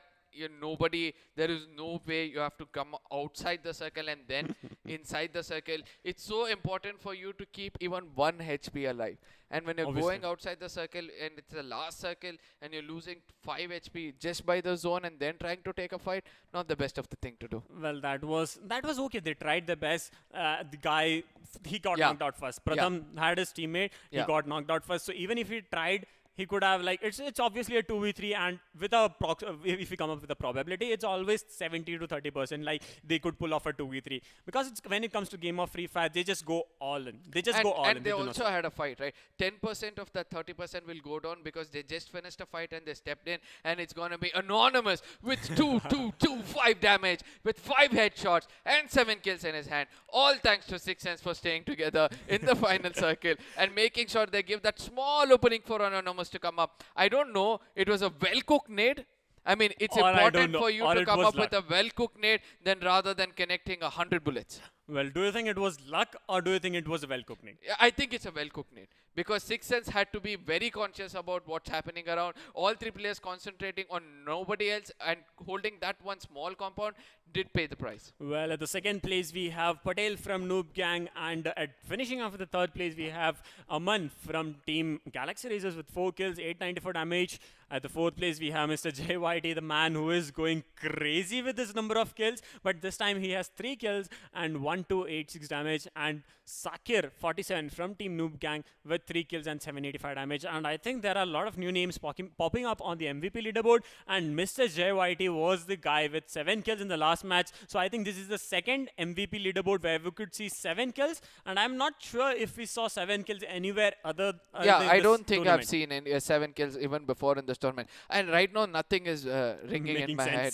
Yeah, so at this point of time, JYT and others performing so well. NooB Gang with 15 kills, 50 points for NooB Gang. Congratulating them. They'll be climbing up a lot when it comes to the overall standing. Galaxy Racers with 8 kills, 31 points. Team Chaos, 5 kills with 27 points. 6 and 7 kills with 24 points.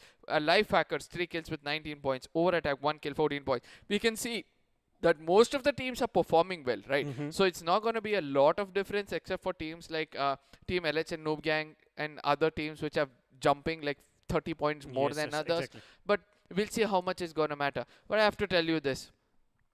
If you're performing like this, only when there is fire on your ass, I don't think it's going to work out. Exactly. It's going to be like boom at one point of time, But eventually, if you're not climbing that altitude at the right time, that rocket is going to go down really hard. Well, as we talk about the bottom teams, we have 7 shots. Crust Esports, FTesports finishing off at 1, 2, with 1, 2, and 3 points respectively. We have Team Blood Bashers with 12 points, Divide and Rule with 8 points, Initiative Elements with 6 points. So that's a beautiful gameplay, but all the teams, they are doing the best. They are trying their best. They are just going in, but see, if you even talk about the rotations, they just follow the same thing. I've been telling them just like go for a different rotation, go for try something new. It's really tough for you to try something new on the 4th week.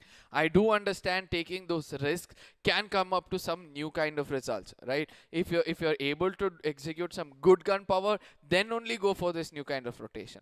So we have seen 4 unknown, right? Yes. Till date, we are not able to predict their rotation. They come up, they'll be there in the beginning of the map, suddenly out of nowhere, they become invisible, and then they come up like a hollow man out of nowhere, and then they start to execute a lot of kills. Even though they're not able to execute kills, they'll take the booyah. Well, so most of the teams have to learn from that. Exactly. Also, if you remember that they had a 78-point lead.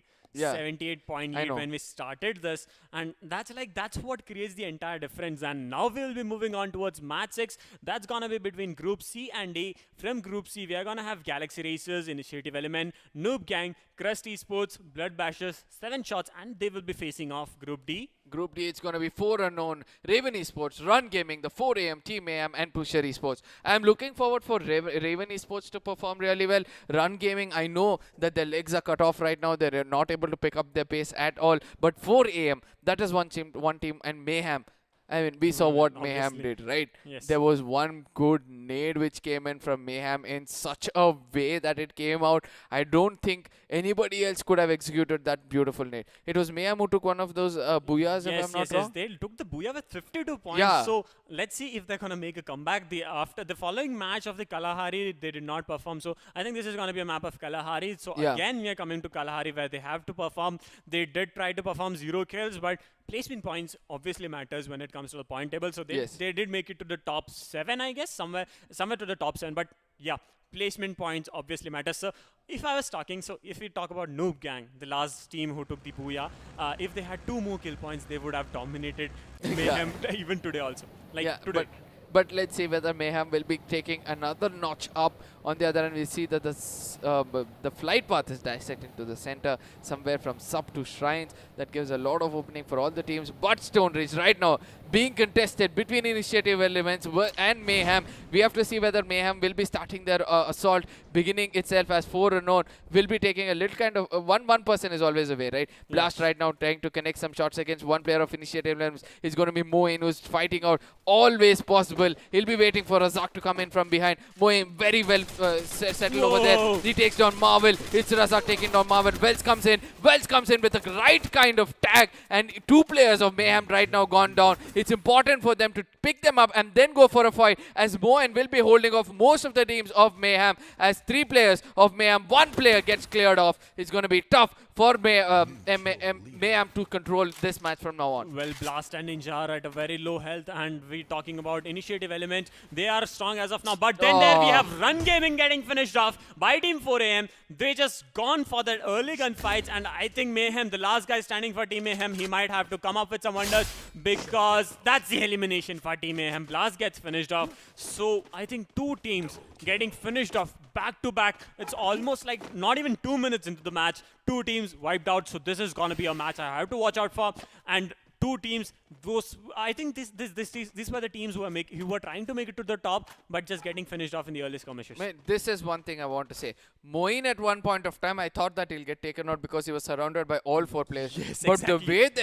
the way he held all 4 players, he came out in the open, made sure he gave an opening for Razak, and Razak running into the rescue. That comes up to show that Initiative Element have that kind of synergy which is required for a team in the finale. Let's see whether it's going to be Galaxy Racers right now, pretty close to 4 unknown, because I saw them somewhere near Refinery, and we can see the lone team which always comes up to Refinery, but they'll be losing Wizardo early on is going to be 4 unknown. I think that's gonna be team number 7. There's a there's a team very close to them. So okay, that's team 7 shots, and 7 shots and 4 unknown got engaged in their early gunfights. Beam trying to fall back a bit, and I think 7 shots will be at the heels. And I think Roden is unaware of his footsteps. Yeah, I think Roden is aware of the location now. Beam might get backstabbed anytime. If Beam, okay, Anand also comes in from the back, but I think it's kind of difficult. It's gonna be difficult for 4 unknown because when you have all the 4 players, like 4 players, you have only 3 left. So it's necessary for you to be together. This is a new phase of 7 shots I'm seeing.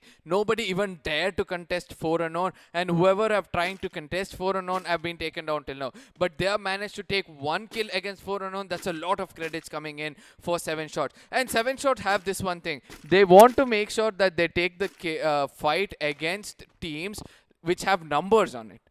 Either they fight 6 ends, or now they're taking on a 4 unknown. On the other end, 4am, the team which had to perform, have gone down to 2 players. It's going to be Golden and RDP who will be surviving for placement points. Let's see how far they're going to survive as Galaxy Racers will be hunting them down. Well, Golden is out in the open. He's surrounded by 3 players. I don't think he might be able to pull something off because Aman won't stop. There comes a knock by Barca Boy. He gets a nade onto Golden. The last guy standing is gonna be TDP. TDP gets spotted, and the TDP is being tagged. He's attacked a little bit. He's at 70% health. Wasio might go in for the push. Wasio wants to go in for that push. TDP tries to RDP. Okay, RDP actually wants to do something like extraordinary. He just comes up the glow wall and gets finished off. That is Pusher Esports coming in from the back, and they are gonna backstab Team GXR. Aman gets knocked out. Wasio gets knocked out. Pusher Esports. This is a new face I'm seeing right now. They just want to go all in, and Barsawai and Merrick still standing. Barsawai goes in for that revive. He might be able. Barsawai gets knocked out. The last guy standing for Team GXR. He is still Merrick. Will he be able to pull this off? No, Merrick's running for his life at this point of time. He's got the M82B. He's trying to go in for those stunts as well. Not able to get it. Sujil comes in with a different angle. On the face comes a shotgun, and that will be the end for him. I thought it was a shotgun, but I think he was using a heat gun rather, and in the face of Merrick, and that will be the end of 6. GXR. On the other end, it's 4 unknown right now, having a little bit of a tough fight against 7 shots. It's got a Tom and Jerry game. It's going on over here. It's going to be Beam who's holding them off as much as possible. He's got the deadly shotgun. We know what Beam can do with the shotgun. It's going to be 7 shots trying to take down 4 unknown, 1 player at a time. I love the way that Swastik is giving the backup. That in each 4 unknown Anand and Swastik trying to give the backup, and Roden might get knocked off. Whoa, that's a very close save. He's at 20 HP right now, making it across, and I think there's coming the push, and Beam gets knocked out. Beam is gonna get finished off. Yes, Beam is obviously gonna get finished off because Swastik now does not have an angle, because when the glow wall comes up, there's nothing you could do for your team. Yeah, and eventually Kaka comes up with a different kind of angle, giving a bit of an a backup for his teammates so that they can take a different kind of rotation. Anand will be that one player who will be falling back at this point of time. In case he doesn't, then it's going to be a bit of a tough situation for 4 unknown to bounce back in the game. We have seen the 2 players of 4 unknown can survive till the end and take a booyah. Let's see whether that can get repeated again when it comes to this map as well, as most of the players are inside the zone, and Pusher Esports will have to make it as soon as possible. You just stole the words from my mouth. I was just gonna talk about the last 2 guys making it to the booyah, but let's say tables can turn anytime, and ABJW7 gets knocked out, and ABJ, that's a knock coming in from Anand. Anand gets those finished. See, this is what happens whenever this is what Elika told, that whenever I take the name of some teams, they get finished off. I'm not sure what's happening today. Kaka, Roden, and UFF from Team 7 shots still remaining. And there's 2 guys getting knocked off from Team NooB Gang. That's, I think, might be from the danger zone. Not sure as of now. Yeah, and you need to have resources to counter it as well. You need to have enough kind of med packs as well to make sure that healing will hold on until you make it inside the circle. On the other end, 4 unknown, even though after getting taken down so badly, they're still so confident at Refinery. They're holding angles in such a way that they can be a little offensive rather than being defensive. Well, 4 unknown, Anand still holding his location. He does have a vantage point advantage. He does know that Yuva is inside that small shack or compound, that you could say, that small building. He's just gonna hold there. Swastik and Swastik still wants to just scout for the other teams that might come in for a backstab. But I think, speaking of Anand's location, he has a beautiful advantage because he can hear anyone coming in from the back and he could just go in and go for that stab if he wants. But see, Anand does not want to move from there. He has 5 first aids, 1 glow wall and a nade. That's much more than you need. But if you block Anand with a glow wall and then put a nade inside that one small container, Anand will be running for his life. But one thing is, if Free Fire has blessed people with Chrono Shield, right? Exactly. So that Chrono Shield will come into play. Let's look at the performance of NooB Gang in the 4th week. We can see that they registered a booyah with almost 15 kills in the previous match, and there were some placement points and good kill points in the first game which they played as well. So let's see the good momentum building up by them. They're all safe at sub. They have enough kind of resources, 2 medkits, 4 glue walls, and another person with 2 medkits and 3 glue walls.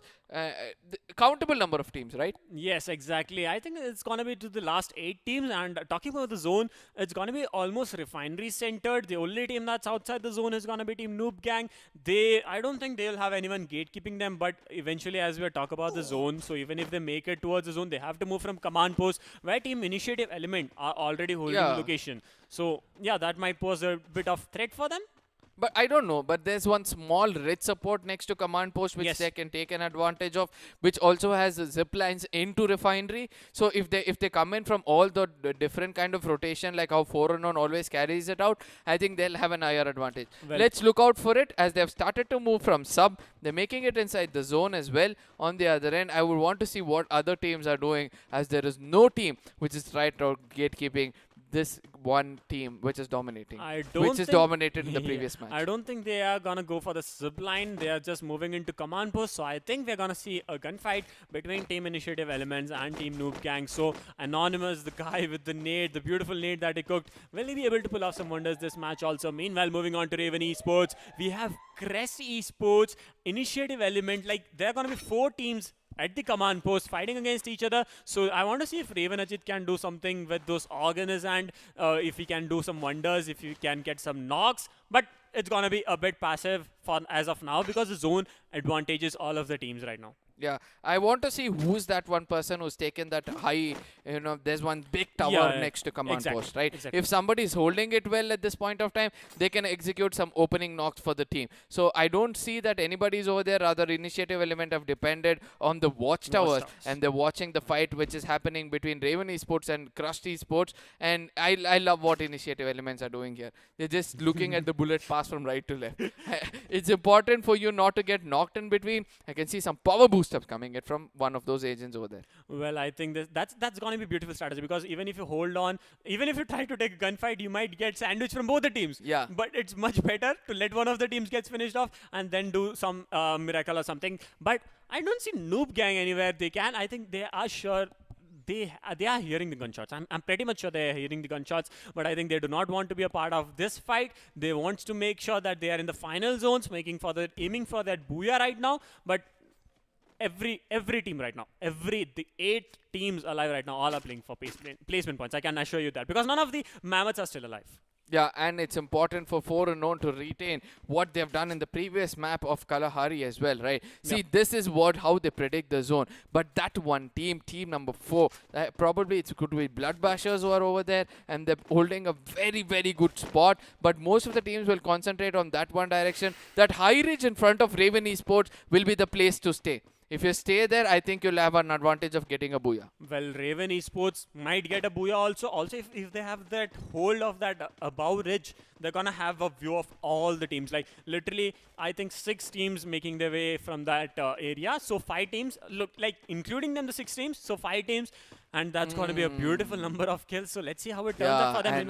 And look at that grenade launcher being picked up by Duka. I saw that one sneaky thing happen over there that comes up to say, if Crust Esports survives to be a little close to any of the teams, we can see some grenade launchers coming into play as well. Initiative Elements on the other end trying to take that risky rotation into the danger zone. They're becoming a little overconfident. If 1 or 2 player gets knocked out over here, that could be the beginning of the end for Initiative Elements, as they have to survive till the end to make it a little bit up the ladder when it comes to this one match. Well, I think they're going to take shelter below that bridge, I guess. That's going to be the position. And I think 7 shots. Roden gets knocked out. Ua is the last guy standing for 7. No, Ua and Kaka, the last 2 guys standing for 7 shots. They might go in for that revive, but let's see how it turns out for them. Meanwhile, Blood Basher still holding the location. Spots, Team Pusher Esports. Shubu might go and try to get for that knock, and Roden has been finished off. So I think the zone spares no one. The zone waits for no one. And Anonymous has been knocked out. So NooB Gang, we have 2 players going down. And Team NooB Gang. What just happened right now? Why was it necessary for NooB Gang to take a longer rotation into the circle when they were closest to it? I really wanted to see who is that one team who gatekept them in such a way that they get taken out over there. It's the SBD who's over here in front of Insane. Let's see. Most of the circle is favoring away from all the teams which are right at this point of time. It's going to be Raven Shiv who's being tagged out right now. It's going to be Shiv finished as well. It's going to be Anand doing most of the damage for 4 unknown, being a little aggressive. And good to see most of them are aggressive at this point of time, but will be tagged off because thanks to Sujal who comes up with an M82 big shot, and how well he's going to hold it off, that's really important. I think the damage, the area of coverage between them, the area they have to travel will give them the advantage. So I think 4 unknown Anand will get that revive. 4 unknown, the last 2 players standing, making it to the top 6 does make a lot of difference, and they still do have their zone advantage. But I think there's going to be a team coming in from the back, and that's 4 unknown versus Team Pusher Esports. Raven Esports did get that advantage of the height, but they weren't able to execute it properly. Meanwhile, Crust Esports still holding the locations. Yeah, Crust Esports was the Blood Bashers. This is the thing to watch out for at this point of time. Both of them are really close proximity, and we can see 4 unknown is trying to tag both of them at this point of time. They're trying to take the advantage of the third, a third-party advantage, which they can actually take. But grenades will be something which will be coming into play anytime soon. As we can see that Blood Bashers right now taking very close fight with Crust Esports. We can see Cosmic and Divine will have to fight the zone as they'll be making it inside the circle. Crust Esports 3 players standing versus Blood Bashers 2 players standing. Edward has been taken down. Crust Esports going in for that push. Ashu, Divine and Cosmic standing. Grenade launcher. Aman gets knocked out. 4 unknown Swastik died, falling to death, and I don't know what's happening to Team 4 unknown. I think the last guy standing for 4 unknown will be Anand, and he's gonna try and get some placement points. Maybe it's gonna be 6 teams still standing. That's Crest Esports going on for that push. Insane Licky, the last guy standing, gets a revive there. No, he did not. He does not have any of the player. Blood Bashers gets finished off. Crest Esports with 4 kills still alive. The last 5 teams standing, 15 minutes into the game, and 40 players still standing. Pusher Esports getting spotted down, climbing down the ridge.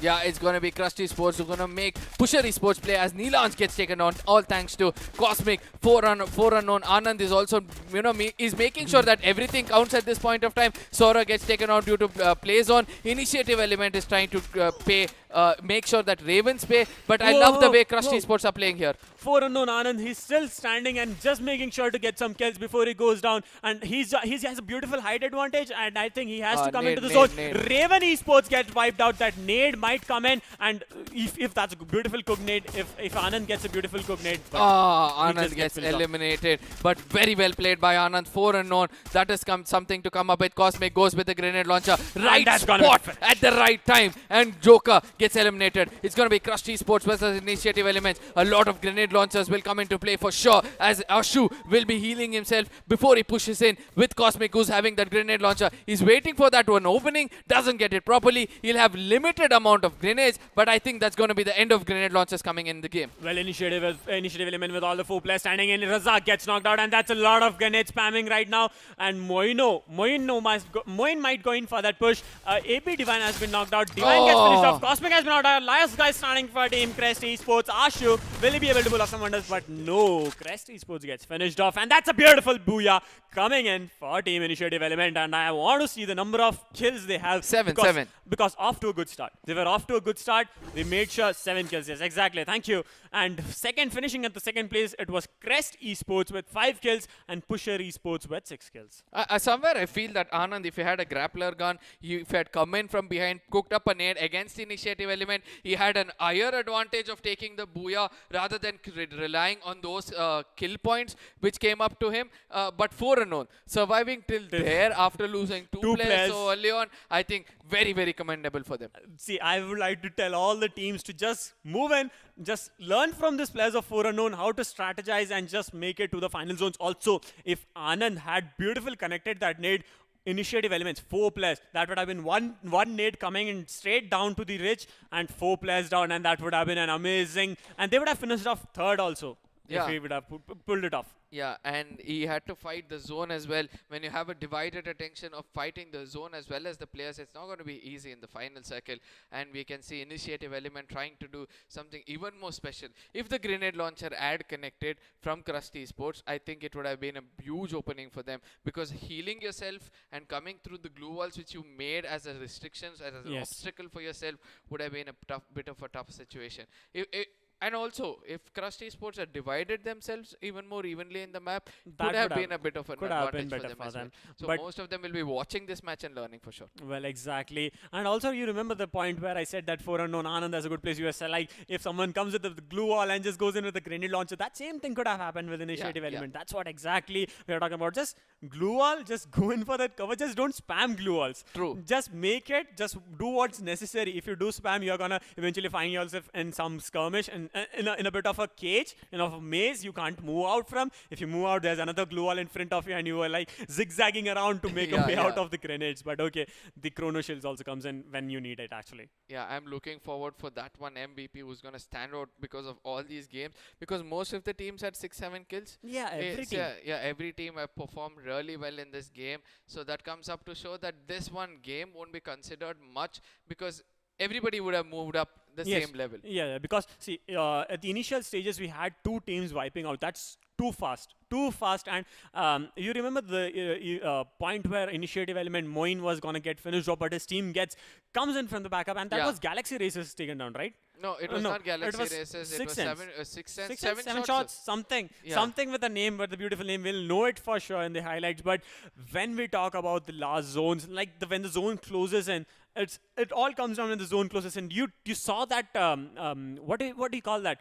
The kill feed? Yeah, you saw the kill feed where NooB gang, 3 players getting knocked out from the zone. Yeah. That's not something. I think somebody was gatekeeping NooB gang at that point of time, making sure that they die out of the zone in case they were little more aggressive, like how they were in the previous game. If they had continued with that momentum of aggression, they could have made it even more better. That's for sure. But let's see if they'll be able to get some placement points for the team. If they've gone out really early, they might be getting some 4 to 5 points only. Well, I'm not sure if they went out early, but see, if they had gone directly into the command post, they had Team GXR, Team Initiative Element, Team Raven Esports, 3 teams standing just close to each other. And now we have the highlights coming in. This is where it all started, where 4 AM started those fight with Team Run Gaming, got them finished off in the early stages itself. And that's GXR, Team Galaxy Racers, just doing something out of the blue. And 4 AM getting wiped out also early. That was something I did not expect. Pusher Esports did a beautiful wonder there by taking out Galaxy Racers with his last shotgun to the face. And we have 4 unknown. Anand, the guy I was talking about, camping beautiful locations. 4 unknown. Anand did a lot of job for his team.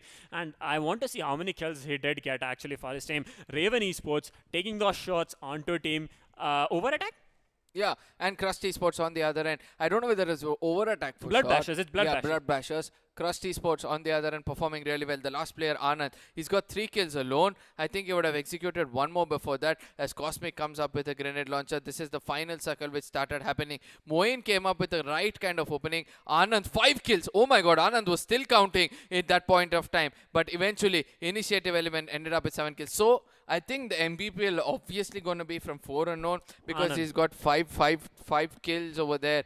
This is what highlights can give us. It can give us some precise countings when it comes to us The number of casters, kills, right? yes, exactly. It'll be easier for us to do our job.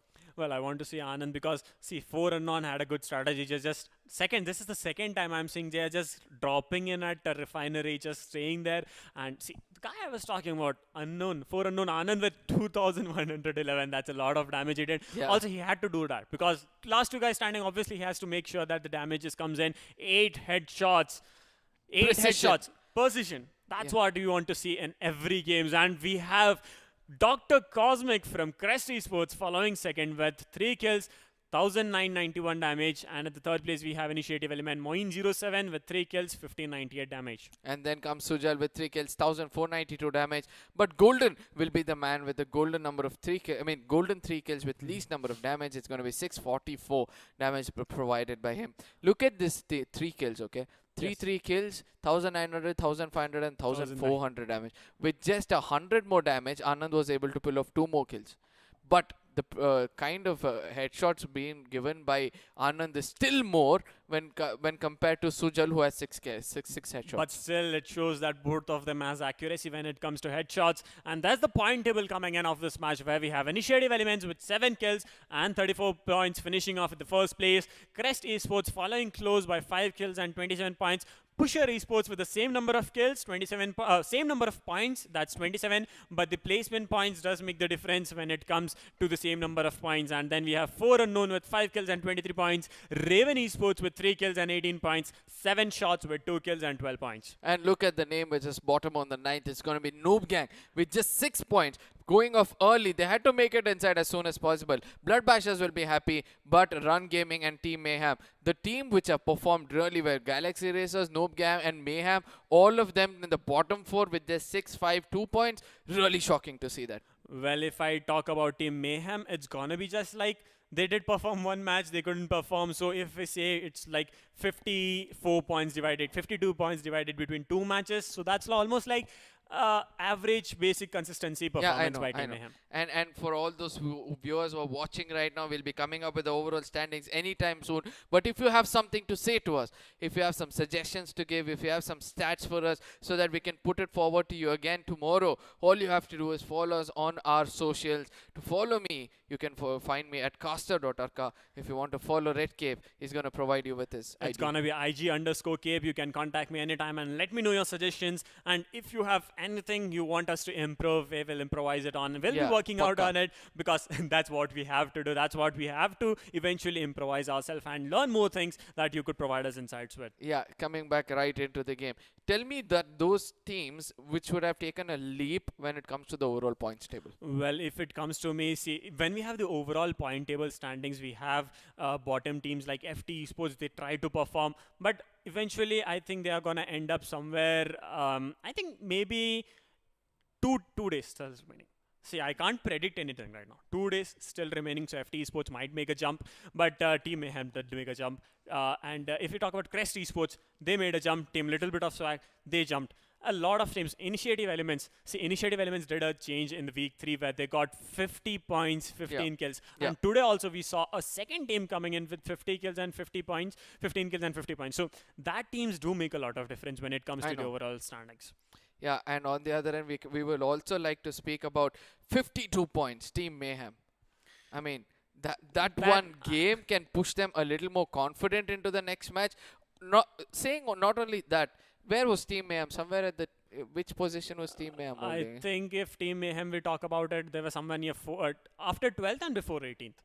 Yeah, so somewhere between the bottom. Right now, I think they would have taken a proper jump into the top 12, but if they are not able to retain it by the end of today, again they'll be falling back to where they were before. Obviously, so it's important for you to have that consistency. Let's see how it's all going to be, as we're going to be looking at the points table popping up anytime soon. It's going to be 4 Unknown, still dominating.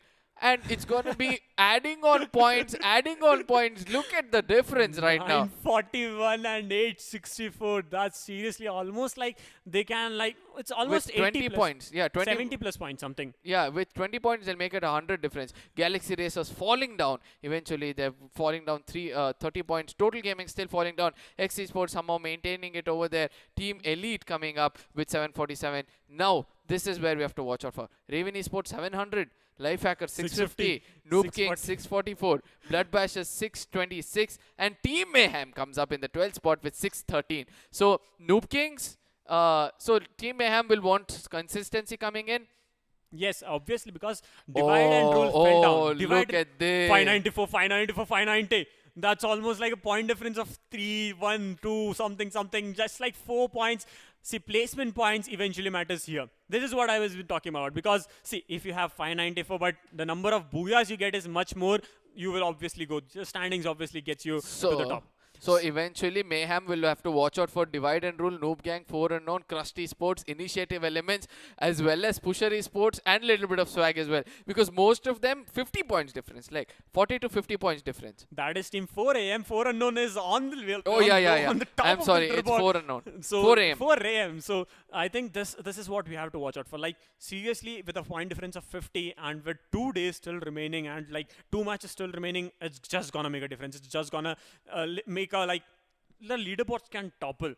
It just broke when Team Mayhem did climb up. It did make a lot of difference when did it. But let's see how it turns out for them. And if we talk about Team 7 Shots, they have been finishing off a bit early. They are getting, they are not being able to keep up the consistency I have been seeing in week 1 and 2. Yeah, and Stone Crusher still not able to perform. We thought that is one team which will be coming. Yeah, after the playoffs, the way they were performing in the playoffs, you know, it was a time of elimination. They came up with 50 plus points and made it into the league stages. Exactly. So I thought that let's see whether they'll be able to do the same. I'll be moving on to the next map. It's going to be match number 7. And this time it's going to be between Group A and Group C, where Total Gaming, Team Elite, Little Bit of Swag, Hex Esports, Stone Crushers, NooB Kings will be taking on Galaxy Racers, Initiative Element, NooB Gang, Crust Esports, Blood Bashers, and 7 Shots from Group C. See, the thing is, when it comes to Group A, I really like the way Hex Esports have been performing. Yeah. They have kept up the consistency. See, week 1, overall standings, 5th place. Week 2, overall standing, 5th place. Week 3, overall standing, 5th place. They did not want to leave those posts. They did not, and they have a good point difference also when it comes to the teams. And when we have the match standings of week, like after the 39 matches coming in, it did make a difference. They climbed up. They just want to make sure the consistency. We do not see any extraordinary gunshots or end gunfights coming in. They already are just dominating. They're like the mid-table 4 Unknown, where 4 Unknown are the top table 4. Well, exactly. So let's see how it turns out for them in this match as we are commencing it. And it's the flight path starts off at Observatory, going through Katlitswa. Horizontal cut. Strip. It's just centered. It's just cut off from the center. Peak is being peak. Can be covered? Yes, Peak can be covered, and Keraton ends at Keraton. And I think the blue zone is going to be somewhere near Mill, and the regular team, that is Team GXR, who takes a drop towards Mill, will have a good advantage of the blue zone. I don't know why KinGz are right now going for that kind of a placement where 4 players are going 4 different directions. Rudra is wanting to stay away from the team. Why? In this stage also you want to play like this? Not the best thing to do for sure. Whereas Cape Town will have Team Elite and also Blood Bashers who will be facing off anytime soon. It's going to be the first skirmish to watch out for, as Blood Bashers will be craving for some blood early on in the game. I don't think they want to fall back. They just want to go all in as of now. And look landing. At gun. See, Aman just lands and gets those beautiful guns. And I think that's going to be Team Elite. Jonte with his gun in his hand. And both are trying to take a knock. Oh, and nice. Oh! Aryan gets knocked out. Aman gets knocked out. 2 of the players have been knocked out. Let's see how it turns out for them. Iconic, Jonte, Pahadi, Killer. All the 4 players alive. So it's going to be Team Elite who's going to get 2 kills in the name, off to a good start, and this is going to be where they're going to be dominating. I mean, at one point of time, I thought the Blood Bashers will have an advantage. Yes. Eventually, they get taken down really, really bad. On the other end, Team Elite, really happy with the performance. Pahadi knows that if I take an off angle right now and restrict the players over there, it's going to be easy 2 more pickings for the team. Exactly. So it's going to be Edward who will be falling anytime soon for Team Elite. On the other end, we can see that Hex Mafia is trying to take against Crust Esports, and that is one fight to watch out for. Well, I actually like the way Pahadi is planning. He just wants to make sure that no one falls back. But I think already Insane Licky has fallen a bit back, and he's just moving out. He's just moving away. He's like, I don't want to be part of this anymore. I can't take fight anymore. Jonte is still alive. He might go in for that push. He knows there's a player just beside him, and if Team Elite loses one of the players, that might be difficult for them. Yeah, Jonty doesn't see Edward at any point of time. Edward sees Jonty running away, so Edward will be running away. No, don't do this, don't do this. Eventually crosses Jonty, will be going away. He sees Killer, he's trying to run away. He'll be trying to get 1 or 2 knocks at this point of time, but doesn't connect any kind of shots. Eventually Edward will be taken down as the whole team of Werewolves come in again and take out 1 more kill. Jonty was tagged, he was at 30 HP, he might have get knocked off, but this is the backup from the team coming in is what I like the most about Team Elite. The backup is everything that you require when it comes to a fight between one of the most beautiful players, like one with the most gunpowder or something. We could say something like that. And when we come to Total Gaming still holding the location. I don't think any team is near them. Fozzy Ajay is the scout for his team. He's going out just away from his team, trying to lock onto something, just scout for players.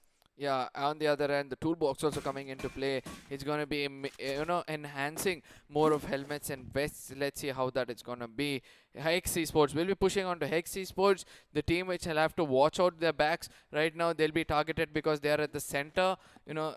Most of the teams below will be trying to push them down so that they can make sure they have a possibility into the finals rather than this team.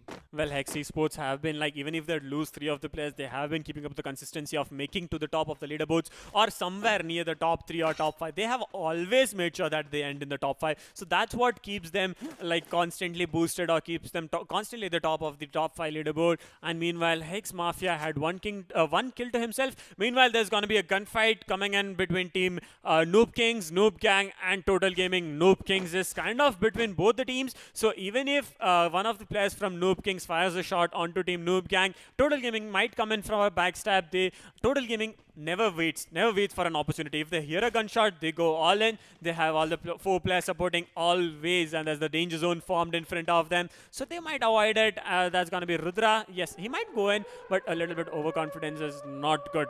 Yeah, and right now Rudra stepping into the danger zone. I don't know why the Kings are being so overconfident. It's time for them to perform well, right? Yes. They have to retain that one spot which they're having right now. Not doing this won't be the best thing. Galaxy Racers on the other end, we saw what this team can actually do. Yes, so obviously. Nobody would want to take them on earlier in the game because in the beginning they're so aggressive. They want all kinds of kill points. See, I have seen other teams contesting for drop locations. Like, I have never seen someone contesting with Galaxy Races because Galaxy Races knows their way around mill. They always stay there. They always go in for that loot. And with the blue zone also giving them the advantage, I think they are stacked up on loot. See, 8 first aid kits, 3 first aid kits, glow walls, and nades. What more do they need? Meanwhile, Total Gaming and very close proximity to NooB Gang. And the UAV has been deployed, but I think that's from another team that's going to be behind them. Java Boy spots on team NooB Gang, might go in for some knocks. Fozzy Ajay spots Punisher out in the open, but I'm still not sure why he does not want to take those shots. Because they're right now sandwiched between 2 teams, right? Okay. If Team 5 comes in from top, if the Kings are also attacking them, at the same time NooB Gangs also starts to push in against Total Gaming, it's going to be a bit of a trouble for them. Mafia Bala, not the same kind of person I've seen in the previous matches. Well, Mafia Bala might be off to, like, he might be exhausted a bit because back-to-back matches does prove some exhaustion, like makes the player exhausted a bit. But I think that's gonna be Team Blood Bashers getting finished off. That was Crust Esports. I haven't seen them yet, but I think they also have a beautiful number of kills. They were off to a good start. It's still 11 teams and 43 West standing, and NooB Gang. They got engaged with Stone Crushers. Stone Crushers came in from the back. This is the team I didn't see coming in, and I think Total Gaming knew there's a team coming in from the back. Stone Crushers. Suraj goes down. It's gonna be up to the last player for team Stone Crushers. I think that's Nikhil. Nikhil gets knocked out, and I think there's still one more player standing. And this is a crossfight happening. That's gonna be Demon01. From Team Stone Crushers still standing, and I think they are going to do some wonders here because NooB Gang also loses 3 of the players. Yeah, because Java Boy is coming in from behind for a third party that comes up to say that Stone Crushers have got a blessing in disguise coming in. It's going to be Demon coming up with that, treatment gun, which is really important. We saw how 4unknown used it in the map of Kalahari. They made sure that they hit treatment gun against one another, and eventually it was helpful for the Mafia Bala comes in, hits up Demon, gives up an opening. This could be the entry which Total Gaming was looking for. They might rush in anytime soon. Well, if we talk about NooB Gang, Anonymous is still standing. Anonymous might have to do something difficult. The Chrono Shield is gonna do save team Stone Crushers as of now, but I don't think the nade spam is gonna stop anytime right now. Meanwhile, Total Gaming might go in for that push. Devon got that revive. Vibhav is still standing. Demon is stacked off a bed. Fozzy Ajay might go in for that nade. Demon gets knocked out from the nade coming in from Java Boy, and this is gonna be the push. Nice! Whoa! Demon with 2 knocks. Fozzy Ajay gets knocked out. Java Boy gets knocked out. The last two guys standing for our team. Total Gaming is going to be Mafia Bala and Prince. He's going to go revive Java Boy first. It's much preferred that you go revive your teammates rather than going in for that push. I mean, Stone Crusher stood out differently when it comes to Total Gaming. At one point of time, I thought that they'll get taken down after one player after one knock came in against them. But eventually, that one nade which came in by Demon stopped the whole team of Total Gaming down. And eventually, now this fight can predict a lot against Total Gaming. The pre-cooked nade did stop the push from coming in, but Vibhav gets spotted off. The Chrono Shield comes in. Vibhav gets a knock onto Fozia. Will he be able to do a second knock? No, that's Java Boy coming in and taking down Stone Crush's Vibhav. That's the end for them. They're finishing off at the 11th place. Almost 9 minutes into the match. 10 teams and 36 players. Java Boy looked out as a demon against the whole team of Stone Crushers. First beginnings started off with the nades, then came in with the final shot. At one point of time, I thought that Vibhav can come up with a kill off Fozzy Ajay, making him a little vulnerable. Yes. But eventually couldn't do it. Because they had the teams backing them.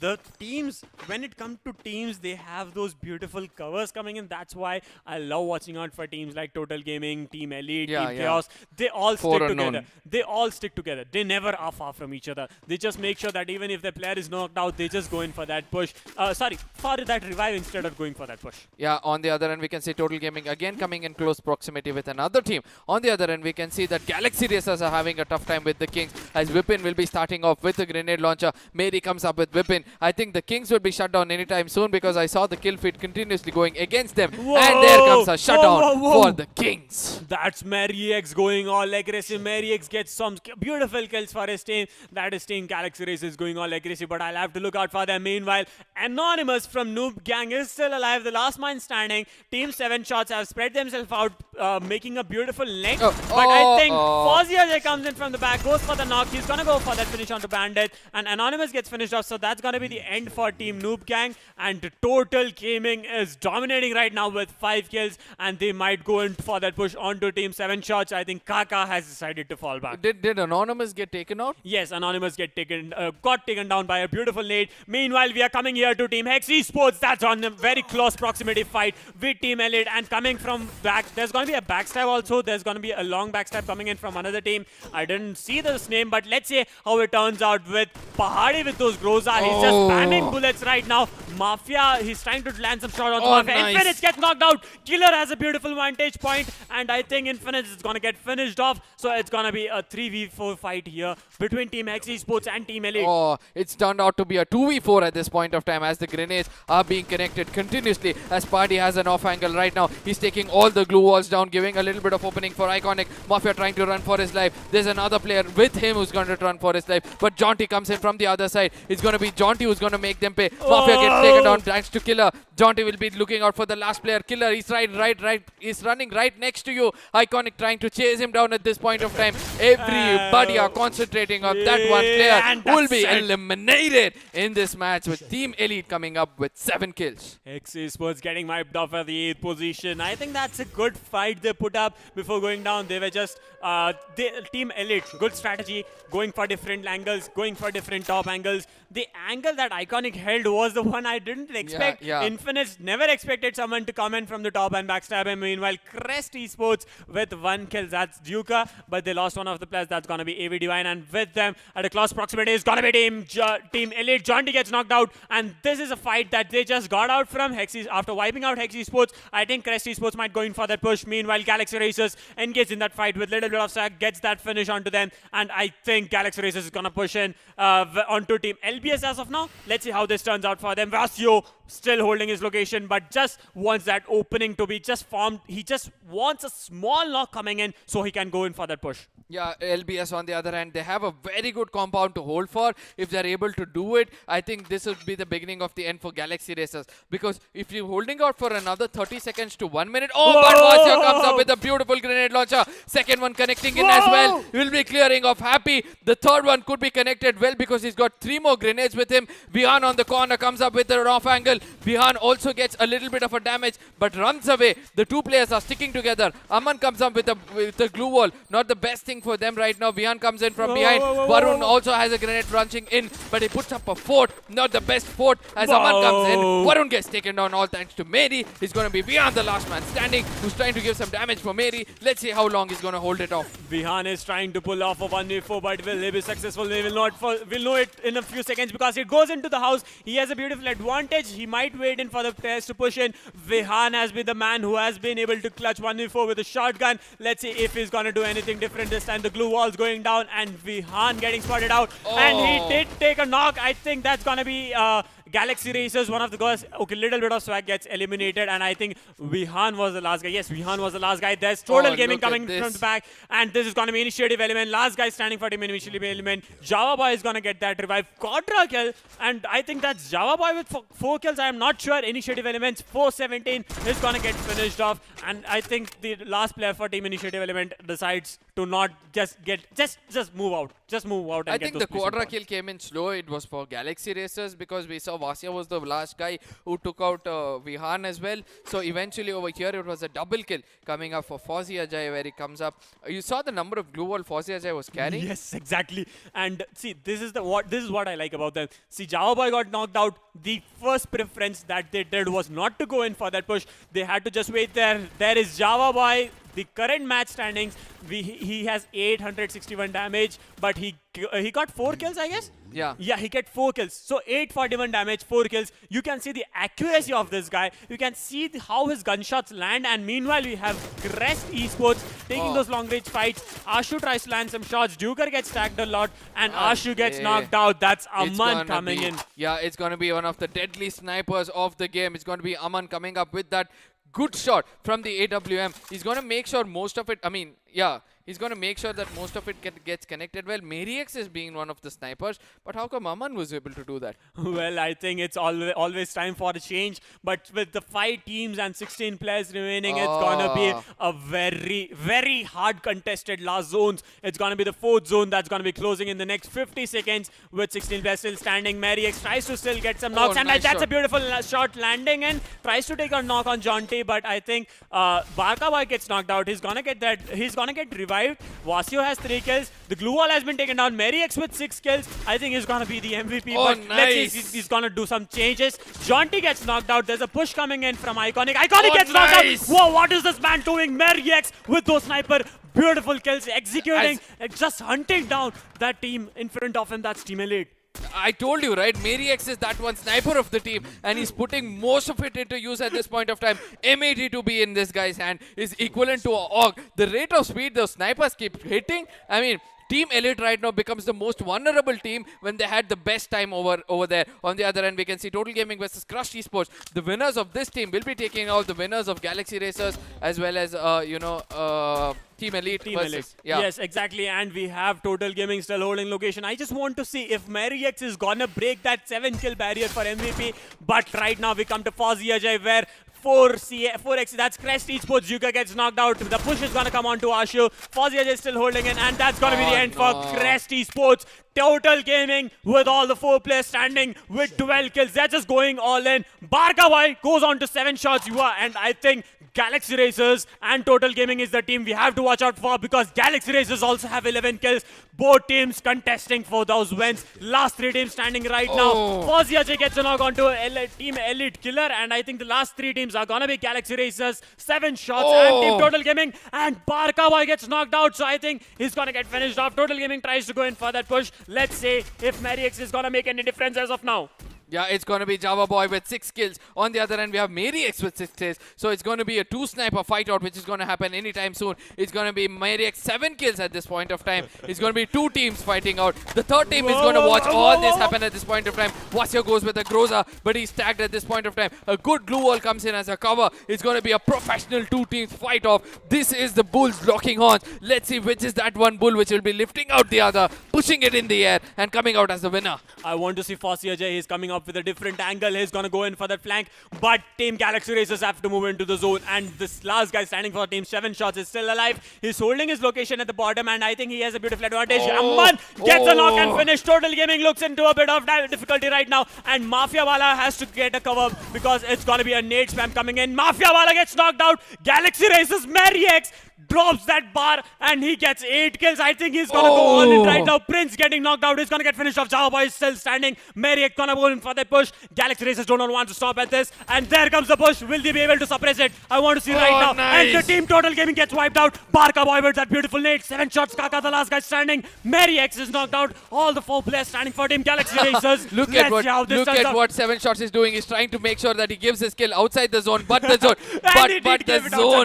but the zone will be happy with that one thing. Galaxy Racers, amazing gameplay coming in from them. Total Gaming, an amazing gameplay coming in from them. It's going to be credits to Merix, who's got 8 kills for himself almost, with 14 kills in their hand. 7 shot with 0 kills will be playing for placement points. Total Gaming with 13 kills. That comes up to show these two teams have taken 30 kills almost into their hands. That's 27 kills in total for Galaxy Racers and Total Gaming put together. This is like the entire game was just fought between these two teams. They're just gonna hyping up the entire match, taking their beautiful booyah, and like seriously, I have an utmost respect for Total Gaming. They did try to make it, but the team Galaxy Racers, I was just saying that they were not able to perform it, and they just made that comeback I wanted to see. Yeah, but it is important for Java Boy to retain that one thing. He gave the true opening. Forziajai got taken down, but eventually by the time Forziajai had finished himself, the Galaxy Racers had come up in so many different angles that they took them out. Let's see how it all goes in the highlights as Team Elite started all in against the Blood Bashers. Well, Hex Esports were off to a good start, but then there was Team Elite coming in from the back. They just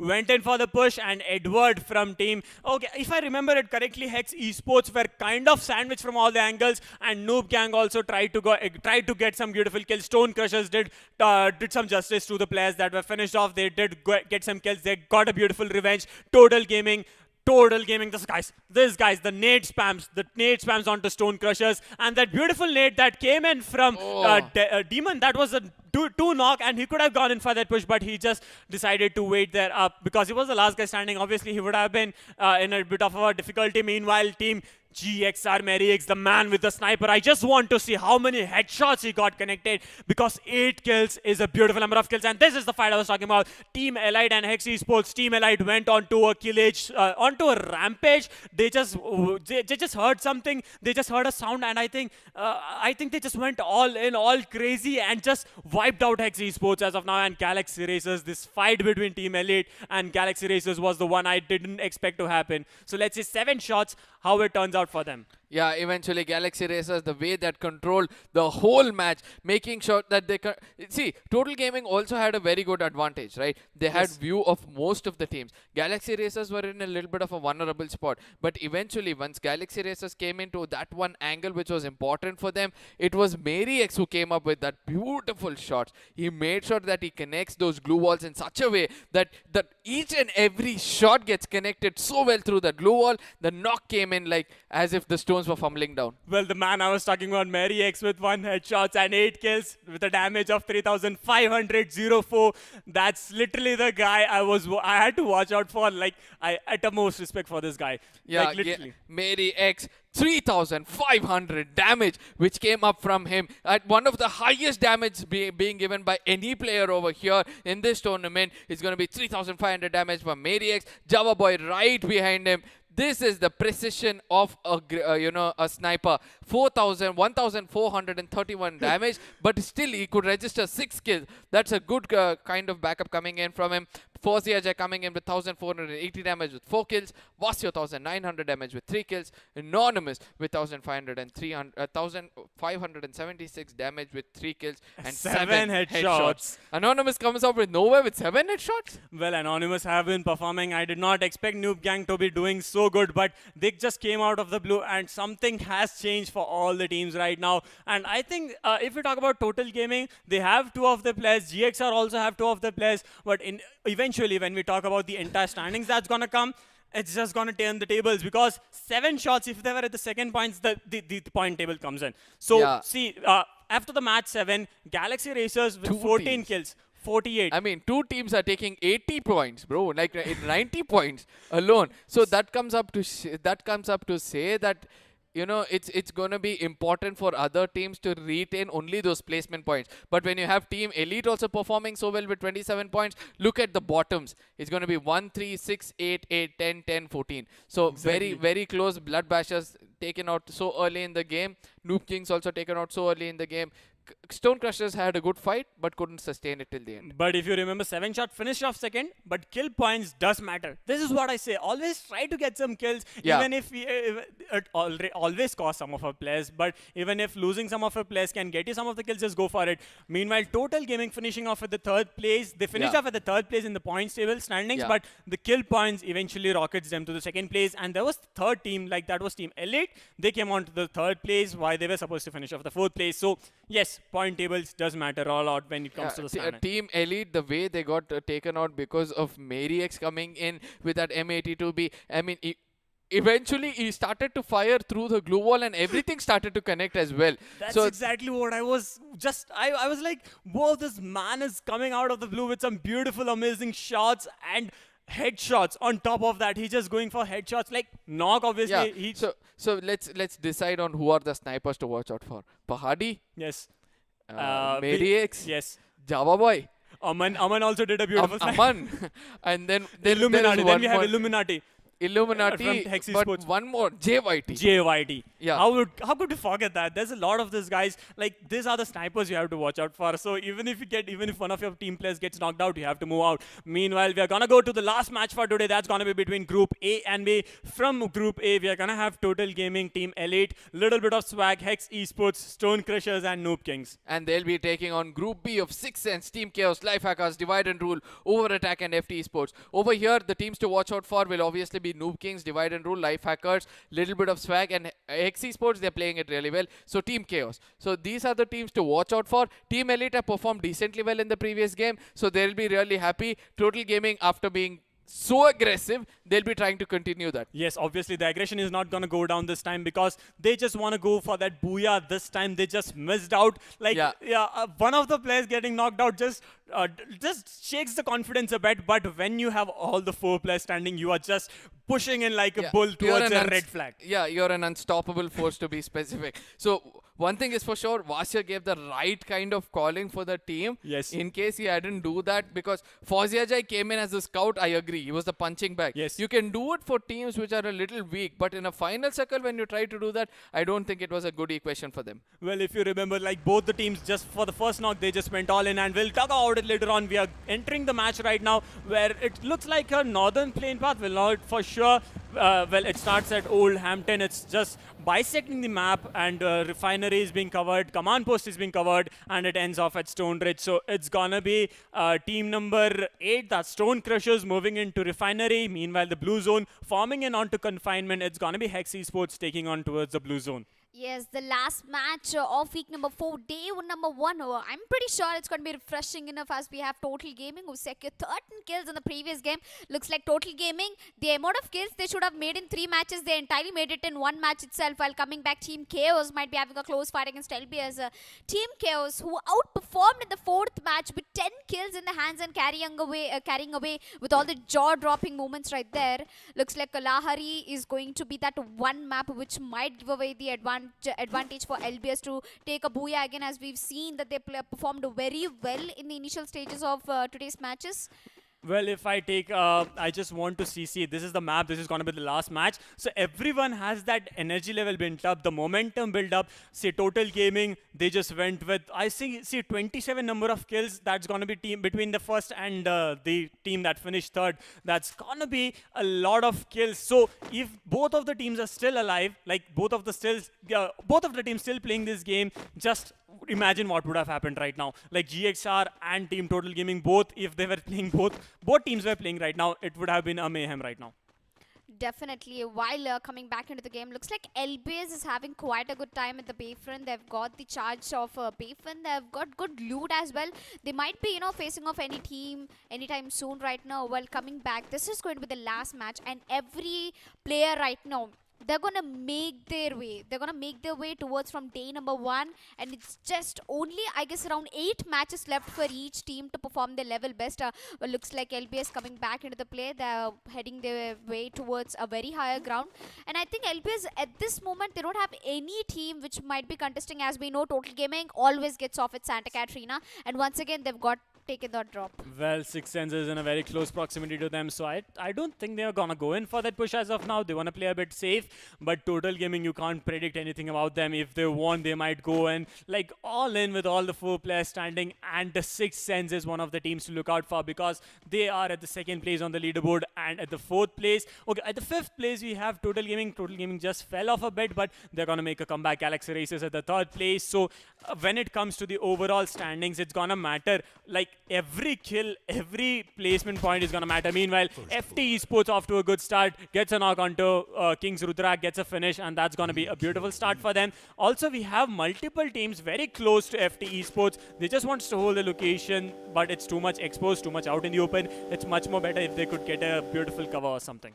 I'm definitely sure, but you know, the most outplays begin when you're uncovered and or you know, running out in the open while there. I think Chocoboy, he's doing really well. He's got 1 knock and confirms it as well. While on the other hand, Team Elite, they're at counts and all. They're at a very northern side right now. They're concentrating on the loot. Most of the teams right now, it's going to be the last match, and it has been a very tiring day for us. A day full of surprises, a day full of powered package play coming from each and every team. I think most of the tier 2 teams, they've outperformed. Looks like the circle has formed a little bit towards the southern side. You know, it actually favoring most of the places and most of the teams except FTesports and Team Elite. Right there, Team Elite is at Council Hall, and other team is just right below on the western side. LBS, they might be having a fight against Stone Crushers. Meanwhile, NooB Kings are also making their way. Vihan will be the first person to get that kill. Well, I'm not sure how it's gonna turn out for those teams because there's a multiple squad. There's gonna be a lot of squads holding the location near Refinery, and with the UAV coming in, this might turn out like in a way we won't expect. Meanwhile, Stone Crushers Demon was about to be knocked off, but gets Big Papa down, and he gets that finish. He's at 20 HP. This is a good time that he should go in for that heal. And I think there's a knock coming in from Vihan. Vihan gets a knock. LBS Happy gets knocked out. Stone Crushers looking quite strong as of now.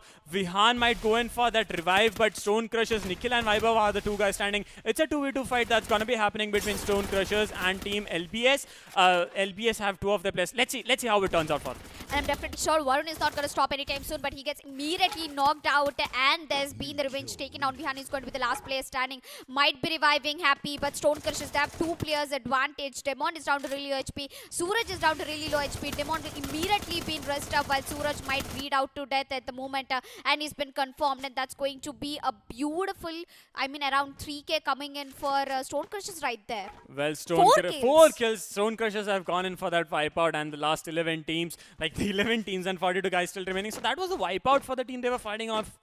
That's going to be Little Bit of Swag. LBS going down quite early, and 2 kills for Nikhil. And as we talk about Team Elite, they're in a very close proximity to Team Hex Esports, and I don't see Infinites anywhere. I think he might be off scouting somewhere, but Mafia, Rithik Star and Yash already making their way towards where they want to. And yeah, there's the man, Infinites. I can spot him. He just got mingled with those names, with those name tags. He's going a bit down. He might go in for, yeah, see, he's the scout. He just goes in. He just wants to look out for teams. Meanwhile, Stone Crushers, Demon gets knocked out. That's FTesports going in for that push. Stone Crushers, the last 2 guys standing is going to be Vaibhav, and I think they are on the top of the ridge as of now. Definitely, I mean, FTesports looks like they really are having a good start. Chocoboy getting 1 kill and ABT getting another 1. Right now, Team KinGz is very close to FTesports. I mean, if they're going to start their fight against Team KinGz, that's going to be hell a lot of risk for them. While Chandru is going to take a quick jump on top, and he might be spotting out Kunal right there. But Chandru, if he gets spotted out from Team KinGz, that's going to be a dead game. And FTesports, ABT spots out a beautiful shot coming out of Nikhil. Can he confirm is the question right there, while he's been firing a lot of shots through now. I think Vaibhav is immediately going to rush another play, and yes, he hasn't been confirmed. Nikhil is very lucky enough to being rushed back. I think Nikhil might, Nikhil should heal up first before going in for that fight, because it's always, see, he just came out in the open just getting rest. So it's much more better to heal up and take those fights, because it just gives the confidence that your team needs. But FTesports, Santosh comes in from the back, goes in for the skills, and that's the end for Team Stone Crushers. So it's just going to be Team FTesports, and team number 4, that's going to be the other team with them. That's going to be Team KinGz, I guess. Yes, Team KinGz and FTesports. Esports, and Kunal Jr. spots off Chandru, tries to land some shots, still safe. The glue wall's coming in for the rescue. This is a really new strategy I'm seeing a lot of people are like portraying. That's the antenna play. In the previous matches, we saw Total Gaming, Java Boy and Mafia Bala getting on top of that antenna. And right now we can see Team KinGz is using that position. I think this is something new right there. I don't know what they're exactly trying to use that antenna, maybe to get the right signal onto the enemies. I'm quite sure about it.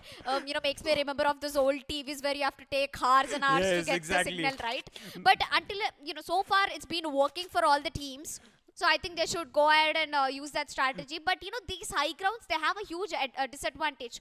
You don't have a companion. If you get knocked out, there's no way that you'll be rest. Well, I think there's a way. It's just falling down and just hoping that one of your players is there just to get you in time, just to get you raised in time. But I think he's trying to get some 5G signals on the top of that antenna, but not sure as of now. And now as we talk about command posts, we have multiple teams. That's going to be Team Divide and Rule, Team Over Attack, Team Total Gaming, and 6 and also Hex Esports. There's a lot of teams in the cross proximity. And as we talk about the zone, like there are 3 teams outside the zone. They have to make it. They will easily make it. I think they will easily make it. And Pratham being a sneaky man, he spotted up 2 players and Scary right now. He's giving a lot of shots for FTesports. I think one of the players that's going to be Team KinGz. Kunal might be pushing up against Santosh and Chocope. Santosh has a shotgun and that's going to be a very dangerous neighbor right there. But will he go for the push? And definitely he will go for the push with the shotgun in his hand and he's going to give it a shot. But will he get the confirm is the question right there. But will he get at least 1 knock into that stick? KK is going for a long rotation.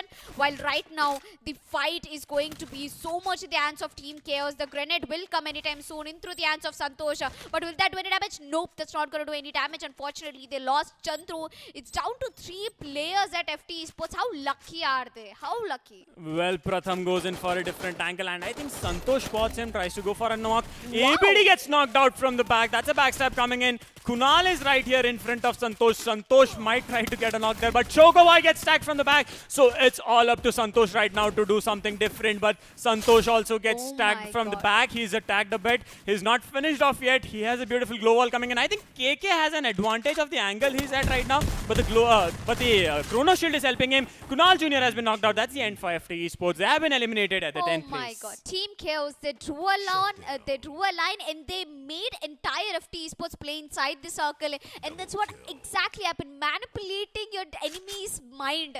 The way KK has been so calm, and he knew until and unless Kunal Jr. got knocked out, he did not come into the play. Explains the amount of mind games that these teams are playing at the moment. Is so desperate to get onto the top of the leaderboard. While Team KinGz have got 4 kills. Right now we are down to 9 teams, 34 players alive. Once again the zone has begun to shrink. NooB Kings right now, they're having a very good positioning over towards Watchtower. That means they might be having a fight against Zira and his teammates. That's team number 6. They're down to 2 players already. They've lost Mr. KK Rudra with 0 kills in the hands. Well, Vipin and Kilme might make a comeback, but they still have to. I think they are in the zone. They have the advantage. There's a team in front of them. Like, there are multiple teams in front of them. Scary gets knocked out. Iconic gonna go for that push and gets Scary finished off. And there's gonna be the backup coming from his team, but that's gonna be very late. So Team KinGz loses one of their players. Team Elite off to starting their kill feat. Kill points, getting those first kill points for themselves. Meanwhile, the zone takes a shift with leaving most of the teams outside the zone. The only teams inside the zone is gonna be Hex Esports, Team Over Attack, Team Total Gaming, and Team 6sense. 6sense is very much out in the open. I think they have advantages of bridges at the position they are in right now. Over Attack gets spotted by Team Elite, and the Elite, if they start going on that killing spree, they would not stop. I think the game has just begun for Team Elite, although Team Pahadi hasn't still picked up his sniper yet. Once he starts the game, he's not going to stop anytime soon. We can see Iconic is carrying 2 snipers in his hand. Unfortunately, gets spotted right there. He's receiving a lot of shots at the moment. He's immediately going to take a cover right there. Although there's one team that's contesting against team number 12. That's going to be Team Elite coming into the play. Team Elite versus Over Attack. I think Black FF exactly has an idea where all the players of Team Elite are playing through. While the Watchtower, looks like the Watchtower is going to be the major point, while Born to Rush has been spotted out, and there comes a beautiful shot onto Jaguar. He's down to really low HP. Can it be a day play for them is the question.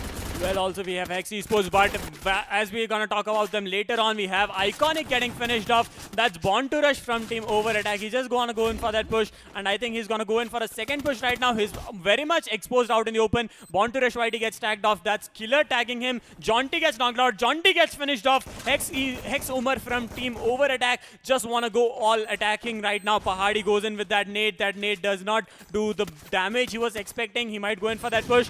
Kunal Jr. has been knocked and finished off by NooB KinGz. That's a different fight going on. The last three players standing for Team Over Attack might go in, but Team Divide and Rule might come in from the back anytime now. Team Elite Killer gets a knock onto Divide and Rule. Shabas, he gets finished off. It's gonna be Pahadi still standing where Bagmoth aaya. Will he be able to do something? Will he be able to pull something off? I'm quite sure that he will be able to do something. While on the other hand, Java Boy takes on Bagmoth. Kimi has unfortunately been knocked down. LH Baby has been knocked down. Java Boy coming back. He's going to take that confirmation on the other hand. Ginotra comes back into the play. Jay is going to take down LH Predator. KinGz Kill Me has been eliminated. Down to 26 players. And there comes the shutdown. End for life. Hackers right there. They've been aced out. On the other hand, we can see a Divide and Rule. They're down to 2 players. And they really don't have any kill points in the hands. And they're making their way towards Total Gaming. On the other hand, Pahadi, the last player, standing in for a Team Elite. He's going to take 1 kill and confirmation onto Born to Rush right there. Leaving 2 players up and running while NooB KinGz Whippin is going to be that 1 player. A ray of hope left for NooB KinGz. Team Chaos down to 2 players with Pradham with 3 kills, Techie with 1 kill, with 4 kills in total. But will this be a game changer is the question. As we are down to 8 teams, 20 players. Mr. J is not he's not stopping anytime soon, I'm pretty sure. It's gonna be a sniper versus sniper fight between Team 6 Sense and Team Total Gaming, and let's see how it turns out, because Total Gaming does not stop once they're aggressive, and Team 6 Sense also are a team contesting for their top places. And let's see, Hex Mafia comes in from the back. Team Elite Killer has been knocked out. Will he get finished off? And Fozzy Ajay still wants to hold his location. He knows Mr. J White is near him. It's a beautiful team. It's a name of the teams I am looking right now, because all of these teams are in the top 6 places and they are contesting, fighting against each other for those skill places. Pahadi gets knocked out from the zone, and I think he's gonna get picked off. Jay Whitey gets spotted out in the open, gets knocked off. For my Bafia Bala, he's gonna go in for that finish. Maybe Java Boy might go in for that finish. Hex Esports, Ritik Star has been knocked out, but 6 Sense gets those cover. 6 Sense stays in that cover. Hex Ritik Star has been taken down. Team Chaos going in for that push as of now. There is no going back for Total Gaming. They've got their eyes set on 6 Sense right now, and there comes a beautiful shot from Mafia Bala onto Mr. J. That's an important kill, while I think his teammates are immediately going to rest up. On the other hand, we can see the zone has begun to shrunk back again. In 5 seconds, we can see the zone will take a massive shift, and it's going to be quite a difficult situation for 6 Sense to make that rotation. On the other hand, Total Gaming, they've got 3 kills. 2 kills out of the hands of Java Boy, and the zone has begun to shrink. It's going to be Mafia Bala with a lot of free kills coming to the hands. Hex Mafia will take down Illuminati, and that's going to be a confirmation. It's going to be a bloodbath happening for 6 Sense. Unfortunately, Ginotra will get taken on. He'll get confirmed. The last player standing will be Fab Intro, who will be picked off anytime soon. Has a pan in his hand, and there you go. 6 Sense has been eliminated in the 7th position as we are over to Over Attack right now. It was almost like Hex Esports and Total Gaming contesting for those kills, and Total Gaming is not gonna stop. Prince is gonna pour some lead onto Team Over Attack Black FF. Hex Esports has been finished off. No, are they finished off? Not yet. Nope. I don't think so. Hex Esports is still alive. They are the kill leaders actually, and Mafia Bala has been knocked out. Hex Esports, will they get those booyah in this game? Let's see, because it's gonna be the 4 teams, 8 players standing as of now. I think that's going to be quite, quite a play to watch. As we can see, Total Gaming, they've got 3 players up and running with 4 kills in the hands. I think Java Boy is looking quite very well for his team. 3 players inside the 3 teams actually inside the circle. While I'm quite expecting any of the team to start pushing as the zone starts to shrink again. It's going to be Hex Esports coming to the play. There comes a grenade launcher. Does not connect Black FF. He's going to be the 1 player standing in for Over Attack. Can he be the AF4? I'm quite not sure about it. As on the other hand, Mafia Bala is firing a lot of shots through Hex Mafia. On the other hand, Infinix will take down Total Gaming. Java Boy, that's going to be only 2 teams left. Total Gaming versus Hex Esports. Infinix is going to be the last player standing and making it to the booyah. Divide and Rule have been eliminated. Hex Esports carrying away with that booyah of the last match. Day number 1 of 4th week. 7 kills for Hex Esports. Total Gaming with 4 kills. On the third hand, we have Divide Divided Rule with 0 kills. And this is the gamble I took. I told that Esports might go in for that booyah, and I think Infinite heard me, and he just went in for that booyah. It was a beautiful last zone. We had 3 teams contesting. That was Total Gaming, Hex Esports. I saw that Fawzi Ajay or Mafia Bala was the single guy taking on to Hex Esports. Meanwhile, the other 2 were concentrated on Over Attack, the last guy from Over Attack. So that's where Hex Esports decided to go in for that push. He knew that all the 3-player push, I think Fawzi Ajay couldn't handle it. I mean, this man Infinites, he went all in for his team. They desperately wanted that booyah, and Total Gaming, they played really well in the previous matches. I think last 2 matches have been pretty consistent. Let's just quickly jump into the highlights and see what have we missed through.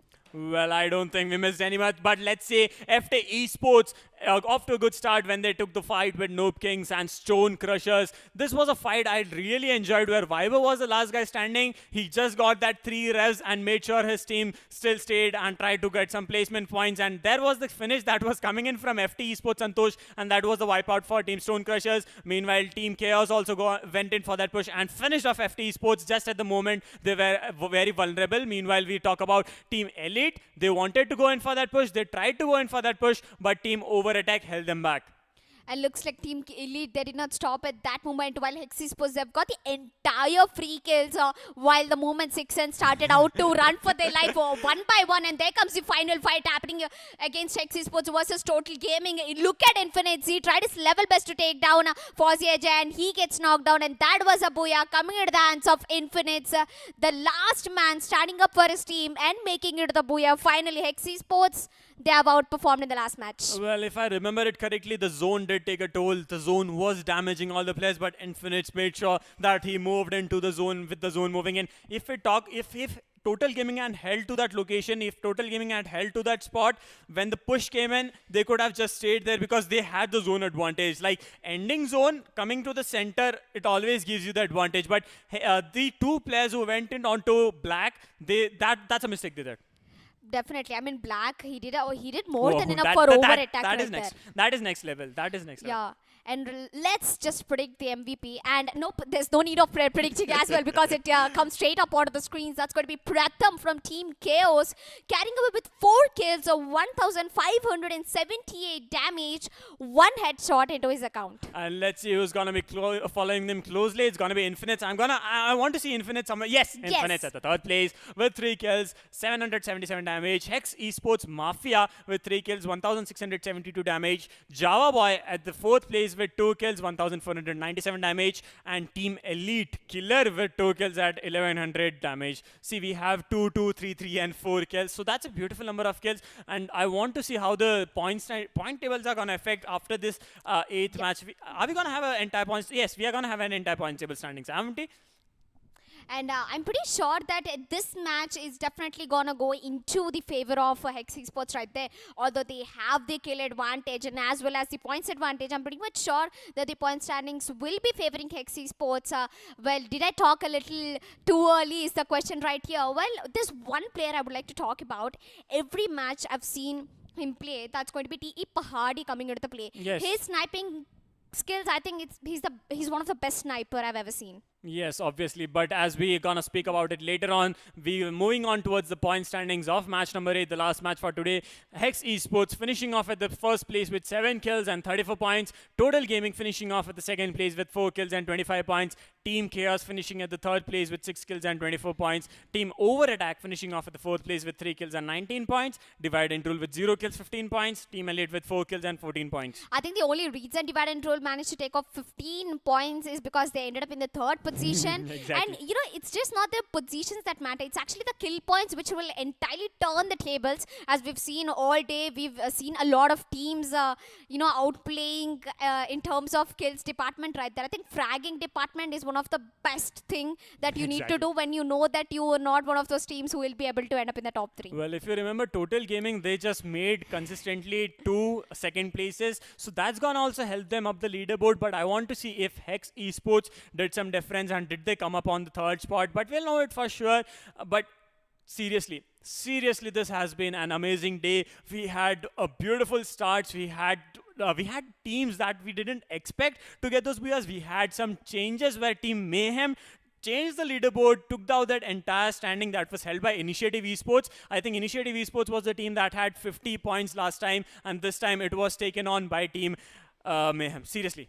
Team Mayhem, they need a huge pour down today. 16 kills, 52 points, the highest that any team could make till date in Qualcomm Snapdragon Conquest. I mean, they really did a good job. And talking about Crust Esports, they've made 66 points in 3 games. So I'm quite expecting them to come on to the top 12, while only these top 12 teams will be managing to get away into the grand finale, which will be happening very soon. Well, also, there's a man to watch out for. That's going to be MaryX from Team GXR. Man, those 8 kills with the sniper was really amazing. And he turned the tables on the MVP leaderboard with 8 kills. That was seriously. And with 3,000 damage, almost somewhere near 3,000 damage, it shows that he wanted to make sure that all the teams are vulnerable. He just wanted to make sure that his teammates do not have to go in for much aggression or do not need to use much of the firepower that they actually wanted to. Well, I think I definitely will remember this day in the entire league stages, because today it's not teams who perform together, it's individual talent coming out from every player. I have never seen individual players getting more than like 5 kills. Every player, they played their heart out. They played like they had nothing to lose. And that's what exactly I loved about all the teams, all the players that have performed today. These players, they deserve a lot of respect, way far. Well, and with this all, I think this all is happening because of the processors in the phone. That's going to be the Qualcomm Snapdragon. And with the new processor, 888 coming in, and it's going to change the entire gaming industry, mobile gaming industry, because of the AI response that is going to be there, where the entire memory will be dedicated for just gaming, and all the apps in the background will be switched off, almost like a gaming mode, but much more faster and with higher internet speeds, 5G connections, Wi-Fi 6. What more do you need? It's also going to boost your audio, and for all those pretty gaming girls right there, it's also going to give you a lot of beautiful things for the selfies. Let's just quickly jump to the overall standings. I'm just going to close my eyes. I'm pretty nervous who's going to be on the top, and that's going to be 4 unknown. Pretty consistent. Galaxy Racers coming down onto the 2nd position. 6sense moved to the 3rd. Total Gaming on the 4th. FTesports consistent on the 5th position. And look, Team Mayhem, they finally made it to the top 12. Well, if you just look up the leaderboard, Team 4 Unknown has just played 39 matches.